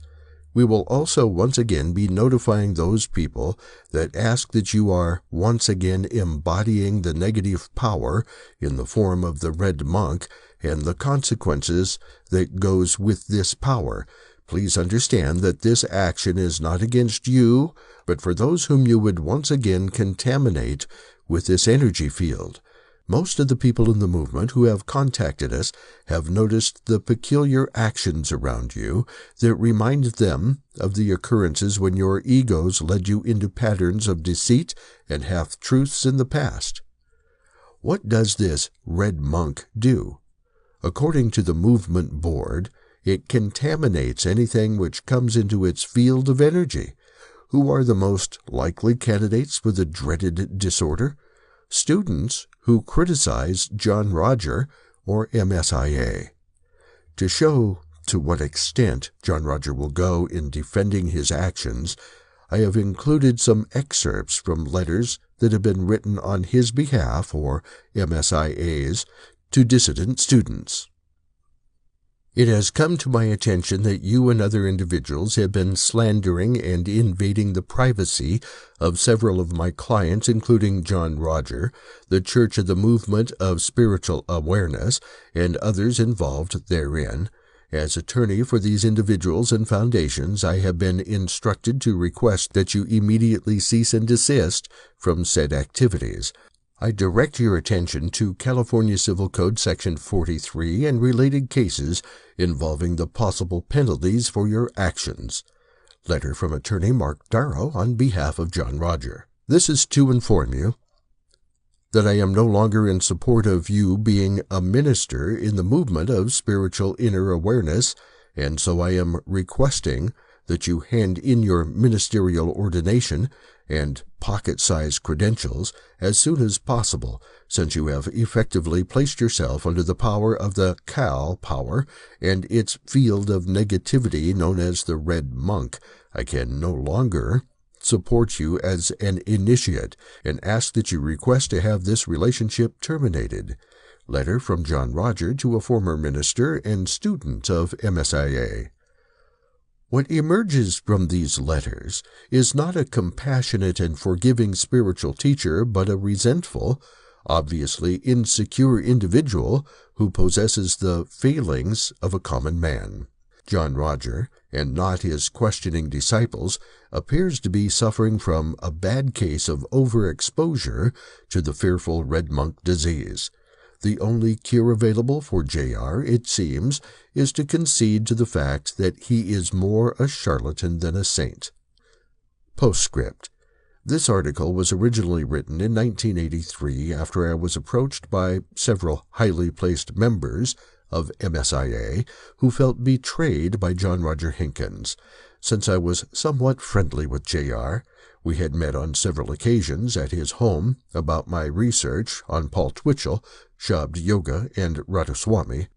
I called him on the telephone to get his response to the three main allegations made against him: plagiarism, sexual manipulation, and charlatanism. J.R. did not take kindly to my questions and did not want me to do any further research on him. Indeed, after that phone conversation in the fall of 1983, I was subjected to a series of threats, including several made against my life and the lives of my friends' informants. The situation reached a peak the following year, on October 5, 1984, when my home was ransacked and a number of my research files were purloined. Documentary evidence outlined in a special issue of UCSM entitled The Criminal Activities of John Roger Hinkins implicated John Roger with the Del Mar robbery, as well as engineering a smear campaign replete with death threats against his critics. Subsequently, major news organizations began to investigate J.R. A number of provocative articles were published which exposed John Roger in a negative light, including an extensive two-part critique in the Los Angeles Times. It should be noted, however, that when the J.R. controversy first appeared, I had to go to press without using the names of my informants, each of whom declined to go public because they feared for their safety. Thus, even though my critique was the first of its kind ever done on J.R. and the movement, I was more or less a sitting duck for his retaliatory efforts. J.R. waged a systematic campaign against me by setting up a phony front organization entitled the Coalition for Civil and Spiritual Rights. In order to mail out his threatening letters, J.R. rented a mailbox in West Los Angeles under 3 pseudonyms: Peter Davidson, Ph.D., Michael Hunt, and Kip Ferguson. J.R. made one devastating mistake, though, in creating his front. He personally paid and signed for the mailbox, betraying in one stroke of the pen his claim that he was not aware of CCSR. After discovering J.R.'s plot, and after receiving some of the stolen materials back which contained J.R.'s handwriting in the margins, I wrote another article that detailed his criminal activities. I also went on a couple of television programs, including the nationally syndicated Now It Can Be Told, and mentioned on air how J.R. was involved in a number of illegal dealings. Since all of my allegations were based upon extensive documentation, J.R. has never taken any legal action. The ironic twist in all of this, however, is that J.R. is now more popular than ever. This is primarily due to his co-authoring a number of best-selling books with such catchy titles as Life 101 and Wealth 101. Despite a flurry of negative publicity around the world, the UK press has been especially hard on John Roger and his movement. J.R. has shown a remarkable resilience to rebound from adversity. Chapter 8. Peter McWilliams and the infamous book, Life 102, What to Do When Your Guru Sues You. I first became aware of Peter McWilliams when I saw him trying to prevent Craig Rivera, Geraldo's younger brother, from filming John Roger Hinkins at a book signing. The clip was repeatedly shown on Geraldo Rivera's early 1990s nightly news television show, Now It Can Be Told, which devoted an entire episode on J.R., infamously entitled The Cadillac of Cults. I also appeared on that show, discussing how J.R. had ransacked my home and how J.R. had manipulated hundreds of his disciples with his false claims. Later in the summer of 1994, I was quite surprised to receive an urgent phone call from Peter McWilliams asking me for my help. I was traveling through Austin, Texas at the time, and he wanted to meet me personally as soon as possible.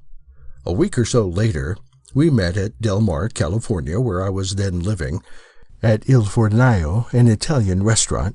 Peter explained that he had defected from MSIA and that he wanted to write a book exposing his former guru, but in order to do so, he needed my help. I explained that I was hesitant to put my neck out again, since the last time I wrote about J.R., I got death threats and got my home robbed. In addition, I wanted to make absolutely certain that Peter was going to put his name front and center on his critical analysis. Since I had previously noted a tendency among certain MSIA defectors of running scared out of fear of J.R.'s possible reprisals when their names were going to be published as key sources. I liked Peter almost immediately. He was very bright, and exceptionally witty. He described in detail how manipulated he felt under J.R.'s tutelage. Although Peter listed John Roger as a co-author to his very successful Life 101 book series, he stressed to me that John Roger hadn't actually written anything in his books. As Peter later explained, I put his name on books I wrote, including Life 101, Do It, and You Can't Afford the Luxury of a Negative Thought. I published and promoted the books myself, and 2 of them appeared on the New York Times bestseller list.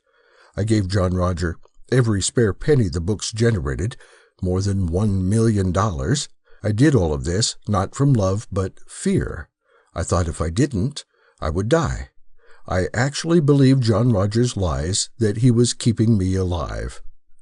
I decided to give Peter McWilliams all the files, articles, tapes, and assorted papers I had on J.R., including some very personal items which clearly showed that the founder of MSIA was involved in criminal activities.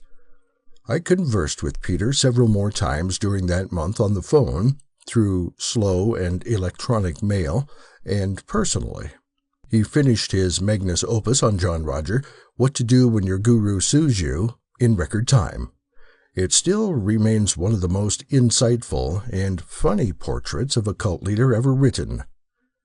The book had an almost immediate impact, as the national press soon learned that Arianna Huffington was a longtime associate of J.R. and an ordained minister in the movement, a point that she tried to vehemently deny on TV, but Arianna's less than truthful responses about her J.R. connection turned out to have a devastating impact on her husband's senatorial campaign. Some analysts have argued that Life 102 actually transformed the political outcome of the race, as Michael Huffington only lost the election by less than 2% of the vote to incumbent Dianne Feinstein. Having his wife exposed on 2 fronts, denying her obvious association with John Roger and employing an illegal immigrant, just weeks before the general election cost Michael Huffington a number of key swing votes. Not long after, Michael and Arianna were divorced, and today Michael Huffington has declared that he is bisexual. Life 102 was widely distributed throughout North America and was featured on a number of radio and television programs. Peter also did extensive interviews promoting the book. It caused a tremendous controversy in MSIA since it contained explosive allegations about J.R. and his nefarious activities with his closest disciples and those who have publicly criticized him. Life 102 was readily available for several years after its initial publication in the fall of 1994. However, J.R. waged an intense legal battle against Peter McWilliams in the ensuing years, and this took a dramatic toll on Peter's health. In late 1996, while I was living in London, England, on sabbatical, I received a shocking phone call from a friend of mine who informed me that Peter McWilliams had brokered a deal with J.R.'s organization to sell all of the rights to Life 102 over to MSIA in exchange for $2 million cash. I was flabbergasted. I couldn't believe that Peter would cave into J.R. after all the pain and turmoil he had been put through because of J.R.'s lies and deceit, but it was a done deal. The very object of Peter McWilliams' critique, J.R., now owned the rights to the book that had so brilliantly exposed him as charlatan. J.R. and MSIA had all the copies of Life 102 pulled and sent out letters requesting that any and all electronic versions of the book also be taken down from websites that hosted them. I had made a deal with Peter very early on in our negotiations back in 1994 that if I was going to help him on his project, that I would be given his permission to post the book Life 102 on my website for free so that any interested seeker or scholar could have access to it. What I hadn't ever imagined was that in the not-too-distant future, Peter McWilliams would sell back his book to John Roger. This put me in an awfully precarious position since my website was the last place on the internet that still displayed an unedited version of Life 102. I was a sitting duck, since I refused to take the book down. I soon heard from MSIA's lawyer requesting that I take the book off my Neural Surfer website immediately. I refused to do so, and got legal representation to argue for my position. What was MSIA's reaction to my perhaps naive refusal to kowtow to their demands? They sued me. At that stage, I was uncertain about what to do, since I had already had a number of ugly legal skirmishes with another new religious movement, Eckankar, which I had written extensively about. I was gun-shy, since I already knew from past experiences that legal tussles usually turn out worse than expected. However, my lawyers were convinced that I had a strong case, especially since Peter McWilliams had written the following to me. David, ta-da, here it is in print form, Life 102. Let me know if you need more. Thank you for all your help. I couldn't have done it without you. Yes, of course. Put it on your web page. Give copies to your class. Whatever you want, just don't sell it. Again, thanks. I owe you several. Enjoy, Peter McWilliams, 994. Eventually, Peter and I were deposed by lawyers on both sides. After Peter's deposition, which my lawyers felt fully backed my position, MSIA attempted to settle the impending case with me out of court. They even offered me some modest compensation, but under the stipulation that I had to agree to take Life 102 off my website. My lawyers recommended that I refuse the offer and let the issue go to trial. I was hesitant to do so because I knew that I might end up losing the case, since Peter had legally transferred his rights to the book over to JR and MSIA. The strength of my case rested on the fact that I only agreed to help Peter write his book if I was allowed permission to post the entire book on my newly created website, The Neural Surfer. The case would make or break on the veracity of Peter's testimony, as he was my sole witness at the trial. However, something totally unexpected happened just days before the case went to trial. Peter McWilliams was arrested by the federal government for growing marijuana illegally. Shortly after leaving John Roger, Peter learned that he had AIDS, and that the medicine he was prescribed to take was extremely difficult to swallow without him getting nauseous. To counteract the nausea and vomiting, he discovered that smoking pot helped him to hold down his necessary medicines. He became a champion for medical marijuana since he knew how much it had helped him. But the federal government didn't agree with Peter's outspoken advocacy and arrested him for illegally growing and distributing marijuana.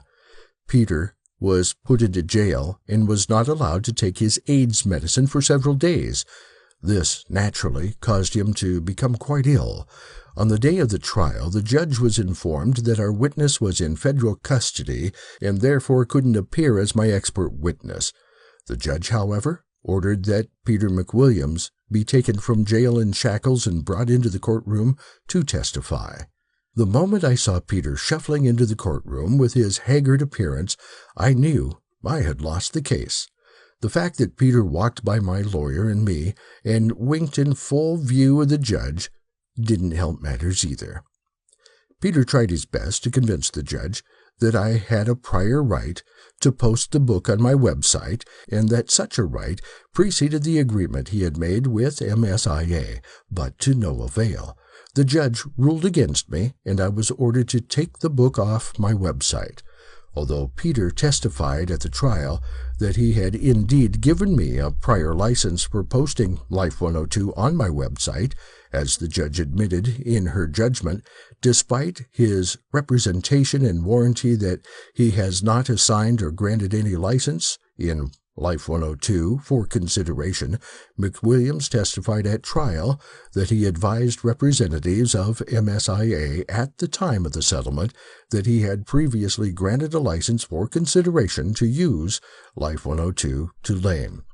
The judge ruled that she didn't find any testimony credible, primarily because Peter and his lawyer had given conflicting statements in other contexts. I was, to say the least, flabbergasted. Peter was also exceptionally distraught about the outcome, since he knew that by selling back his copyright to MSIA, he had put me, once again, in a vulnerable position to the very person who had allegedly threatened my wife's life, ransacked my home, and staged a smear campaign against me and my informants from exposing the underside of John Roger and his operations. A few months later, Skeptic magazine published a brief notice on the trial and commented on how they thought the outcome was unfair and unwarranted. The following year, 1999, on my birthday, April 29th, I got an unexpected phone call from Peter McWilliams. He was trying to broker a truce between me and MSIA, or more specifically, John Roger Hinkins. He knew that I was thinking of writing a follow-up study on John Roger, which I had tentatively entitled Life 103, John Roger Against Me. However, my own personal and professional life was such that I wanted to avoid any further litigation with the already litigiously minded cult, so eventually a deal was hammered out with the president of MSIA and me to mitigate the bad blood that had percolated for some 15 years.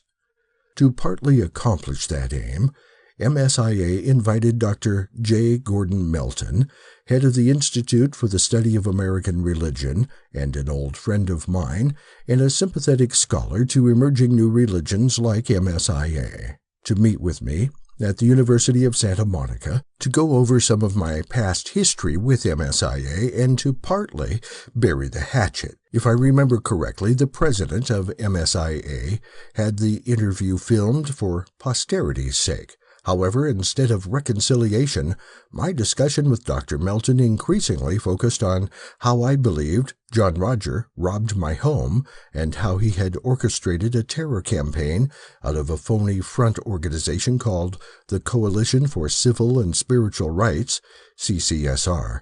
Right in the middle of the discussions, Dr. Melton and I realized that the P.O. box that was used to send out CSSR's missives was just a few blocks down the street from the University of Santa Monica.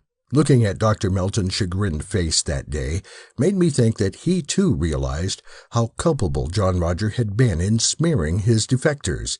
It came as no surprise to me to learn later that MSIA didn't release the taped interview of Melton and myself at USM to the public. Why should they? It mostly shows me explaining how badly JR reacts to criticism. While my life trajectory, and apparently that of John Rogers as well, took a turn for the better during the next year, the same cannot be said for Peter McWilliams. The very next year Peter died.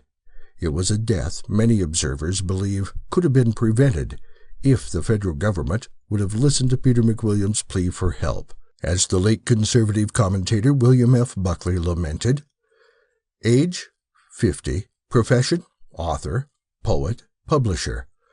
Particular focus of interest, a federal judge in California, George King, would decide in a few weeks how long a sentence to hand down and whether to send McWilliams to prison or let him serve his sentence at home. What was his offense? He collaborated in growing marijuana plants. What was his defense? Well, the judge wouldn't allow him to plead his defense to the jury. If given a chance, the defense would have argued that under Proposition 215 passed into California constitutional law in 1996, infirm Californians who got medical relief from marijuana were permitted to use it. The judge also forbade any mention that McWilliams suffered from AIDS and cancer and got relief from the marijuana. What was he doing when he died? Vomiting. The vomiting hit him while in his bathtub, and he choked to death. Was there nothing he might have done to still the impulse to vomit? Yes, he could have taken marijuana, but the judge's bail terms forbade him to do so, and he submitted to weekly urine tests to confirm that he was living up to the terms of his bail. Did anybody take note of the risk he was undergoing? He took Marinol, a preferred legal substitute, but reported after using it that it worked for him only about 1/3 of the time. When it didn't work, he vomited. Was there no public protest against the judge's ruling? Yes, on June 9th, the television program 2020 devoted a segment to the McWilliams plight. Commentator John Stossel summarized, McWilliams is out of prison on the condition that he not smoke marijuana, but it was the marijuana that kept him from vomiting up his medication. I can understand that the federal drug police don't agree with what some states have decided to do about medical marijuana, but does that give them the right to just end-run those laws and lock people up? Shortly after the trial last year, Charles Lewandowski, writing in the Ventura County, California Star, summarized, the cancer treatment resulted in complete remission, but only the marijuana gave him sustained relief from the vomiting that proved mortal. Is it being said in plain language that the judge's obstinacy resulted in killing McWilliams? Yes. A Libertarian Party press release has made exactly that charge. McWilliams was prohibited from using medical marijuana, and being denied access to the drug's anti-nausea properties almost certainly caused his death. Reflecting on the judge's refusal to let the jury know that there was understandable reason for McWilliams to believe he was acting legally, I ended a column in November by writing, "So the fate of Peter McWilliams is in the hands of Judge King. Perhaps the cool thing for him to do is delay a ruling for a few months and just let Peter McWilliams die." Well, that happened on June 14th. The struggle against a fanatical imposition of federal laws on marijuana will continue, as also on the question whether federal laws can stifle state initiatives. Those who believe the marijuana laws are insanely misdirected have a martyr. In conclusion, I should point out one of the very kind things Peter McWilliams did near the last year of his life. Because he felt badly about how the legal case against me turned out, Peter did all that he could to rectify the situation, including issuing statements that would help set up a relative truce between me and John Roger. Although it is widely reported that Peter somehow repudiated the findings of Life 102, as it states in the Wikipedia entry on him, dated June 7th, 2012, the content of the book is no longer one with which I would like to have my name associated. I know from my personal conversations with him that Peter issued that statement in part to help ensure that John Roger and I could reach some sort of peace agreement. The truth of the matter is that Peter had become completely disillusioned with religion in general, and as such didn't see MSIA as all that different from Roman Catholicism, since both of them believed in things that he thought were at best silly and at worst downright horrific. However, before my case went to trial, I got the chance to meet Peter again in his Hollywood home, which he had bought with his newfound wealth. He was chain-smoking pot, and had his pool in the dead of winter heated to about 100 degrees. He greeted me at the door with a bird on his shoulder, wearing nothing but a bathrobe and a reefer dangling out of his mouth.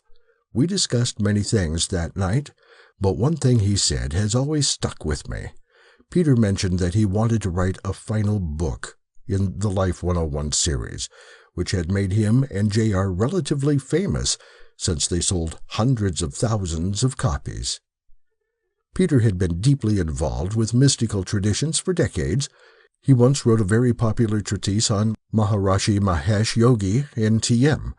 He felt that they were completely wrong. Indeed, he changed from becoming an extremely devoted believer to a rabid skeptic of anything smacking of religion. He wanted to call his new book God 101, There Is None.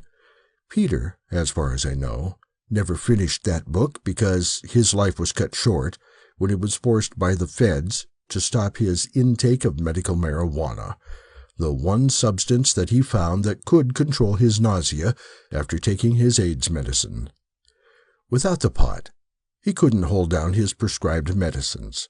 I can personally vouch for this, since I saw Peter's condition when he was in jail without pot, and when he was at home with an abundant supply. In any case, Peter chided me on my persistent, agnostic mystic leanings, as I tell my students at CSULB and MSAC when they ask me about my religious tendencies. I am just too stupid to be a full-fledged atheist, and tried to convince me that the only real enlightenment to be had was through hemp. I have always had a fondness for Peter, even if at one time I was aghast that he compromised so many of his informants, including me, by selling Life 102 to J.R. However, I too have found myself in compromising positions, where I made my own bargains with the devil, and one can quite understand how $2 million cash can be a persuasive deal-maker. Peter McWilliams, I believe, would have written one of the best atheist books in the past 20 years, if he had lived long enough.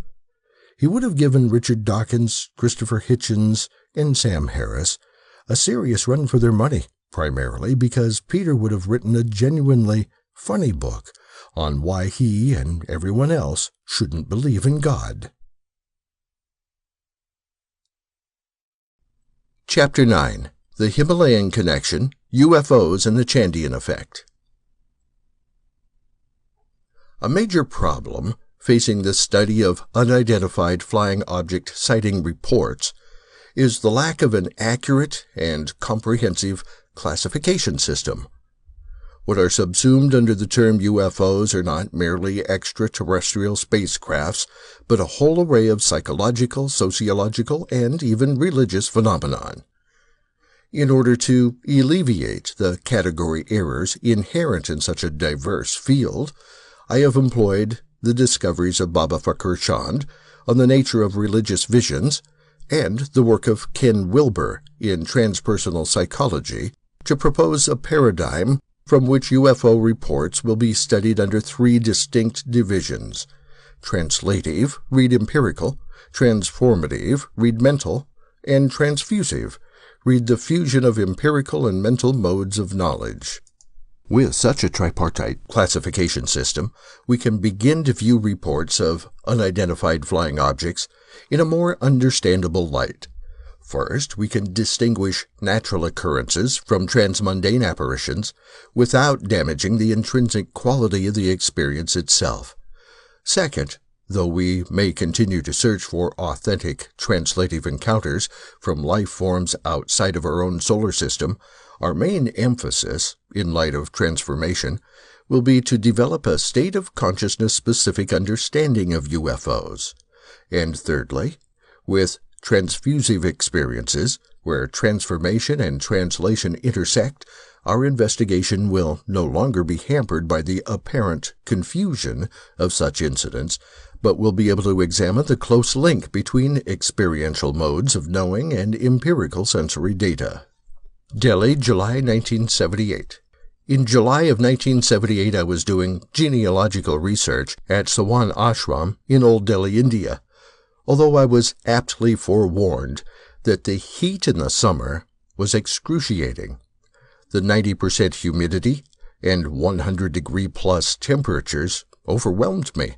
My only relief from the weather came in the evenings, but even then it was slight. On the second-to-last day of my stay, Jean Lyotard, a noted architect from Northern California, and I decided to spend some time on the roof of the monastery. He was leaving in a few days to go back to America. I was to go northward for further research on the Radhaswami tradition.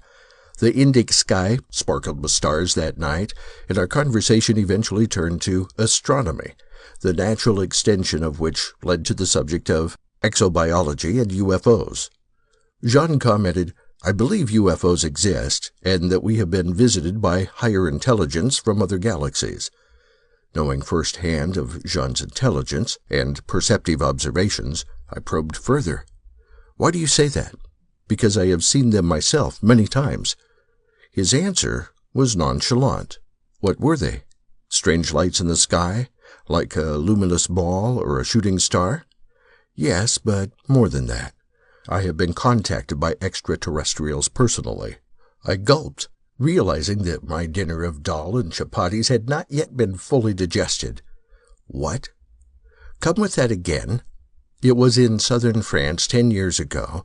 It was in the countryside when I beheld them. The most beautiful being I have ever seen radiated before me and pointed to the sky. He told me to concentrate on the brilliance above.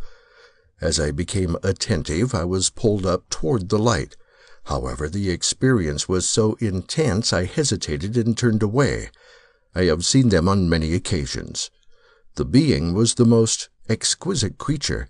His face, his eyes were, well, beyond description. I could not help thinking of several fanciful stories I had read before.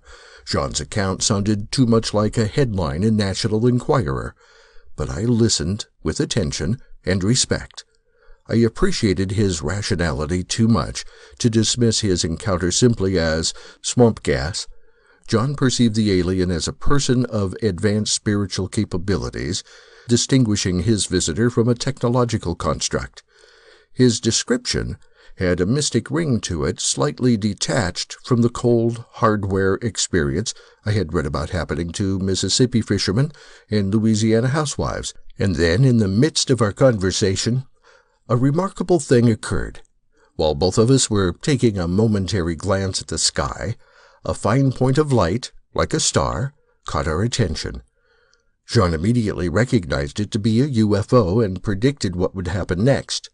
Watch, the light will speed across the sky and will reappear on the opposite side. To my bewilderment, it did exactly that.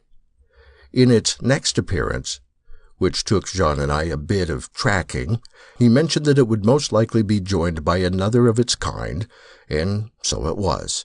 By this time, I was totally absorbed. 4 star-like lights streaked across the sky, maneuvering in an unusual manner. They circled several times in the deep blue vault, disappeared, and came into view distinctly again. Then Jean indicated that the lights would go across the sky once more and reappear. They did.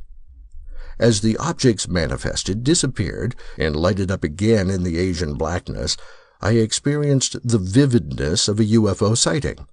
But the question that remained was one of explanation. Satellites? Beam reflections? Too much curry? The Himalayan connection. Little did I realize that night, in Old Delhi, that the vital clue to the significance and meaning of UFOs would come a month later when I was doing field work in the foothills of the Himalayas. Because of my research on the gurus in the Radhaswami tradition, I visited Fakir Chand, a 92-year-old sage who had been engaged in intensive spiritual practices since 1905.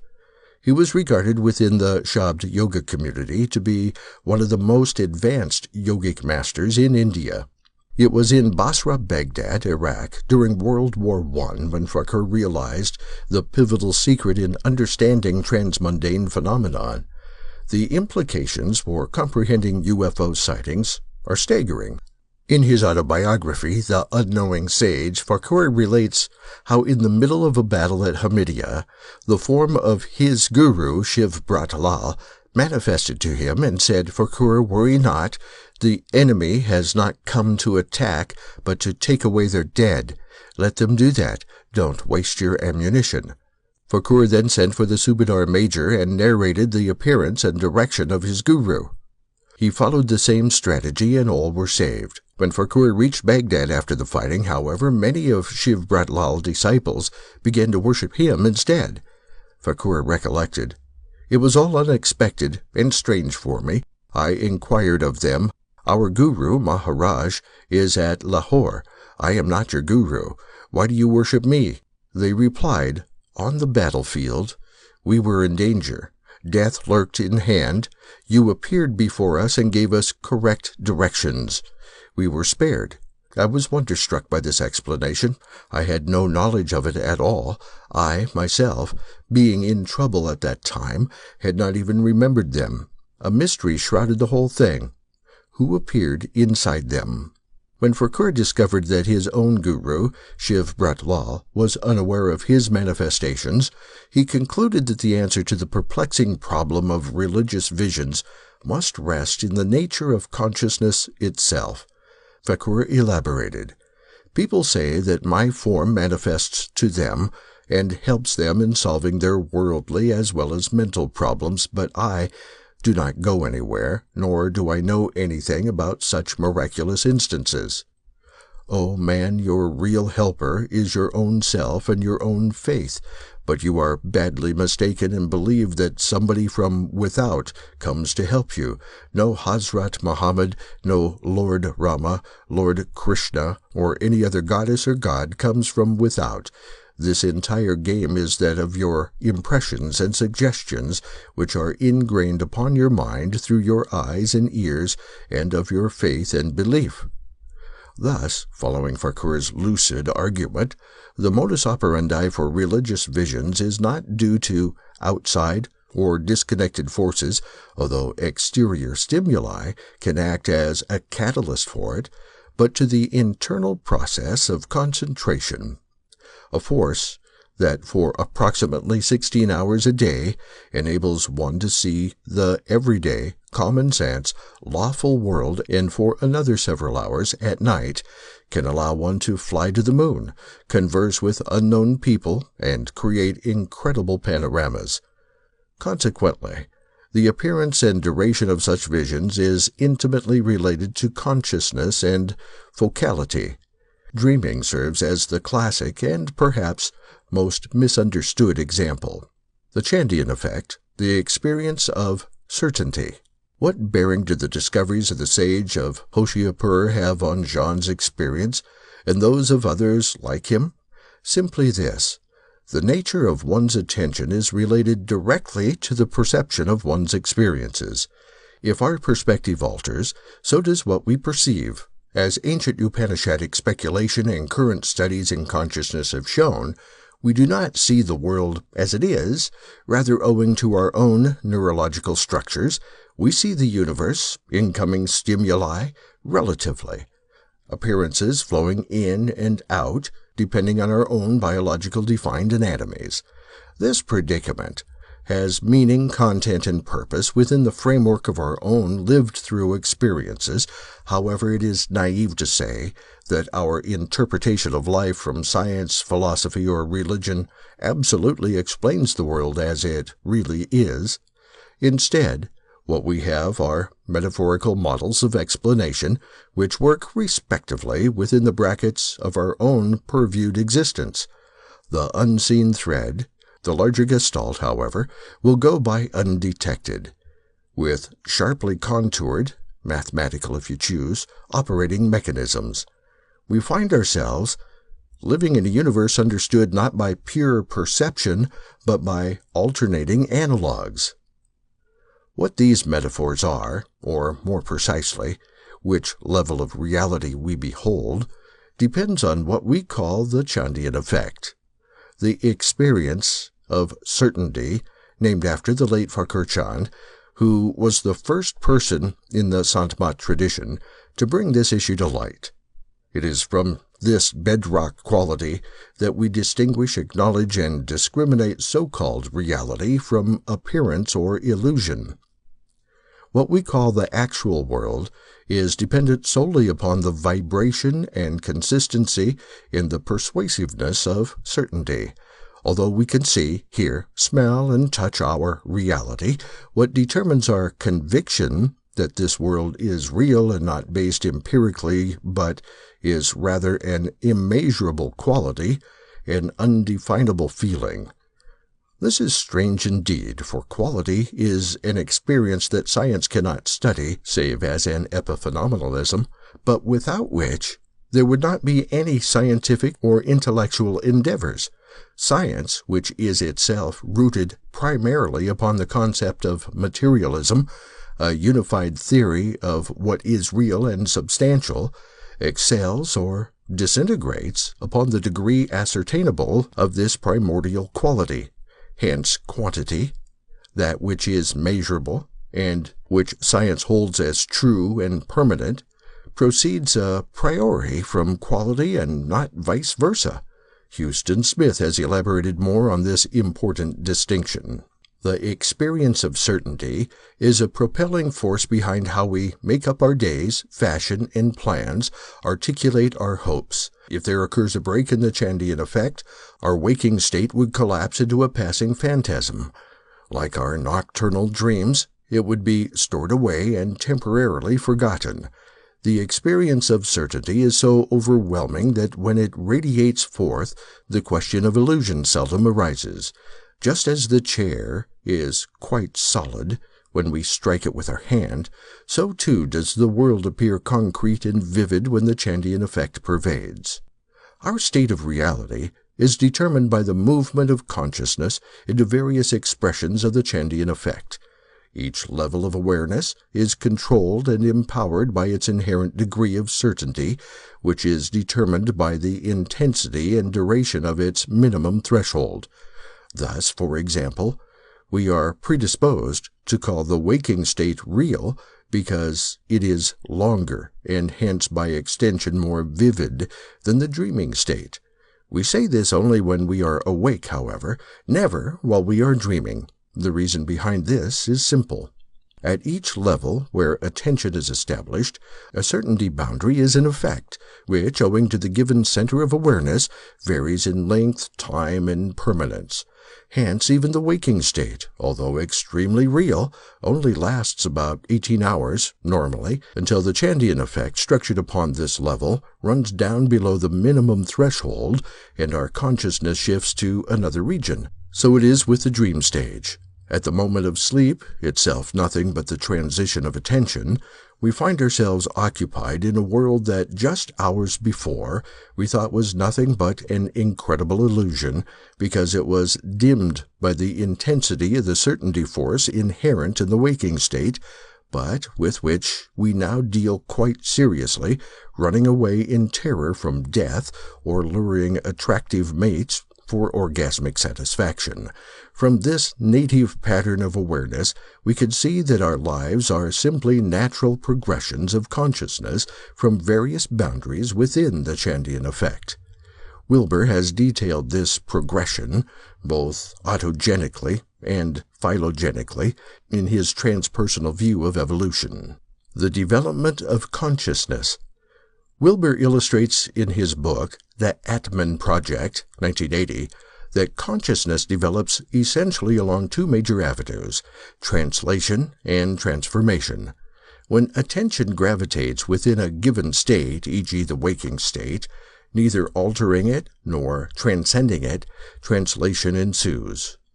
Awareness is thus established within a particular field of the Chandian effect, being held in constriction by the inherent certainty boundary. This does not mean, however, that change is not taking place.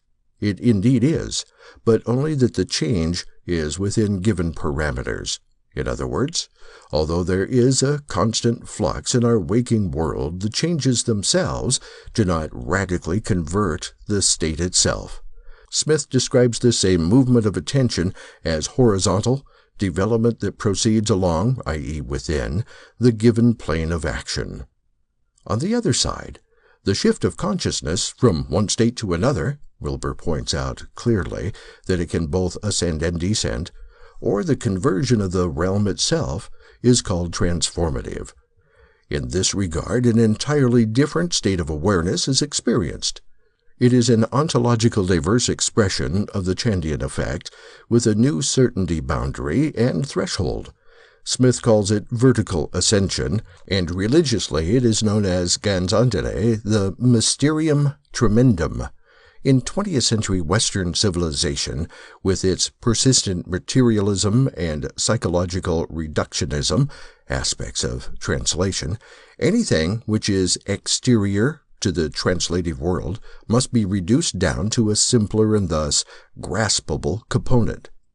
If the transformative event cannot be collapsed, which Wilber, Smith, and others argue that it cannot, it may be classified as a hallucination, which explains nothing.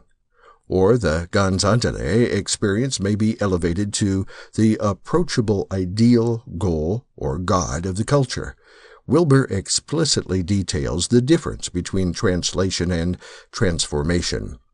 It comes to the same thing to say that translation is a change in surface structures and transformation is a change in deep structures.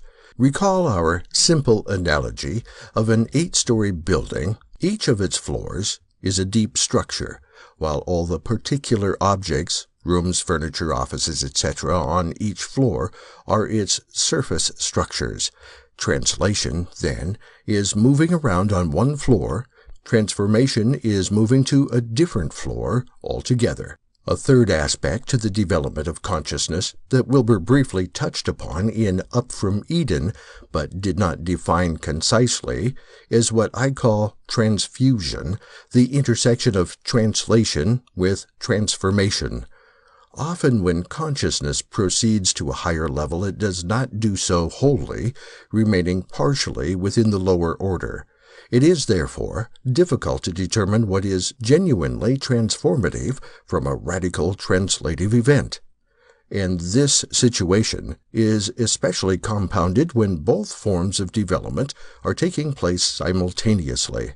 With a reductionist paradigm, we presume that the higher comes from the lower, where in actuality the opposite is true. Smith, 1976. And thus tend to misread transformation as an aberration on the real, read translative, world. This concept of transfusion, which is why there exists so much confusion in the field, is important in understanding how consciousness can at one end transform and on the other translate, but at the same instant not be mutually exclusive. It should also be added that mistaking the higher with the lower can also work in reverse. For instance, certain religious experiences that appear non-rational are sometimes elevated to a trans-rational status, when in fact they are pre-rational. Transfusion can work in both directions, thereby causing scholars to commit what Wilber calls a pre-trans fallacy. Materialistic science has a tendency to reduce higher modes of being, whereas uncritical transpersonal psychologists have a proclivity to categorize non-rational experiences as transmundane. Both lack a clear and incisive structuralism, according to Wilber, toward a tripartite classification system of UFO reports. This leads us to the main thesis of this article: a tripartite classification system of unidentified flying object sighting reports. Employing the preceding terminology on the development of consciousness, we can place experiences of UFOs within 3 major categories: translative, transformative, and transfusive. Translation, fusion, empirically verifiable. Simply put, translative experiences of UFOs are perceptions of natural phenomena within the consciousness reality that have yet to be named or identified correctly.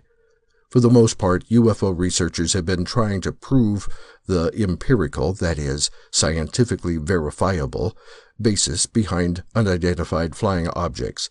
This is, above all else, primarily a translative endeavor, attempting to place UFOs within a rational and therefore explainable paradigm. However, there is a major problem confronting this attempt. The term UFO has become synonymous with alien creatures or spaceships that have come from other planets or galaxies. The near impossibility of such visits by extraterrestrials has been pointed out by several eminent scientists, including Carl Sagan. Besides the evidence being scant or non-existent, the explanations for close encounters or sightings do not necessarily have to be exobiological or exotechnological. In fact, as Vallée indicates, they could well be sociological. Thus, it is likely that most of what we call unidentified flying objects are nothing more than satellites, falling stars, meteorites, weather balloons, disguised defense operations, and a whole array of natural phenomena. Nevertheless, translative investigations conceivably could encounter extraterrestrials and place their findings before the general public as long as there was empirical data sufficient to support such an event. Transformation, diffusion experientially verifiable through consciousness. Among the millions of UFO sightings reported each year, there are a select few that describe vivid and remarkable personal encounters with extraterrestrial beings, no matter what rational, i.e. translative, explanations may be offered to account for this type of experience. The contactee, while undergoing the event, will perceive it as extremely real, and in some cases more real than our own waking world, and will be convinced of its authenticity. Science generally will not be able to grasp this experience in itself and will classify it as an hallucination, as such scientists have done with near-death experiences, or, if following Carl Sagan's lead, a miswiring in human neuroanatomy. Although these may look like plausible explanations for such transmundane phenomena, they do not, in essence, explain the occurrences as is. Rather, they reduce the experiences down to fit an empirical sensory model. This reductionism is particularly misleading and, if allowed to dominate our thinking, reduces higher, more unified modes of being. An example of this basic flaw in this outlook is language. To understand the novel, The Great Gatsby, for instance, the whole story must be read. It is on that level alone that the intention of the writer is most completely apprehended.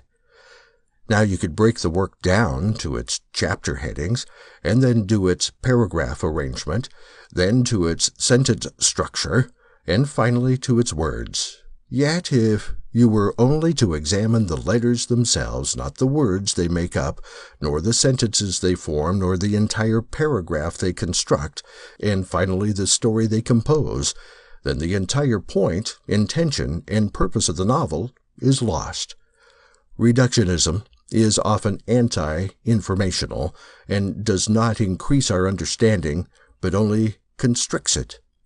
Wilber elaborates. The truth of the naturic realm is decided by empirical, sensory data, but the truth of the mental realm is established only by intersubjective discussion among a community of concerned interpreters whose data is not sensory but symbolic. The point is that even though truths in the mental symbolic sphere are non-empirical and cannot be determined by empiric scientific inquiry, nonetheless they can be decided. I consider exclusive empiricism to be radically and violently reductionistic. No matter how cleverly concealed, the demand for empirical proof is really a demand to strip the higher levels of being of their meaning and value and present them only in their aspects that could be reduced to objective, sensory, value-free, unevalent dimensions. Thus, following Wilber's argument, there can be transformative UFO encounters that are symbols emerging from a separate ontological ground of consciousness. Some may argue about why there isn't any physical, empirical proof for such a novel and important event, just as a dreamer cannot bring the actual substance of his or her dream into the waking world, but only its symbols, and just as the materialist cannot carry his or her universe into a dream, except symbolically, so too is it for the UFO contactee who experiences a transformative incident. Transfusion, confusion, the intersection of translation and transformation. The third and last category represents the intersecting of translation with transformation that I have termed transfusion. Perhaps the reason why many UFO reports are so fantastically mixed up, irrational, or weird is because of the fusion of these two forms of development. A good example of this was presented on the ABC News show 2020. In an attempt to explain how one young man had a close encounter of the third kind, it was shown that at the moment of his experience, an underground vault emitted electrical currents of light that formed strange apparitions in the sky. When that same light struck the young man, It may have invoked a temporary alteration of his brain and thus produced an hallucination, later recounted as a UFO abduction. Viewers of the television program, after hearing two scientists give rational, i.e. translative, explanations for apparent UFO landings, may have become convinced that what the men witnessed was a natural, if uncommon, occurrence. However, the contactee himself, because he underwent the transformative experience, seeing it as real and as objective as the print on this page, could not really accept the translative natural explanation. This confusion of many UFO encounters accounts for why the subject is riddled with fanaticism, religiosity, and garbled hokum. It should be remembered, however, that simply because a UFO contact is non-rational does not mean that it is necessarily a trans-rational experience. As Wilber has shown about dreams, the same applies to UFO encounters. Psychologists and UFOologists must distinguish between pre-rational states, which in Wilber's terminology includes the archaic, Euroboric, magical, typhonic, and the mythic membership stages, and transrational states, which encompasses psychic, subtle, and causal structures. Wilber, 1981. In light of transfusion, what may be occurring in several UFO encounters is a regression from rationality into subconscious and pre-personal states. Such relapses may be triggered, though, by psychological or translative elements. Carl Jung, for instance, argues along this line in his book Flying Saucers, A Modern Myth, pointing out that many UFO sighting reports have the earmarks of being archetypes projected into consciousness by the collective unconscious. However, because Jung is not clear in distinguishing between pre-rational and trans-rational archetypes, he usually fuses the two, Wilber 1982, he fails to differentiate between regressive and progressive UFO encounters. Nevertheless, the important point in all of this is that we investigate all non-rational experiences with a critical structuralism and an empathetic phenomenological hermeneutics. Conclusion: a tripartite classification system of UFOs. With the classification system I have proposed, we can begin to view reported experiences of UFOs in a non-reductionist and more understandable light. First, we can distinguish natural occurrences from transmundane apparition without damaging the intrinsic quality of the experience itself. Second, though we may continue to search for authentic translative encounters from life forms outside of our own solar system, our main emphasis, in light of transformation, will be to develop a state of consciousness-specific understanding of UFOs, and thirdly, with transfusive experiences, where translation and transformation intersect, our investigation will no longer be hampered by the apparent confusion of such incidences, but will be able to examine the close link between experiential modes of knowing and empirical sensory data. Hence, what I am arguing for in the field of UFO studies is the same thing that Ken Wilber, in A Sociable God, argues for in the study of religious phenomena, a hierarchical structuralism. Because UFOs are not merely extraterrestrial spacecraft, but a whole array of psychological, sociological, and even religious phenomena, a transcendental sociology is needed in order that UFO studies does not fall prey to materialistic reductionism or uncritical phenomenological hermeneutics. Indeed, such a transpersonal structuralism is concurrent with the Chandian effect. When the certainty boundary is questioned intensively or naturally transcendent, the attractive and binding force of that level of consciousness recedes, revealing the tentative nature of its existence. As Wilber has clearly indicated, there is an ascendant ontology behind the evolution of the universe, one which is marked by an increasing degree of awareness. This idea must be kept in the forefront of UFOologists' minds because unidentified flying objects are more than exotechnological issues. By applying the tripartite paradigm that I have proposed, which will, of course, become more sophisticated and exact in time, it will serve as a critical normative to the UFO phenomena, allowing for a much-needed structural adjudication. For instance, in looking back at my experiences atop Sawanashram in Old Delhi, India, it would appear that what I experienced was not remarkably Gandandare, but most likely a peculiar translative event with naturalistic explanations. However, what Jean Lyotard witnessed in southern France, or what Farquhar Chand saw in Basra, Baghdad, was of transformative dimension, in that a higher state of awareness was experienced. The real mystery, therefore, is not in alien space creatures who prey upon naive inhabitants, but in the very nature of attention, to comprehend the restraining certainty hold of the Chandian effect and how consciousness evolves through its various boundary thresholds is the most important frontier awaiting the study of UFOs. The problem, as several UFOologists have already stated, has not been a case of unidentified, but one of misidentified. Postscript. The overwhelming evidence suggests that we have yet to be visited by ETs, although I still hold that the tripartite schema via Wilbur and Chand is useful when studying unidentified flying objects.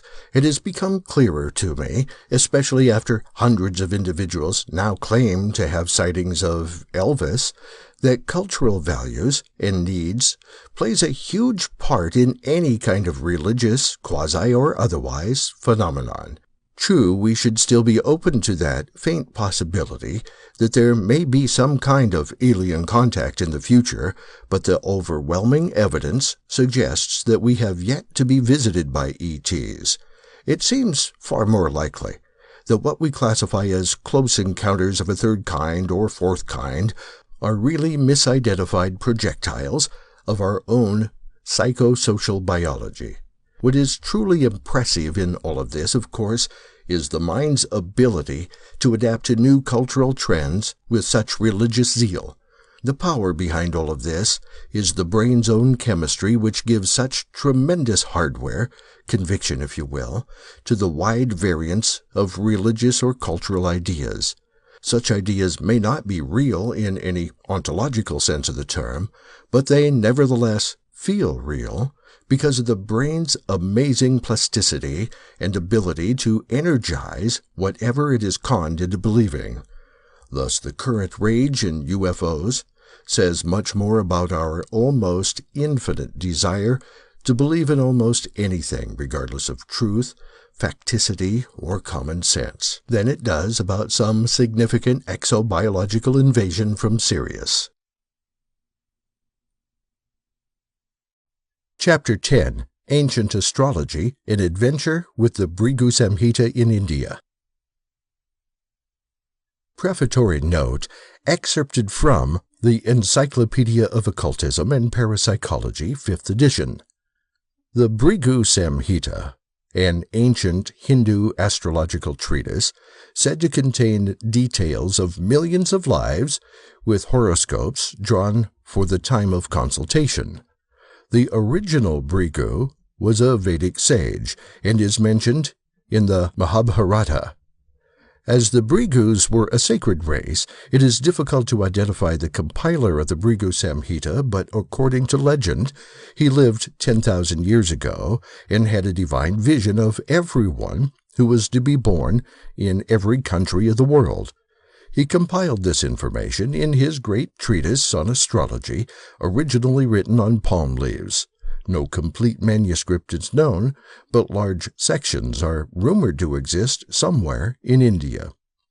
A printed version is said to comprise some 200 volumes, but most Indian astrologers who use the system work with loose manuscript pages. These are supposed to give the name of the client, compiled from Sanskrit syllables approximating names in any language, with details of past, present, and future life, as well as previous incarnations. In addition to his fee, the astrologer usually proposes the sponsorship of a special religious rite to propitiate the gods for past sins.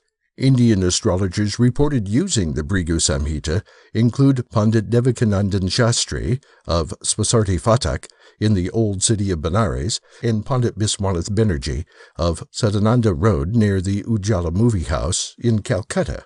In Fate magazine, June 1982, David Christopher Lane, a noted scholar of spiritual movements and cults, described a personal consultation with Hindu astrologers in Hoshiarpur, Punjab, India, who were custodians of a set of Bhrigu Samhita leaves. At the time, Lane was researching the Radhaswami movement in India, on which he has become a world-famous authority. On June 22, 1978, Lane was taken by his friend Swami Yogeshwar Ananda Saraswati to a house in a back street of Hoshiarpur, where two astrologers had charge of a large set of Bhrigu Samhita leaves tied in bundles. The astrologers first compiled a graph rather like a Western horoscope, but featuring the date of Lane's arrival at the house. According to Hindu tradition, all consultations with the Bhrigu Samhita are preordained, and the moment of arrival is the key to discovery of the correct leaf, which indicates not only the life pattern and destiny of the inquirer, but also his name in a Sanskrit equivalent of the language of the inquirer. Lane stated that after inspection of various bundles of leaves taken down from the shelf and examined, the correct leaf was found in about 15 or 20 minutes. Lane was shown the leaf, and the Sanskrit inscriptions were translated. A young man has come from a far-off land across the sea. His name is David Lane, and he has come with a pandit, scholar, and a Swami. Lane questioned how his name could be known, and the Swami showed him the Sanskrit equivalent of the Bhrigu leaf. The reading continued.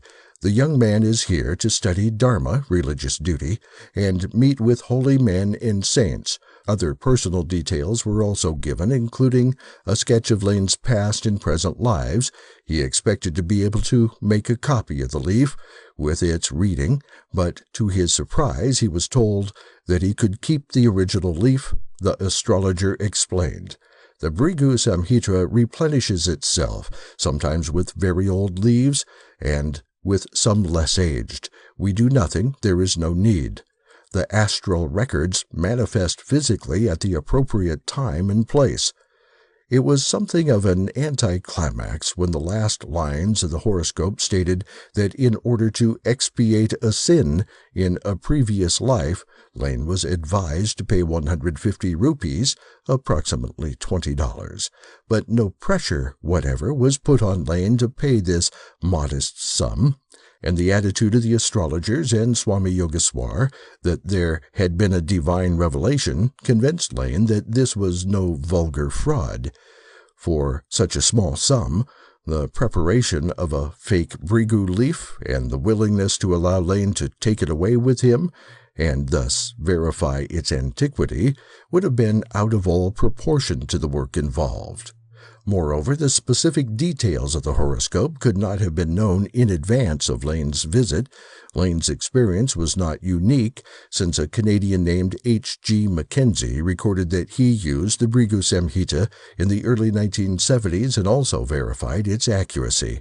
He wrote, "I consulted Bhrigu Samhita and found my name mentioned there, besides so many other things about my life that shows that one has no free will. The Bhrigu Samhita states about me that I, Mr. Mackenzie, from Canada, am here with such and such people. It states some events of my past life and also predicts the future course of my life." In 1980, Lane met and talked with Anders Johansson, a professional astrologer from Sweden who was then visiting Los Angeles. Johansson stated that he had used the Bhrigu Samhita at least 7 times and was convinced that it was an authentic work and the most accurate treatise he had encountered. He believed that the copy in Hoshiarpur was the most complete, although other versions were known in Delhi, Meerut, and Benares. However, it was not clear what the nature of the Brigu consultation was on subsequent visits. If the leaf from the first consultation was freely offered, as in the case of David Lane, were other leaves available for each of the later visits. In Lane's case, his Brigu horoscope contained the prediction, "This young man will come again several times." On the first visit, Lane accepted the offered leaf, but left it with Swami Yogeshwar to make an exact English translation, planning to collect the original leaf and translation a few weeks later. However, Lane curtailed his trip due to illness and was later unable to contact the Swami. Lane made a second visit to Brigu Samhita at Hoshiarpur 3 years later, in 1981, in company with Professor Bhagat Ram Kamal. He gave 2 days' notice of the intended visit, but no leaf for the visit could be discovered, arguing for the genuineness of the astrologers, since no fee was requested. A personal adventure.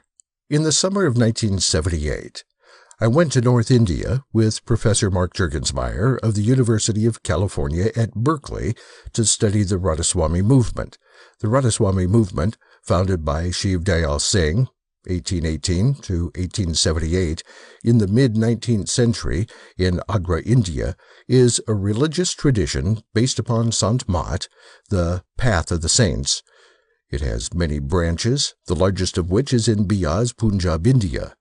The basic tenets of the movement are the practice of Sarat Shabd Yoga, the belief in a living master who initiates disciples into the path, a pure moral life which includes the abstinence from meat, fish, eggs, alcohol, drugs, and sex outside marriage, and the firm conviction that Jivan Makati liberation, or enlightenment while living, is possible under the guidance of a realized saint or mystic.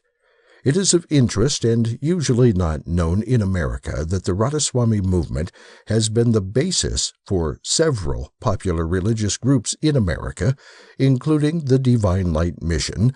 Guru Maharashi's father was allegedly initiated by Sawan Singh of Radhaswami Bias, and later left to start his own sect. Paul Twitchell, who was initiated by Kirpal Singh himself, a disciple of Sawan Singh, and MSIA, founded by John Roger Hankins, who claims to have been given permission to initiate devotees to the inner spiritual planes by Sawan Singh. I was invited to go on the trip because of my knowledge of obscure yogis and saints in the region. My job was to visit the various gurus and ashrams in the Punjab and compile an exhaustive genealogical tree of the spiritual leaders involved in the tradition. Later, during my travels alone, I visited the Baba Fakur Chand, a 92-year-old sage who had been doing intensive spiritual practices for over 75 years. He was regarded as one of the 3 most advanced adepts of Surat Shabd Yoga in the world. It was during my stay with this venerable saint that I learned of the Brigu Samhita, which is considered to be a physical counterpart to the controversial Akashic records, a complete account of mankind's experiences, allegedly existing in the astral and causal planes, and the oldest astrological treatise in the world. On the last day of my stay at Manavta Mandri, I was invited to my friend Swami Yogeshwar Anand Saraswati and a local scholar to consult the ancient work. Although my time was limited, I agreed to go. On July 22, 1978, in the midst of India's torrential monsoons and intense summer heat, the Swami and I took a bicycle rickshaw from the Bhiman Temple and followed our scholar guide through the crowded city streets of Hoshiarpur to our destination. On the way, Swami Yogeshwar told me the fascinating legend of the book. Millenniums ago, during an untraceable time in India's history, the renowned sage Brigu reigned as the world's greatest astrologer. His mastery of astrology was so profound that he was able to dictate certain parts of the Akashic records from the astral worlds onto special scrolls in the sacred language of Sanskrit. Often called by Indian mystics the language of the gods. This primordial translation was said to contain the record of every human being who ever lived on earth. During each age, the work has been transferred onto new leaves in order to preserve it for future generations. The present manuscript is said to be an exact copy of the original and is itself 400 to 500 years old. According to Hindu mythology, Bhrigu was the son of the sage Varun. It is said that once Bhrigu visited Lord Vishnu when the latter was sleeping with his consort Lakshmi. As Bhrigu was not accorded a proper welcome by Vishnu, the former felt annoyed, and he hit Lord Vishnu. The act of Bhrigu was intolerable to the wife of Lord Vishnu.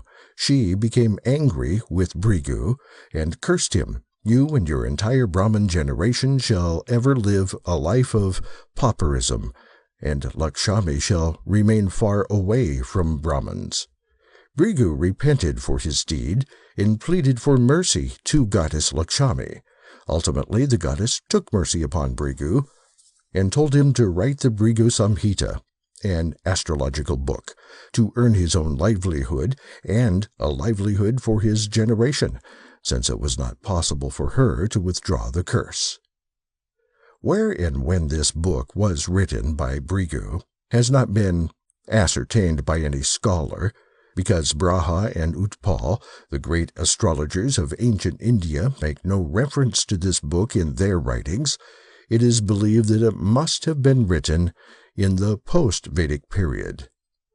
The original Bhrigu Samhita has not yet been traced. It appears some parts of it are owned by Brahmin families in Benares, Pune, and Meerut, but they do not allow anyone to study these chapters. Thus, this great astrological book still remains beyond the reach of scholars. Reference to Bhrigu Samhita is made in Jatakskhand, which implies that the horoscope and the forecast of the entire life of every human being born on this planet is given in this book according to the time, place, and date of birth of the individual. 11 chapters deal with different parts of human life. These chapters are Kandi Khand, horoscopes, Fabit Kahand, forecasts, Jarapararan, previous lives, Tathalan Bhrigu Prashan, questions of Bhrigu, Nashchamang Dipaha, index to lost horoscopes, Saravarisht Nivaran Khand, remedy to human problems, Raj Khand, pertaining to rule, Santan Upaya Khand, for begetting children, Narpati Jayashara Khand, for the victory and works of a king, Istri Fabit Khand, on the nature of women. I was told by Yogeshwar, and by others also, that this work in Hoshiarpur is the only one of its kind now in existence in India. Vague references to the Bhrigu Samhita appear in few books. Dr. Paul Brunton, one of the few Western seekers to meet Ramana Maharishi and Anand Sarup of Dayal Bagh, knew of its existence in the early 1930s. In his book, A Search in Secret India, Brunton repeats a revealing conversation he had with the accomplished astrologer Sai Baba about the works of Bhrigu. "Do you know if there is any English translation of the book?" Brunton asked the astrologer. The astrologer shook his head. "I have never heard of one. Few even are the Hindus who know of the existence of the book. Hitherto it has been kept secret." "When was it written?" "It was composed thousands of years ago by the sage Bhrigu, who lived so long ago that I cannot give you a date." Not being much interested in astrology and doubtful of its exactitude as a science, I admit that I took the legend with good doses of skepticism. The only propelling force in its favor was my confidence and trust in the Swami and the scholar. Yogeshwar was a Christian monk extremely knowledgeable in Western science. The scholar was an expert in the philosophical systems of India. Their unremitting belief in the book's validity, which they claim resulted from their own experiences, with its awesome accuracy, deeply impressed me. I attempted to keep an open mind. When we finally arrived at the library, which was sandwiched between two back streets, I was immediately struck by the large array of Sanskrit leaves tied in huge bundles. I had imagined that there would be one large book. Two librarians, who also were expert astrologers, were on duty. Apparently, this valuable treasure had been a family possession for years. I found them intelligent, matter-of-fact, and fluent in English. I enjoyed some chai, Indian tea which tastes like a cross between coffee and hot chocolate, as we discussed some of the implications of the work. The astrologers believe that nobody can consult the Bhrigu Samhita unless it is preordained. Therefore, my coming had been expected and arranged for thousands of years ago. Stories abound concerning individuals who have tried to reach the library but failed. Among the innumerable papers, one particular leaf would be found which contains the details of my life, the librarians told me. A pictograph was made by the astrologers using the date of my arrival at the Bhrigu Samhita, as well as my birth date and birthplace. I got the impression that the most vital event was my arrival at the library. This event set all other facts into motion. The chart looked like a reconstruction of certain star, lunar, and solar positions. My companions had complete confidence in the librarian's abilities. Using the pictograph, based upon my life, the astrologers were able to rifle through the huge stacks looking for a leaf which had the same chart drawing. This precise matchup, supposedly written by the sage Bhrigu thousands of years ago, gives in Sanskrit a description of me or any other person who has arrived and whose pictograph has been computed. I was told that it can take from a few minutes to a few hours to a whole day to find the appropriate matching horoscope. Curious about this unusual system, I asked Swami Yogeshwar if the library had any classification system. He told me it does not, and added, a little mysteriously, they don't need it. It is destiny itself which guides them to find it. Everyone got involved. Several bundles were taken down from the shelf at random and untied. The two astrologers, the Swami and the scholar, got busy looking for the corresponding chart. I began to feel it was a fruitless task. However, after 15 or 20 minutes, the scholar exclaimed that he had found it. This, I was told later, was unusually quick. It added to everyone's sense of anticipation. The two librarians and Swami Yogeshwar examined it closely, and all agreed it was an exact replica. This parched Sanskrit scroll would have the information on my life. Examining the leaf carefully, I could not help feeling an odd sense of providence. While the astrologers read through it, Swami Yogeshwar and the scholar translated its message into English. When the first sentence was read, I was taken aback. I noticed that Swami Yogeshwar and the scholar also were deeply moved. It was obvious, at least to those of us present, that this was real. The first line said, "A young man has come from a far-off land across the sea. His name is David Lane, and he has come with a pandit and a swami." I stopped the reading in mid-sentence and asked for an explanation as to how my name could be mentioned. Swami Yogeshwar showed me the leaf on which my name was written in Sanskrit and pointed out that the pronunciation was almost exactly the same.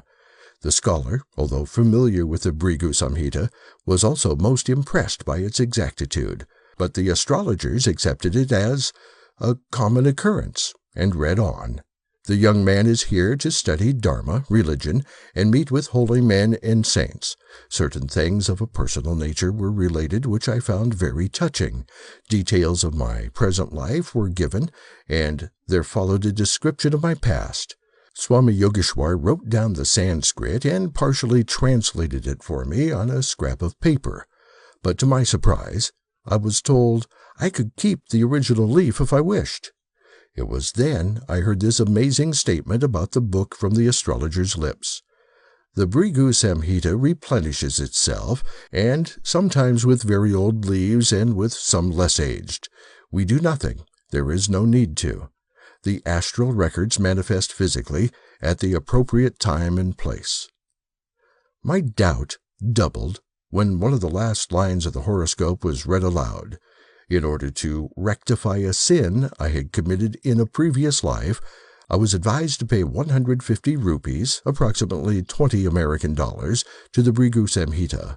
I smiled, thinking the hour spent had been an interesting diversion, even if it wasn't genuine. But, interestingly enough, no pressure was put on me to pay the amount mentioned in the leaf. Rather, Swami Yogeshwar and the others said there was no hurry. I had no intention of paying the amount, but I did find the librarian's attitude the opposite of what one would expect from those engaged in a con game. This, plus the euphoric effect the reading seemed to have on everyone present, prompted me not to dismiss it simply as a fraud. The Swami acted as if there had been a revelation. Indeed, his own words to me were, "God has spoken today to us, dear friend, through the agency of the Bhrigu Samhita." Also, I have learned that the legend surrounding the book states that Bhrigu wrote the Bhrigu Samhita for earning his own livelihood and for the livelihood of his generation. This would partially explain why the work has a built-in request for money. For 2 years, I have pondered the various explanations for the information found in the Bhrigu Samhita. The possibilities range from outright fraud to elaborate metaphysical theories. The more I doubted it, the more my contacts with individuals and books seemed to attest to its authenticity. A Canadian named H.G. Mackenzie, for example, visited the astrological work in the early 1970s and was convinced of its accuracy. Mackenzie wrote, "I consulted Bhrigu Samhita and found my name mentioned there, besides so many other things about my life that shows that one has no free will. The Bhrigu Samhita states about me that I, Mr. Mackenzie from Canada, am here with such and such people. It states some events of my past life and also predicts the future course of my life." Baba Fakhr Chand, a sage known throughout the Punjab for his extreme honesty and utmost frankness, also attests to the validity of the book. Fakhr states, "Everybody reaps the fruit of his or her deed. Major Somnath of Aligarh is one of my associates. He came to me before the Indo-Pak War of 1971-72 and also went to Bhrigu Samhita to consult his horoscope. They told him that he was a judge in his previous life and that he had accepted a huge bribe from a culprit and subsequently acquitted him and punished an innocent man in his place. As a result of this, he would face a great danger to his life in that year. The astrologer suggested to him some hawan, some atonement, but he did not perform it. However, when he went to his place of posting in the field, he was directed to move to the forward post of Chakara with 2 companions. They traveled by jeep. Suddenly, a mine burst under the jeep and they all suffered serious injuries. Now, had the Bhrigu Samhita astrologer not told him in advance about his forthcoming trouble, I would not have commented. He did face a great danger to his life. This shows that our previous deeds dominate our present lives. In 1980, in Los Angeles, I met and talked with Anders Johansson, a professional astrologer from Sweden. He informed me that after visiting Bhrigu Samhita several times, he is convinced that the work is authentic and the most accurate treatise he has ever come upon. Although I was told the book existed only in Hoshiarpur, Johansson said that it is only the most famous and complete copy, that parts of it also exist in Delhi, Meerut, and Benares. One could imagine a scenario of possibilities to explain the Bhrigu Samhita's existence. The request for money to pay off a previous sin, which appears built into the work, may be a device to provide a livelihood for the librarians or the astrologers who wrote the massive book or who work with it, but this is common in many Indic traditions and does not necessarily invalidate the accuracy of the horoscope. The confidence and respect exhibited by all those connected with the Bhrigu Samhita in Hoshiarpur prompts me to look for a deeper explanation. Astrology has been criticized severely in the last century by scientists of both the East and the West on the grounds that it is erroneously conceived and pseudo-psychological. And this well may be correct, as Dr. Lyle Watson perceptively observes. Even the most ardent devotees of astrology admit that their study lacks a clear philosophical basis, that the laws and principles governing it are still uncoordinated, and that the records are scattered and contain many errors. But the most important point in astrology is often overlooked or sidestepped.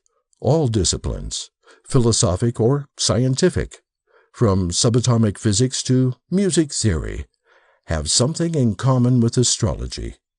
They are all communication vectors, information channels. Astrology, although not usually thought of as such, is a highly refined language code, almost universal among advanced civilizations. Because of this, astrology has survived. Mathematics, chemistry, and social sciences are also language models, communication operators, and in this regard, are much like astrology. The underlying fundamental in language, and in all science and philosophy, is the notion of intention. Without intention, all systems are without meaning. Astrology may never be vindicated by the disciplines of physics or astronomy, precisely because it is not so much a scientific discipline as a religious system where intention and myth-making hold sway. I say this because astrology today, especially as practiced by most people in India and America, does not subject itself to wholesale criticism. Rather, it tends to act dogmatically in relying on so-called revealed explanations of star and planet positions and their respective interpretations. As such, astrology is not a science, but a religious psychological method by which the adherent can attempt to objectively impute meaning into his or her life. But what makes astrology so appealing, though, is that it always refers back to an individual person. It is a thoroughly egotistical affair, wherein the individual finds his/her place in the cosmic order of things. No wonder astrology is so popular, despite increasing attacks on its credibility. It talks directly to me. And when the I or me is at the forefront of any system, it is always going to find hordes of followers. Perhaps the reason astrology works so well is because of our amazing psychological ability to find meaning in otherwise meaningless sentences and paragraphs. A clear example of intention and its ability to extract meaning from almost anything is seen in scriptural readings. Devotees of Islam, Christianity, and Sikhism often pose their questions or problems to their respective holy books, hoping to find a solution. Often they open the work at random and place their fingers on a sentence or paragraph unknowingly, but with a keen desire to discover something that speaks to them about their life and work. When they read the selected passage, they feel that they have found an appropriate response which pertains directly to their query. Excluding the possibility of divine intervention, the major factor in this certainty of having the right answer lies not in the holy book itself, but in the strong conviction or intention of the devotee. With this tool of intentionality or intended meaning, one can dig jewels from mud even if there are no actual jewels to be found. I suggest this is astrology's greatest strength and perhaps the reason for its long survival. I realize that in many ways these discussions are inadequate. To put it in simpler terms, How can one explain a book written supposedly thousands of years ago, which pinpoints information about individuals in the future? If deceit or fraud does not provide a complete explanation for this, I think we must agree that an open and unbiased inquiry, which takes the utter profoundness of human consciousness as its starting point, is needed. As I type these sentences, the haunting memory of the Bhrigu Samhita's last words to me come to mind. This young man will come again several times. Postscript. I suspect that economics and not the Akashic records on the astral plane are the driving imperative behind the astrologer's curious leaves. Not surprisingly, given the unremitting interest in astrology, my article on the Bhrigu Samhita has proven to be the most popular one I have ever written. I have received queries about it from around the world from interested seekers desperate to know how to locate the ancient library. I must confess, though, that I did not write the article as a believer in the book.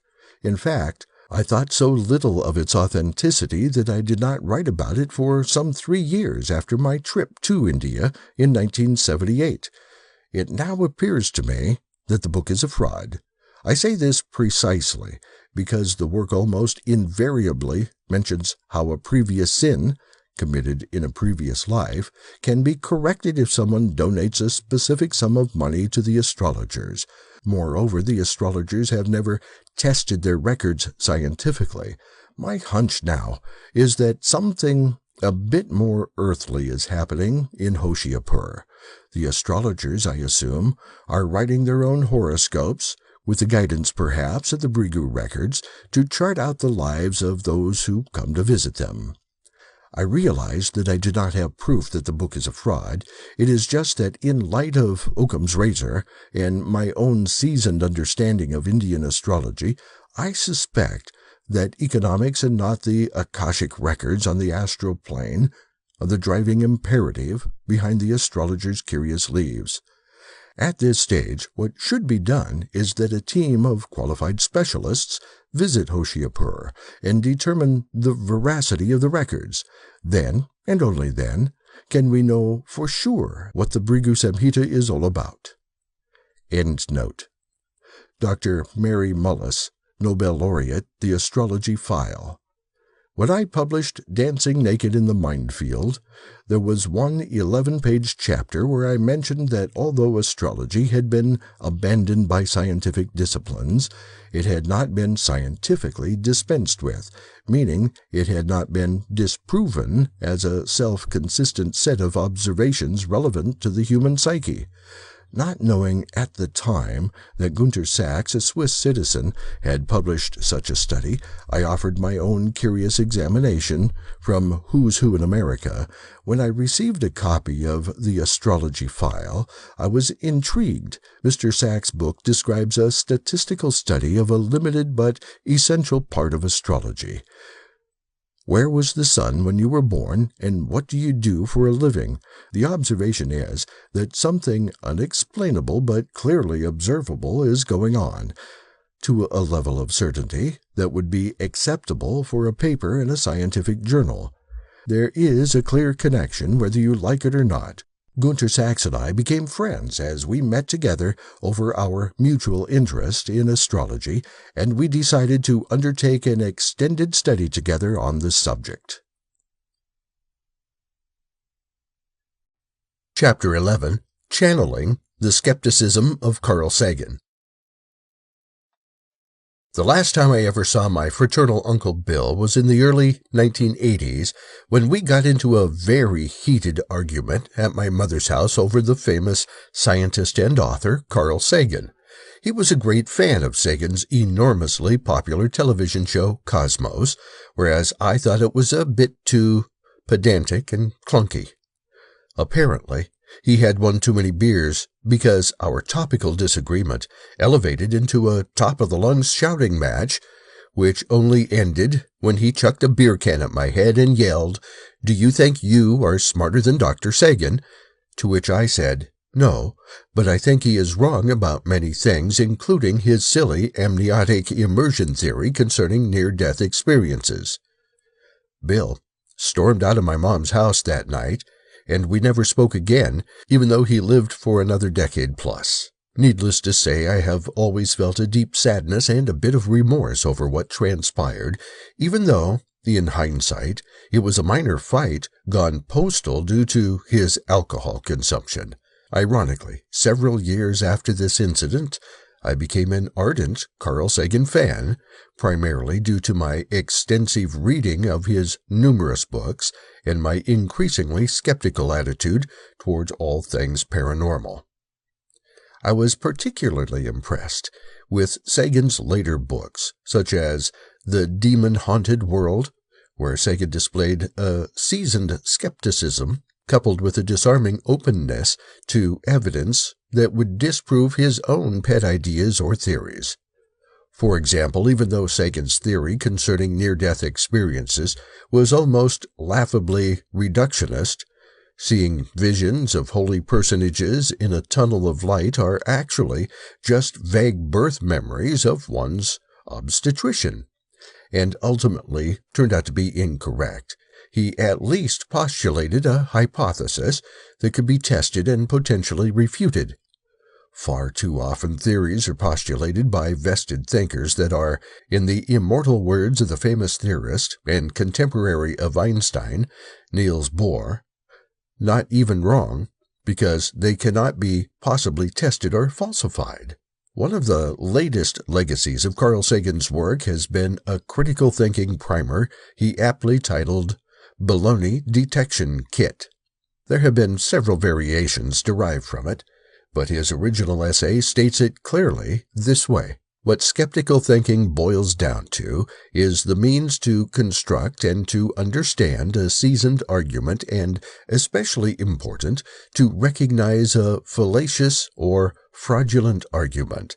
The question is not whether we like the conclusion that emerges out of a train of reasoning, but whether the conclusion that emerges out of a train flows from the premise of a starting point, and whether that premise is true. Among the tools, wherever possible, there must be independent confirmation of the facts. Encourage substantive debate on the evidence by knowledgeable proponents of all points of view. Arguments from authority carry little weight. Authorities have made mistakes in the past. They will do so again in the future. Perhaps a better way to say it is that in science there are no authorities. At most, there are experts. Spin more than one hypothesis. If there's something to be explained, think of all the different ways in which it could be explained. Then think of tests by which you might systematically disprove each of the alternatives. What survives, the hypothesis that resists disproof in this Darwinian selection among multiple working hypotheses, has a much better chance of being the right answer than if you had simply run with the first idea that caught your fancy. Try not to get overly attached to a hypothesis just because it's yours. It's only a way station in the pursuit of knowledge. Ask yourself why you like the idea. Compare it fairly with the alternatives. See if you can find reasons for rejecting it. If you don't, others will. Quantify. If whatever it is you're explaining has some measure, some numerical quantity attached to it, you'll be much better able to discriminate among competing hypotheses. What is vague and qualitative is open to many explanations. Of course, there are the truths to be sought in the many qualitative issues we are obliged to confront, but finding them is more challenging. If there's a chain of argument, every link in the chain must work, including the premise, not just most of them. Occam's razor, this convenient rule of thumb, urges us, when faced with two hypotheses that explain the data equally well, to choose the simpler. Always ask whether the hypotheses can be, at least in principle, falsified. Propositions that are untestable, unfalsifiable, are not worth much. Consider the grand idea that our universe and everything in it is just an elementary particle, an electron, say, in a much bigger cosmos. But if we can never acquire information from outside our universe, is not the idea incapable of disproof? You must be able to check assertions out. Inveterate skeptics must be given the chance to follow your reasoning, to duplicate your experiments, and see if they get the same result. Recently, on a Yahoo group forum I host, I posted the following concerning consciousness and neuroscience. That is the question. Can we feel beyond the brain, or is it the brain giving us a feeling of beyond? To which another member responded, do you really think there should be a question? Now that we are in 2011, the question should only arise if there is a reason to question, some evidence to create the question.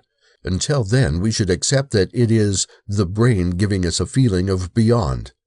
I thought it was a good point she made. I added the following points to the discussion. While I think it appears fairly obvious that awareness is generated by our brain and our body interacting with our environment, all empirically accessible, at least to some measure, the idea that our consciousness is generated by something else is certainly one that has a long tradition. What evidence do we have that something extra or non-physical is needed or required? However, another discussant provided a pregnant rejoinder. How about an 18-month-old baby visiting an air museum with its parents and being able to assimilate enough information and impressions necessary to 18 months later, at the age of only 3, concoct a story about being a pilot who was shot down from a specifically named ship, Natoma?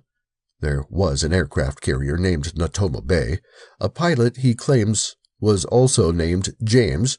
There was only one pilot shot down from the Natoma, and his name was James M. Houston, Jr., with a specifically named friend, Jack Larson. The war pilot James M. Houston, Jr. did have a friend called John Larson. And knowing WW2 details about Iwo Jima and drop tanks and etc., etc. Whatever people think about reincarnation, there are some interesting details to explain here. Most obviously, how an 18-month-old child is capable of remembering and then repeating 18 months later anything at all from such a trip to a museum. I would have been flabbergasted if any of my children could have done that. I can still remember the first time my eldest child related a memory to me. He was about the same age, 18 months, and it was something that had happened the same day. Being able to take in the information alleged in this story and then relate it in a concocted story, I believe would be well beyond the abilities of any such infant.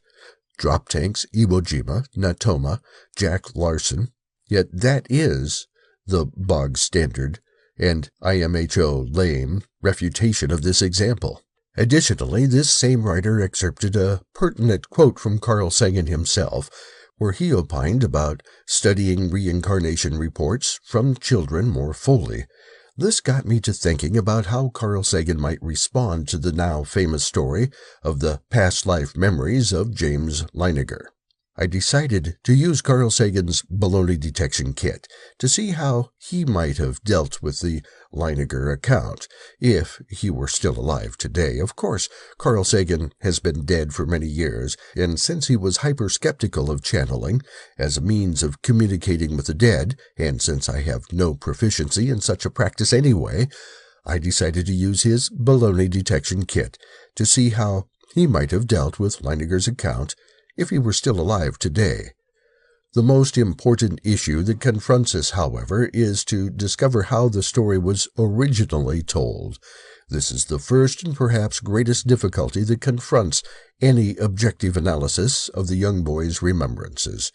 Simply put, we do not have a record of James Leininger's experiences, unfiltered from day one. Rather, we have a number of retellings as provided by both his father and mother and later by Carol Bowman, the past life therapist who was consulted by Leininger's family to help with James's recurring nightmares. Thus, the phenomenon under study has been irrevocably tainted from the very start. Given that the young boy visited an air museum before he started having nightmares and recalling unusual past events gives one deep pause. In light of Occam's razor, the sequence of events suggests that something much more mundane is operating. In addition, the therapist that worked with James Leininger and who encouraged the young boy to be more forthcoming about his memories was herself deeply invested in reincarnation narratives. As Sagan reminds us, try not to get overly attached to a hypothesis just because it's yours. Hence, any deeper analysis of James's recounting has to be taken with several grains of skeptical salt, since there are too many interfering and potentially biasing points along the narrative timeline, from his father to his therapist, to arrive at a pure or objective recounting. As such, then, we are left with a series of anecdotes that, even if suggestive, cannot in themselves be taken for more than what they are. Here is how one skeptical website, Skeptico, explains what might have happened. It starts when this child's parents take him to a World War II air museum. Now, the article says this was the Kavanaugh Flight Museum in Dallas, Kavanaugh with a K, but I presume it meant to say the Kavanaugh Flight Museum in Dallas, Kavanaugh with a C. And at this place, they have on display a World War II Corsair, the plane James will later say he flew. This young boy, not unusually, is excited by the planes and remembers the name of the distinctive Corsair he saw, with the unusual gull wing, plus many other details, including things his mother didn't remember, such as these drop fuel tanks that are also displayed at the museum. Naturally, this small boy was fascinated by warplanes, and he remembered obscure details about them that his mother didn't. Of course, he enjoyed showing off this knowledge to her later. However, although he was excited by the planes, the images of World War II battles also frightened him, and they soon began to give him nightmares about being trapped in a plane on fire. This is when the real problem starts. The child's grandmother, for no obvious rational reason I can think of, suggests he is remembering a past life. She brings in Carol Bowman, an author of several books on reincarnation, to affirm James's nightmares. Bowman is said to have been influenced by Ian Stevenson, another reincarnation proponent who is known to ask leading questions of young children. Bowman encourages James in his fantasies, also with leading questions. Unsurprisingly, the child cooperates in this fantasy building. After all, they're telling him he was a real pilot. The father then starts to research the story, obtaining and reading books on World War II fighter planes. While reading one of these books with his father, the child points to a picture of the distinctive Corsair he remembers from the museum and says, "That was my plane." At some point, the child starts drawing pictures of planes, signing them James 3. His name is James. During this time, the parents buy him plane toys and read him plane books. From the TV program, we know they bought him a toy plane big enough for him to sit in, and every shot showed him in pilot's goggles or by a plane. Carol Bowman asked him leading questions and encouraged his fantasy at every turn. Being a young child, he loved making up fantasies of being a pilot to go with the toys he had been given. But they are just stories. Admittedly, there appear to be a couple of inexplicable hits. First, the child said he flew off a boat. When asked the name of the boat, he says Natoma, and when asked the name of someone on the boat, he says Jack Larson. While flipping through another book on World War II, James points at Iwo Jima and says that's where he got shot down. The father discovers there was a boat called the Natoma Bay and finds there was only one Corsair pilot from this ship who was shot down at Iwo Jima, and his name was James M. Houston, Jr. So now they have an explanation of the James III he keeps writing on his pictures, since third would come after Jr. Also, John Larson turns out to be a real person who knew James M. Houston, Jr. But do these few apparent hits really need explaining? First, James is not an unusual name. Little James wrote his name on his pictures, as most children would, but the 3 could mean anything, and we have no way of knowing if it was written before or after his father found out about James M. Houston, Jr. As pointed out by Tim in the comments below, James had just had his 3rd birthday, so it is hardly surprising that he started to sign his pictures James III. At least, we now have a prosaic explanation for James III, and as another person commented, James III should be written James III with Roman numerals, not James III with the digit. In summary, James III means nothing. Natoma is the name of a ship he could no doubt have seen in one of his father's books, but Natoma is not quite Natoma Bay.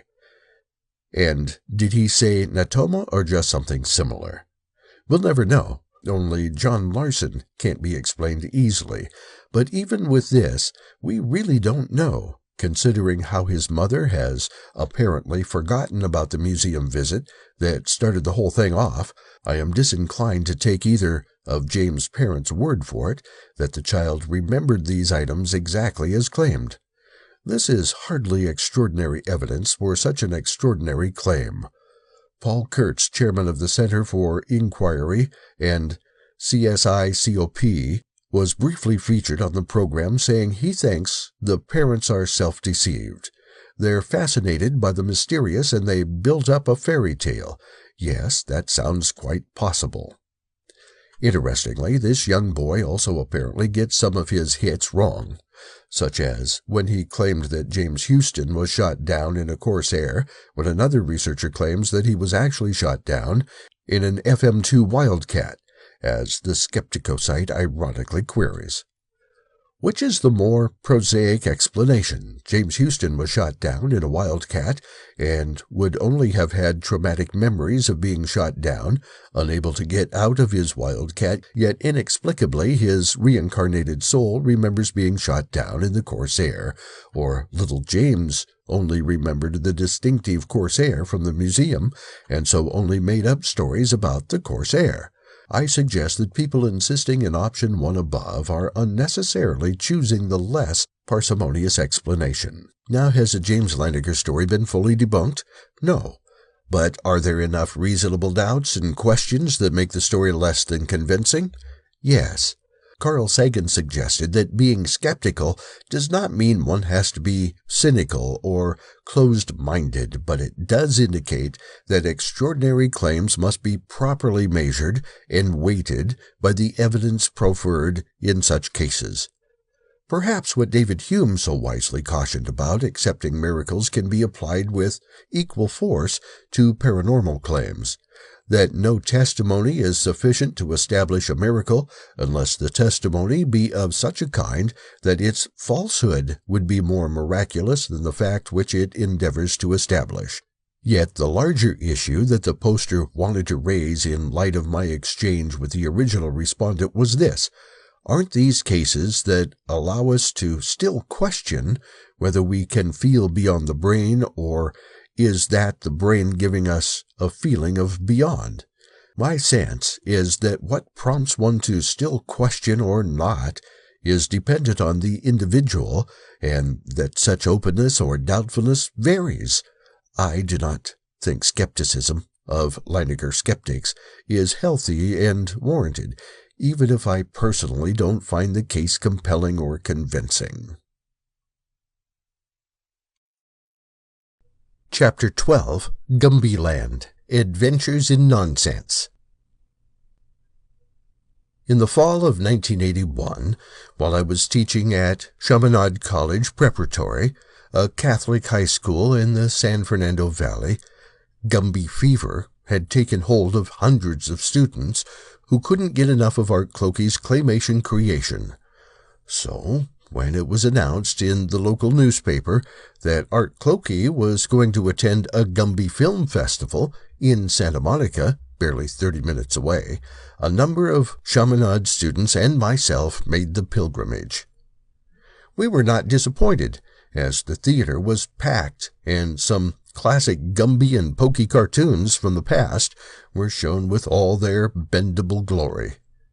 However, something very odd occurred at the end of the show. Instead of a Gumby montage or a Pokey homage, we saw Sai Baba, a famous guru from India, performing what appeared to be some sort of divine miracle as he was pulling enormous amounts of ash out of a small vase. It was an impressive sequence, even if a bizarrely juxtaposed one. None of the students knew what to make of it, since they had never heard of Sai Baba, nor seen any of his alleged divine manifestations. Art Clokey then came on stage to explain what we had just seen. He told us that he had gone through a rough patch in his life and decided to go to India on a spiritual journey. He took Gumby with him, and accordingly, when he met the famed Sai Baba, the master magically produced Vibhuti, sacred ash, and directly spread it over Gumby, declaring that Gumby was the incarnation of spiritual love. Shortly thereafter, Art Clokey claims that his life turned around and that Gumby toy sales increased. As the Gumby and Pokey claymation website explains it, Clokey remarried in 1976, and 3 years later, he and his new wife, Gloria, traveled to Bangalore, India, to visit a guru named Sai Baba, who supposedly had amazingly magical powers. For some reason, Clokey brought a Gumby doll along to their audience with the guru. I stood there with Gumby, and he did this circular motion with his arms, Clokey says. Out of nowhere, he materialized this sacred ash. He plopped it right on top of Gumby. When we came home again, things started to happen. Gumby toy sales began to pick up, and then Eddie Murphy started doing a continuing Gumby skit on Saturday Night Live. Suddenly, the phone started ringing, and Gumby was hip again. Clokey went on a lecture tour and received an $8 million contract with Lorimar for a new Gumby series. He started work on Gumby, the movie. Gumby is a symbol of the spark of divinity in each of us, the basis of the ultimate value of each person. Eddie Murphy instinctively picked up on this when he asserted, "I'm Gumby, damn it," wrote Clokey in 1986. When people watch Gumby, they get a blissful feeling. Gumby loves you. We love you. That's about all I can say.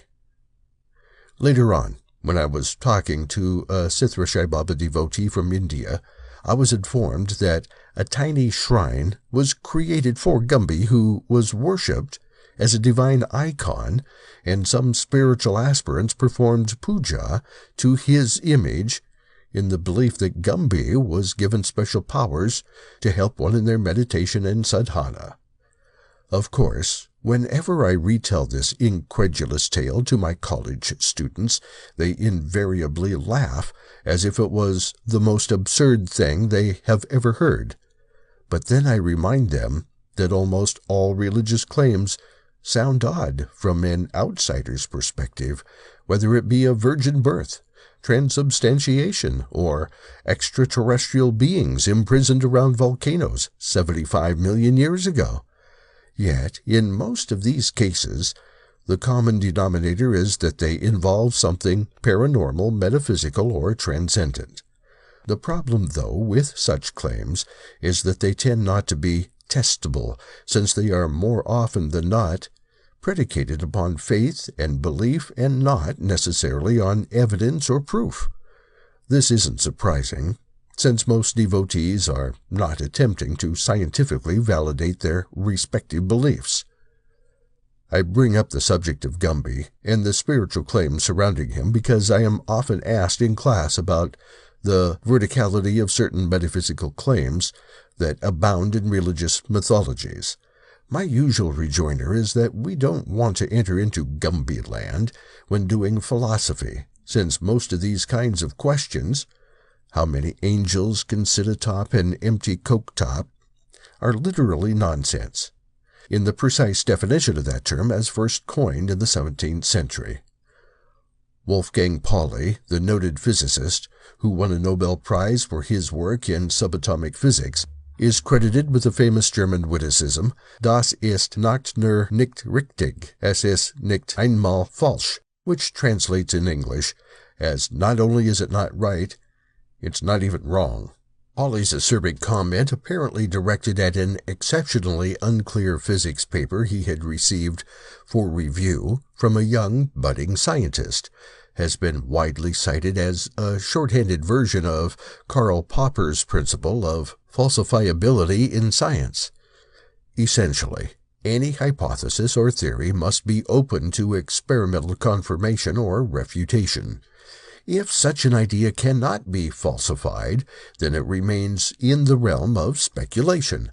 In other words, while we may postulate any host of theories about why such and such works this way or that, using our imagination to the fullest, if we wish to gain scientific credibility, we must rationally and empirically test our claims in this world. The reason science has made such enormous progress is precisely because it tests its claims and allows for a record of successes and failures, always realizing that our knowledge is tentative and open for revision. Undoubtedly, there are several areas in science, such as string theory, which provide rich possibilities, coupled with some remarkable mathematical breakthroughs, that have yet to be properly tested, but even here, scientists agree that progress can only be made if and when differing hypotheses can be rigorously verified.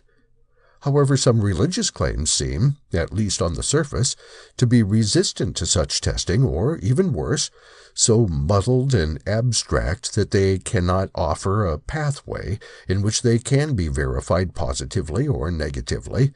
It is this latter quality which, to be fair, is also rampant in almost all human affairs, including science, to which Wolfgang's terse criticism of not even wrong is most aptly applied. W.V. Quine, the well-known mathematician and philosopher from Harvard, once quipped, "Theories face the tribunal of experience as a whole." Put differently, science is the process by which alternative theories and ideas compete against each other in the empirical and rational world, and in an almost Darwinian fashion. Caveats do exist here, as any sociologist of knowledge will warn us, where the winner is the one who can survive the gauntlet of repudiation. Naturally, the theoretic battles never cease, and even the most lauded of winners, from Newton's theory of gravity to Einstein's theory of relativity, are constantly facing new challenges and modifications, even if they retain some sort of familial resemblance from their earlier ancestral forms. I have in my academic career come across a plethora of Gumbyland, Pauli's Not Even Wrong, examples in the borderland areas of religion and mysticism which wish to be regarded as viable science, but which, on closer inspection, turn out to be anything but. One of the more recent and virulent illustrations of Gumbyland thinking comes from Ken Wilber, the popular New Age theorist, who both in print and in a series of audio lectures interviews has claimed that love and creativity is what drove the Big Bang, and which to this day is the driving force behind life and evolution. While it may be understandable to say such things as a religious or emotional expression, Wilber goes much further and alleges that there is a genuine scientific aspect to his love-filled creationism. Frank Visser, myself, and others have in a series of articles heavily criticized Wilber over his misunderstanding of evolutionary biology, but the real underlying problem with Wilber's intelligent design postulations is that due to their extreme generalizations and mythological layering, they cannot be falsified in any meaningful way. In point of fact, Wilber has a long track record of not even properly considering reasoned criticism of his position, and has tended to engage in long rants about how, on top of the latest research, he is forgetting in the process that it isn't about him but his theories that generate such heated disagreement. Wilber doesn't have empirical support for his "it is all love" hypothesis about the Big Bang and the like. He has his beliefs on the subject, no doubt, but this integral theory about the creation of the known and unknown worlds is pure Gumby land, and as such qualifies under the Pauli banner of not even wrong. This doesn't mean that Wilber couldn't refine his creationist musings and repost some viable hypothesis that could indeed be tested and thus qualify under this could-be-wrong rubric, but in order to do that, Wilber would have to focus more time on generating falsifiable experiments that don't merely rely on castigating fellow skeptics with such muddled banter as, "But I suppose it should be pointed out that many of the ideas these critics offer are in fact at a green or orange altitude and not even teal or turquoise altitude." Wilber's descent into color-coding his critics is, as some commentators have already pointed out, a new form of intellectual racism. Instead of debating the nuanced merits of an argument, which takes time and patience, Wilber has ironically developed a reductionistic and somewhat absurdist methodology, whereby both the critic and his/her criticism is a priori relegated to a questionable rung in his integral ladder. Wilber also indulges in a series of sleight-of-hand statistics that are part and parcel of his Gumbyland leanings. For instance, Wilber writes Integral Institute is a sanctuary for second- and third-tier consciousness, and this means a sanctuary for anybody who can rise to their own highest potential. That 2% really means the highest 2% of your very own being. Absolutely every single person is capable of rising to their own second-tier awareness, and third-tier as well in this great liberation, rising to their own greatness, and that is what I is all about. Rising to your own highest 2%, your own highest self, and meeting there your own extraordinary greatness.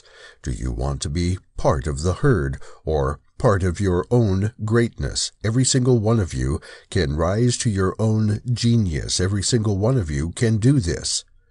Again, such rhetoric is often employed in business advertisements when attempting to win new customers, but as such, it hardly qualifies as something which is truly quantifiable. How does one go around testing to see which is or isn't the 2% of your highest self? Or, in another context, Wilber employs another questionable statistic. Run the numbers. Even if we say there are only 1 billion Chinese over the course of its history, an extremely low estimate, that still means that only 1,000 out of 1 billion had graduated into an authentic, transformative spirituality. For those of you without a calculator, that's 0.0000001 of the total population. And that means, unmistakably, that the rest of the population were and are involved in, at best, various types of horizontal, translative, merely legitimate religion. They were involved in magical practices, mythical beliefs, egoic petitionary prayer, magical rituals, and so on. In other words, translative ways to give meaning to the separate self, a translative function that was, as we were saying, the major social glue of the Chinese and all other cultures to date. While I might understand a preacher using such numbers hyperbolically to rouse his congregation, what doesn't quite compute is how Wilbur derives such exacting numbers in the first place. Are we really supposed to derive statistical extrapolations about the spiritual state of billions of sentient human beings on the planet Earth because of 2 Zen master interviews that Ken Wilber has conducted? Is this a testable claim or just a hyped form of misusing math to win new converts? Of course, given this kind of methodological anarchy, where numbers and colors intertwine under the pretense of integral science, then maybe worshipping Gumby makes more sense than we realize, or perhaps not even being wrong is what we get when we confuse our mystical endeavors with objectivist science. This leads us to the inherent difficulty in absolutely disproving metaphysical propositions, since we do not have access to such rarefied realms, if they do indeed exist. For instance, it may well be true that Gumby and Pokey are divine beings who are dispensing untold blessings from their astral habitat, but we have no way of confirming, beyond any reasonable doubt, that such is the case. Just as we cannot disprove that karma and reincarnation are really morally operative, or that original sin is why human beings suffer and die. Simply put, when it comes to the transcendent, we can postulate any sort of nonsense that we wish, and rest assured that it cannot be wholly disproven. Gumbyland, in other words, offers us an infinite set of possibilities, the vast lot of which can neither be tested nor proven. Bertrand Russell, one of the great polymaths of the 20th century, captured the fallaciousness of this sort of reasoning when he opined in 1952 in an unpublished essay, "Many orthodox people speak as though it were the business of skeptics to disprove received dogmas rather than the dogmatists to prove them. This is, of course, a mistake. If I were to suggest that between the Earth and Mars there is a china teapot revolving about the sun in an elliptical orbit, nobody would be able to disprove my assertion, provided I were careful to add that the teapot is too small to be revealed even by our most powerful telescopes. But if I were to go on to say that since my assertion cannot be disproved, it is intolerable presumption on the part of human reason to doubt it, I should rightly be thought to be talking nonsense. If, however, the existence of such a teapot were affirmed in ancient books, taught as the sacred truth every Sunday, and instilled into the minds of children at school, hesitation to believe in its existence would become a mark of eccentricity, and entitle the doubter to the attentions of the psychiatrist in an enlightened age, or of the inquisitor in an earlier time."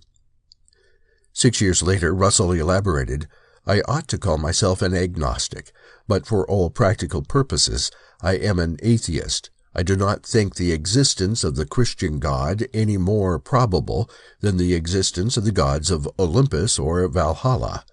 To take another illustration, nobody could prove that there is not between the Earth and Mars a china teapot revolving in an elliptical orbit, but nobody thinks this sufficiently likely to be taken into account in practice. I think the Christian God just as unlikely." Russell's argument on closer inspection is a pragmatic one, since given his example it may indeed be possible one day to find out there is a china pot revolving in an elliptical orbit between Earth and Mars, and underlines how much of science is a practical and common-sense approach to unraveling the complicated workings of the cosmos at large. Yet the pathways to such unravelings are often counterintuitive, and in some instances defy our common sensibilities. This was brought into sharp focus with the development of quantum mechanics during the 1920s and 1930s. Nevertheless, science's ultimate successes are precisely when it can proffer experimental evidence and or testable predictions for its theories.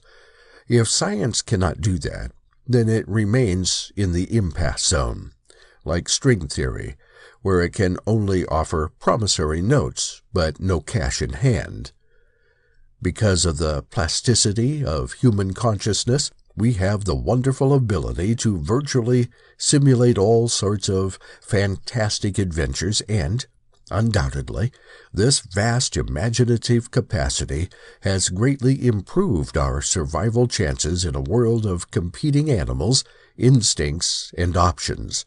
But when we ground such musings in this empirical arena and overlay them with what the world portends and offers up, we oftentimes find that our maps have gaps.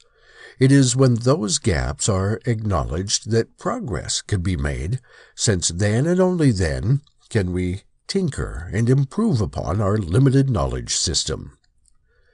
To better understand the progressive differences between science and religion, all one has to do is ponder how often a holy book changes over time and compare it to how often a chemistry or biological textbook gets altered or modified. Where the former may change very little, if at all, after a set period of time, e.g. the Quran, the New Testament, the Guru Granth Sahib, the latter is under immense pressure from an array of new research and findings to update its data and discoveries year to year, if not month to month. Arguably, the stark contrast between religion and science can be best summarized by looking at how willing each of them are to admit to being wrong, and how transparent they are in providing such admissions, particularly with regard to core doctrines or theories. Invariably, I have a student in one of my college courses on science and religion who wishes to propose a metaphysical explanation for a naturalistic event, whether it is a new stylized version of creationism or a subtler than quanta interpretation of disease. My rejoinder is that in order to do science properly, even if we allow for the wildest of speculations at first, we have to ultimately find ways to verify our proposals in the sensible world. If we fail to do such, then we are literally in Gumby land, where belief and faith hold sway, and imaginary beings hold court, but where doubt and reason are regarded as unwelcome enemies trying to undermine the unchecked fantasies of a brain designed to conjure up all sorts of nonsense in its virtual simulations which, if held too firmly, mislead us into illusory conflation of what may truly be correlative or even causative with what is merely the remnant exhaust of an excited cerebral hemisphere too addicted to its own dopamine to grasp the simplest of observations. The most fundamental of observations, for which science is constantly reminding us anew, is that what we think to be true may not be so, and therefore inviting other minds to participate and cross-check what we observe can lead to all sorts of unexpected results, ranging from the discoveries of new planets to new medicines. But in order to allow for a participatory understanding of the universe, and not merely our solipsistic version of it, we are required to do that most radical of things. We must be willing to confess our own ignorance, and be willing to follow the lines of evidence wherever it may lead us, even if in its sojourn it upturns our previously held cherished ideas or truths. As Richard Feynman, one of the chief architects behind quantum electrodynamics, once illuminated, it is in the admission of ignorance and the admission of uncertainty that there is a hope for the continuous motion of human beings in some direction that doesn't get confined, permanently blocked, as it has so many times before in various periods in the history of man. And perhaps in light of Feynman's elucidations, we unearth that the real danger of Gumbyland is that instead of liberating our thinking and setting our sails off to vast uncharted waters, it can curtail our understanding of reality by not demanding enough of our premonitions and our musings. Nature's selective process demands, even if we are not up to the task, that we be tested time and time again to see if we can survive its unending gauntlets. So, too, does science demand that our guesses and theories be vetted, lest we succumb to a premature and smug acceptance of our own narcissistic predilections. Our task is, as Feynman stressed, to try to give all the information to help others to judge the value of your contribution, not just the information that leads to judgment in one particular direction or another. Additionally, Feynman's most famous dictum reminds us of an often ignored truism, that you must not fool yourself, and you are the easiest person to fool.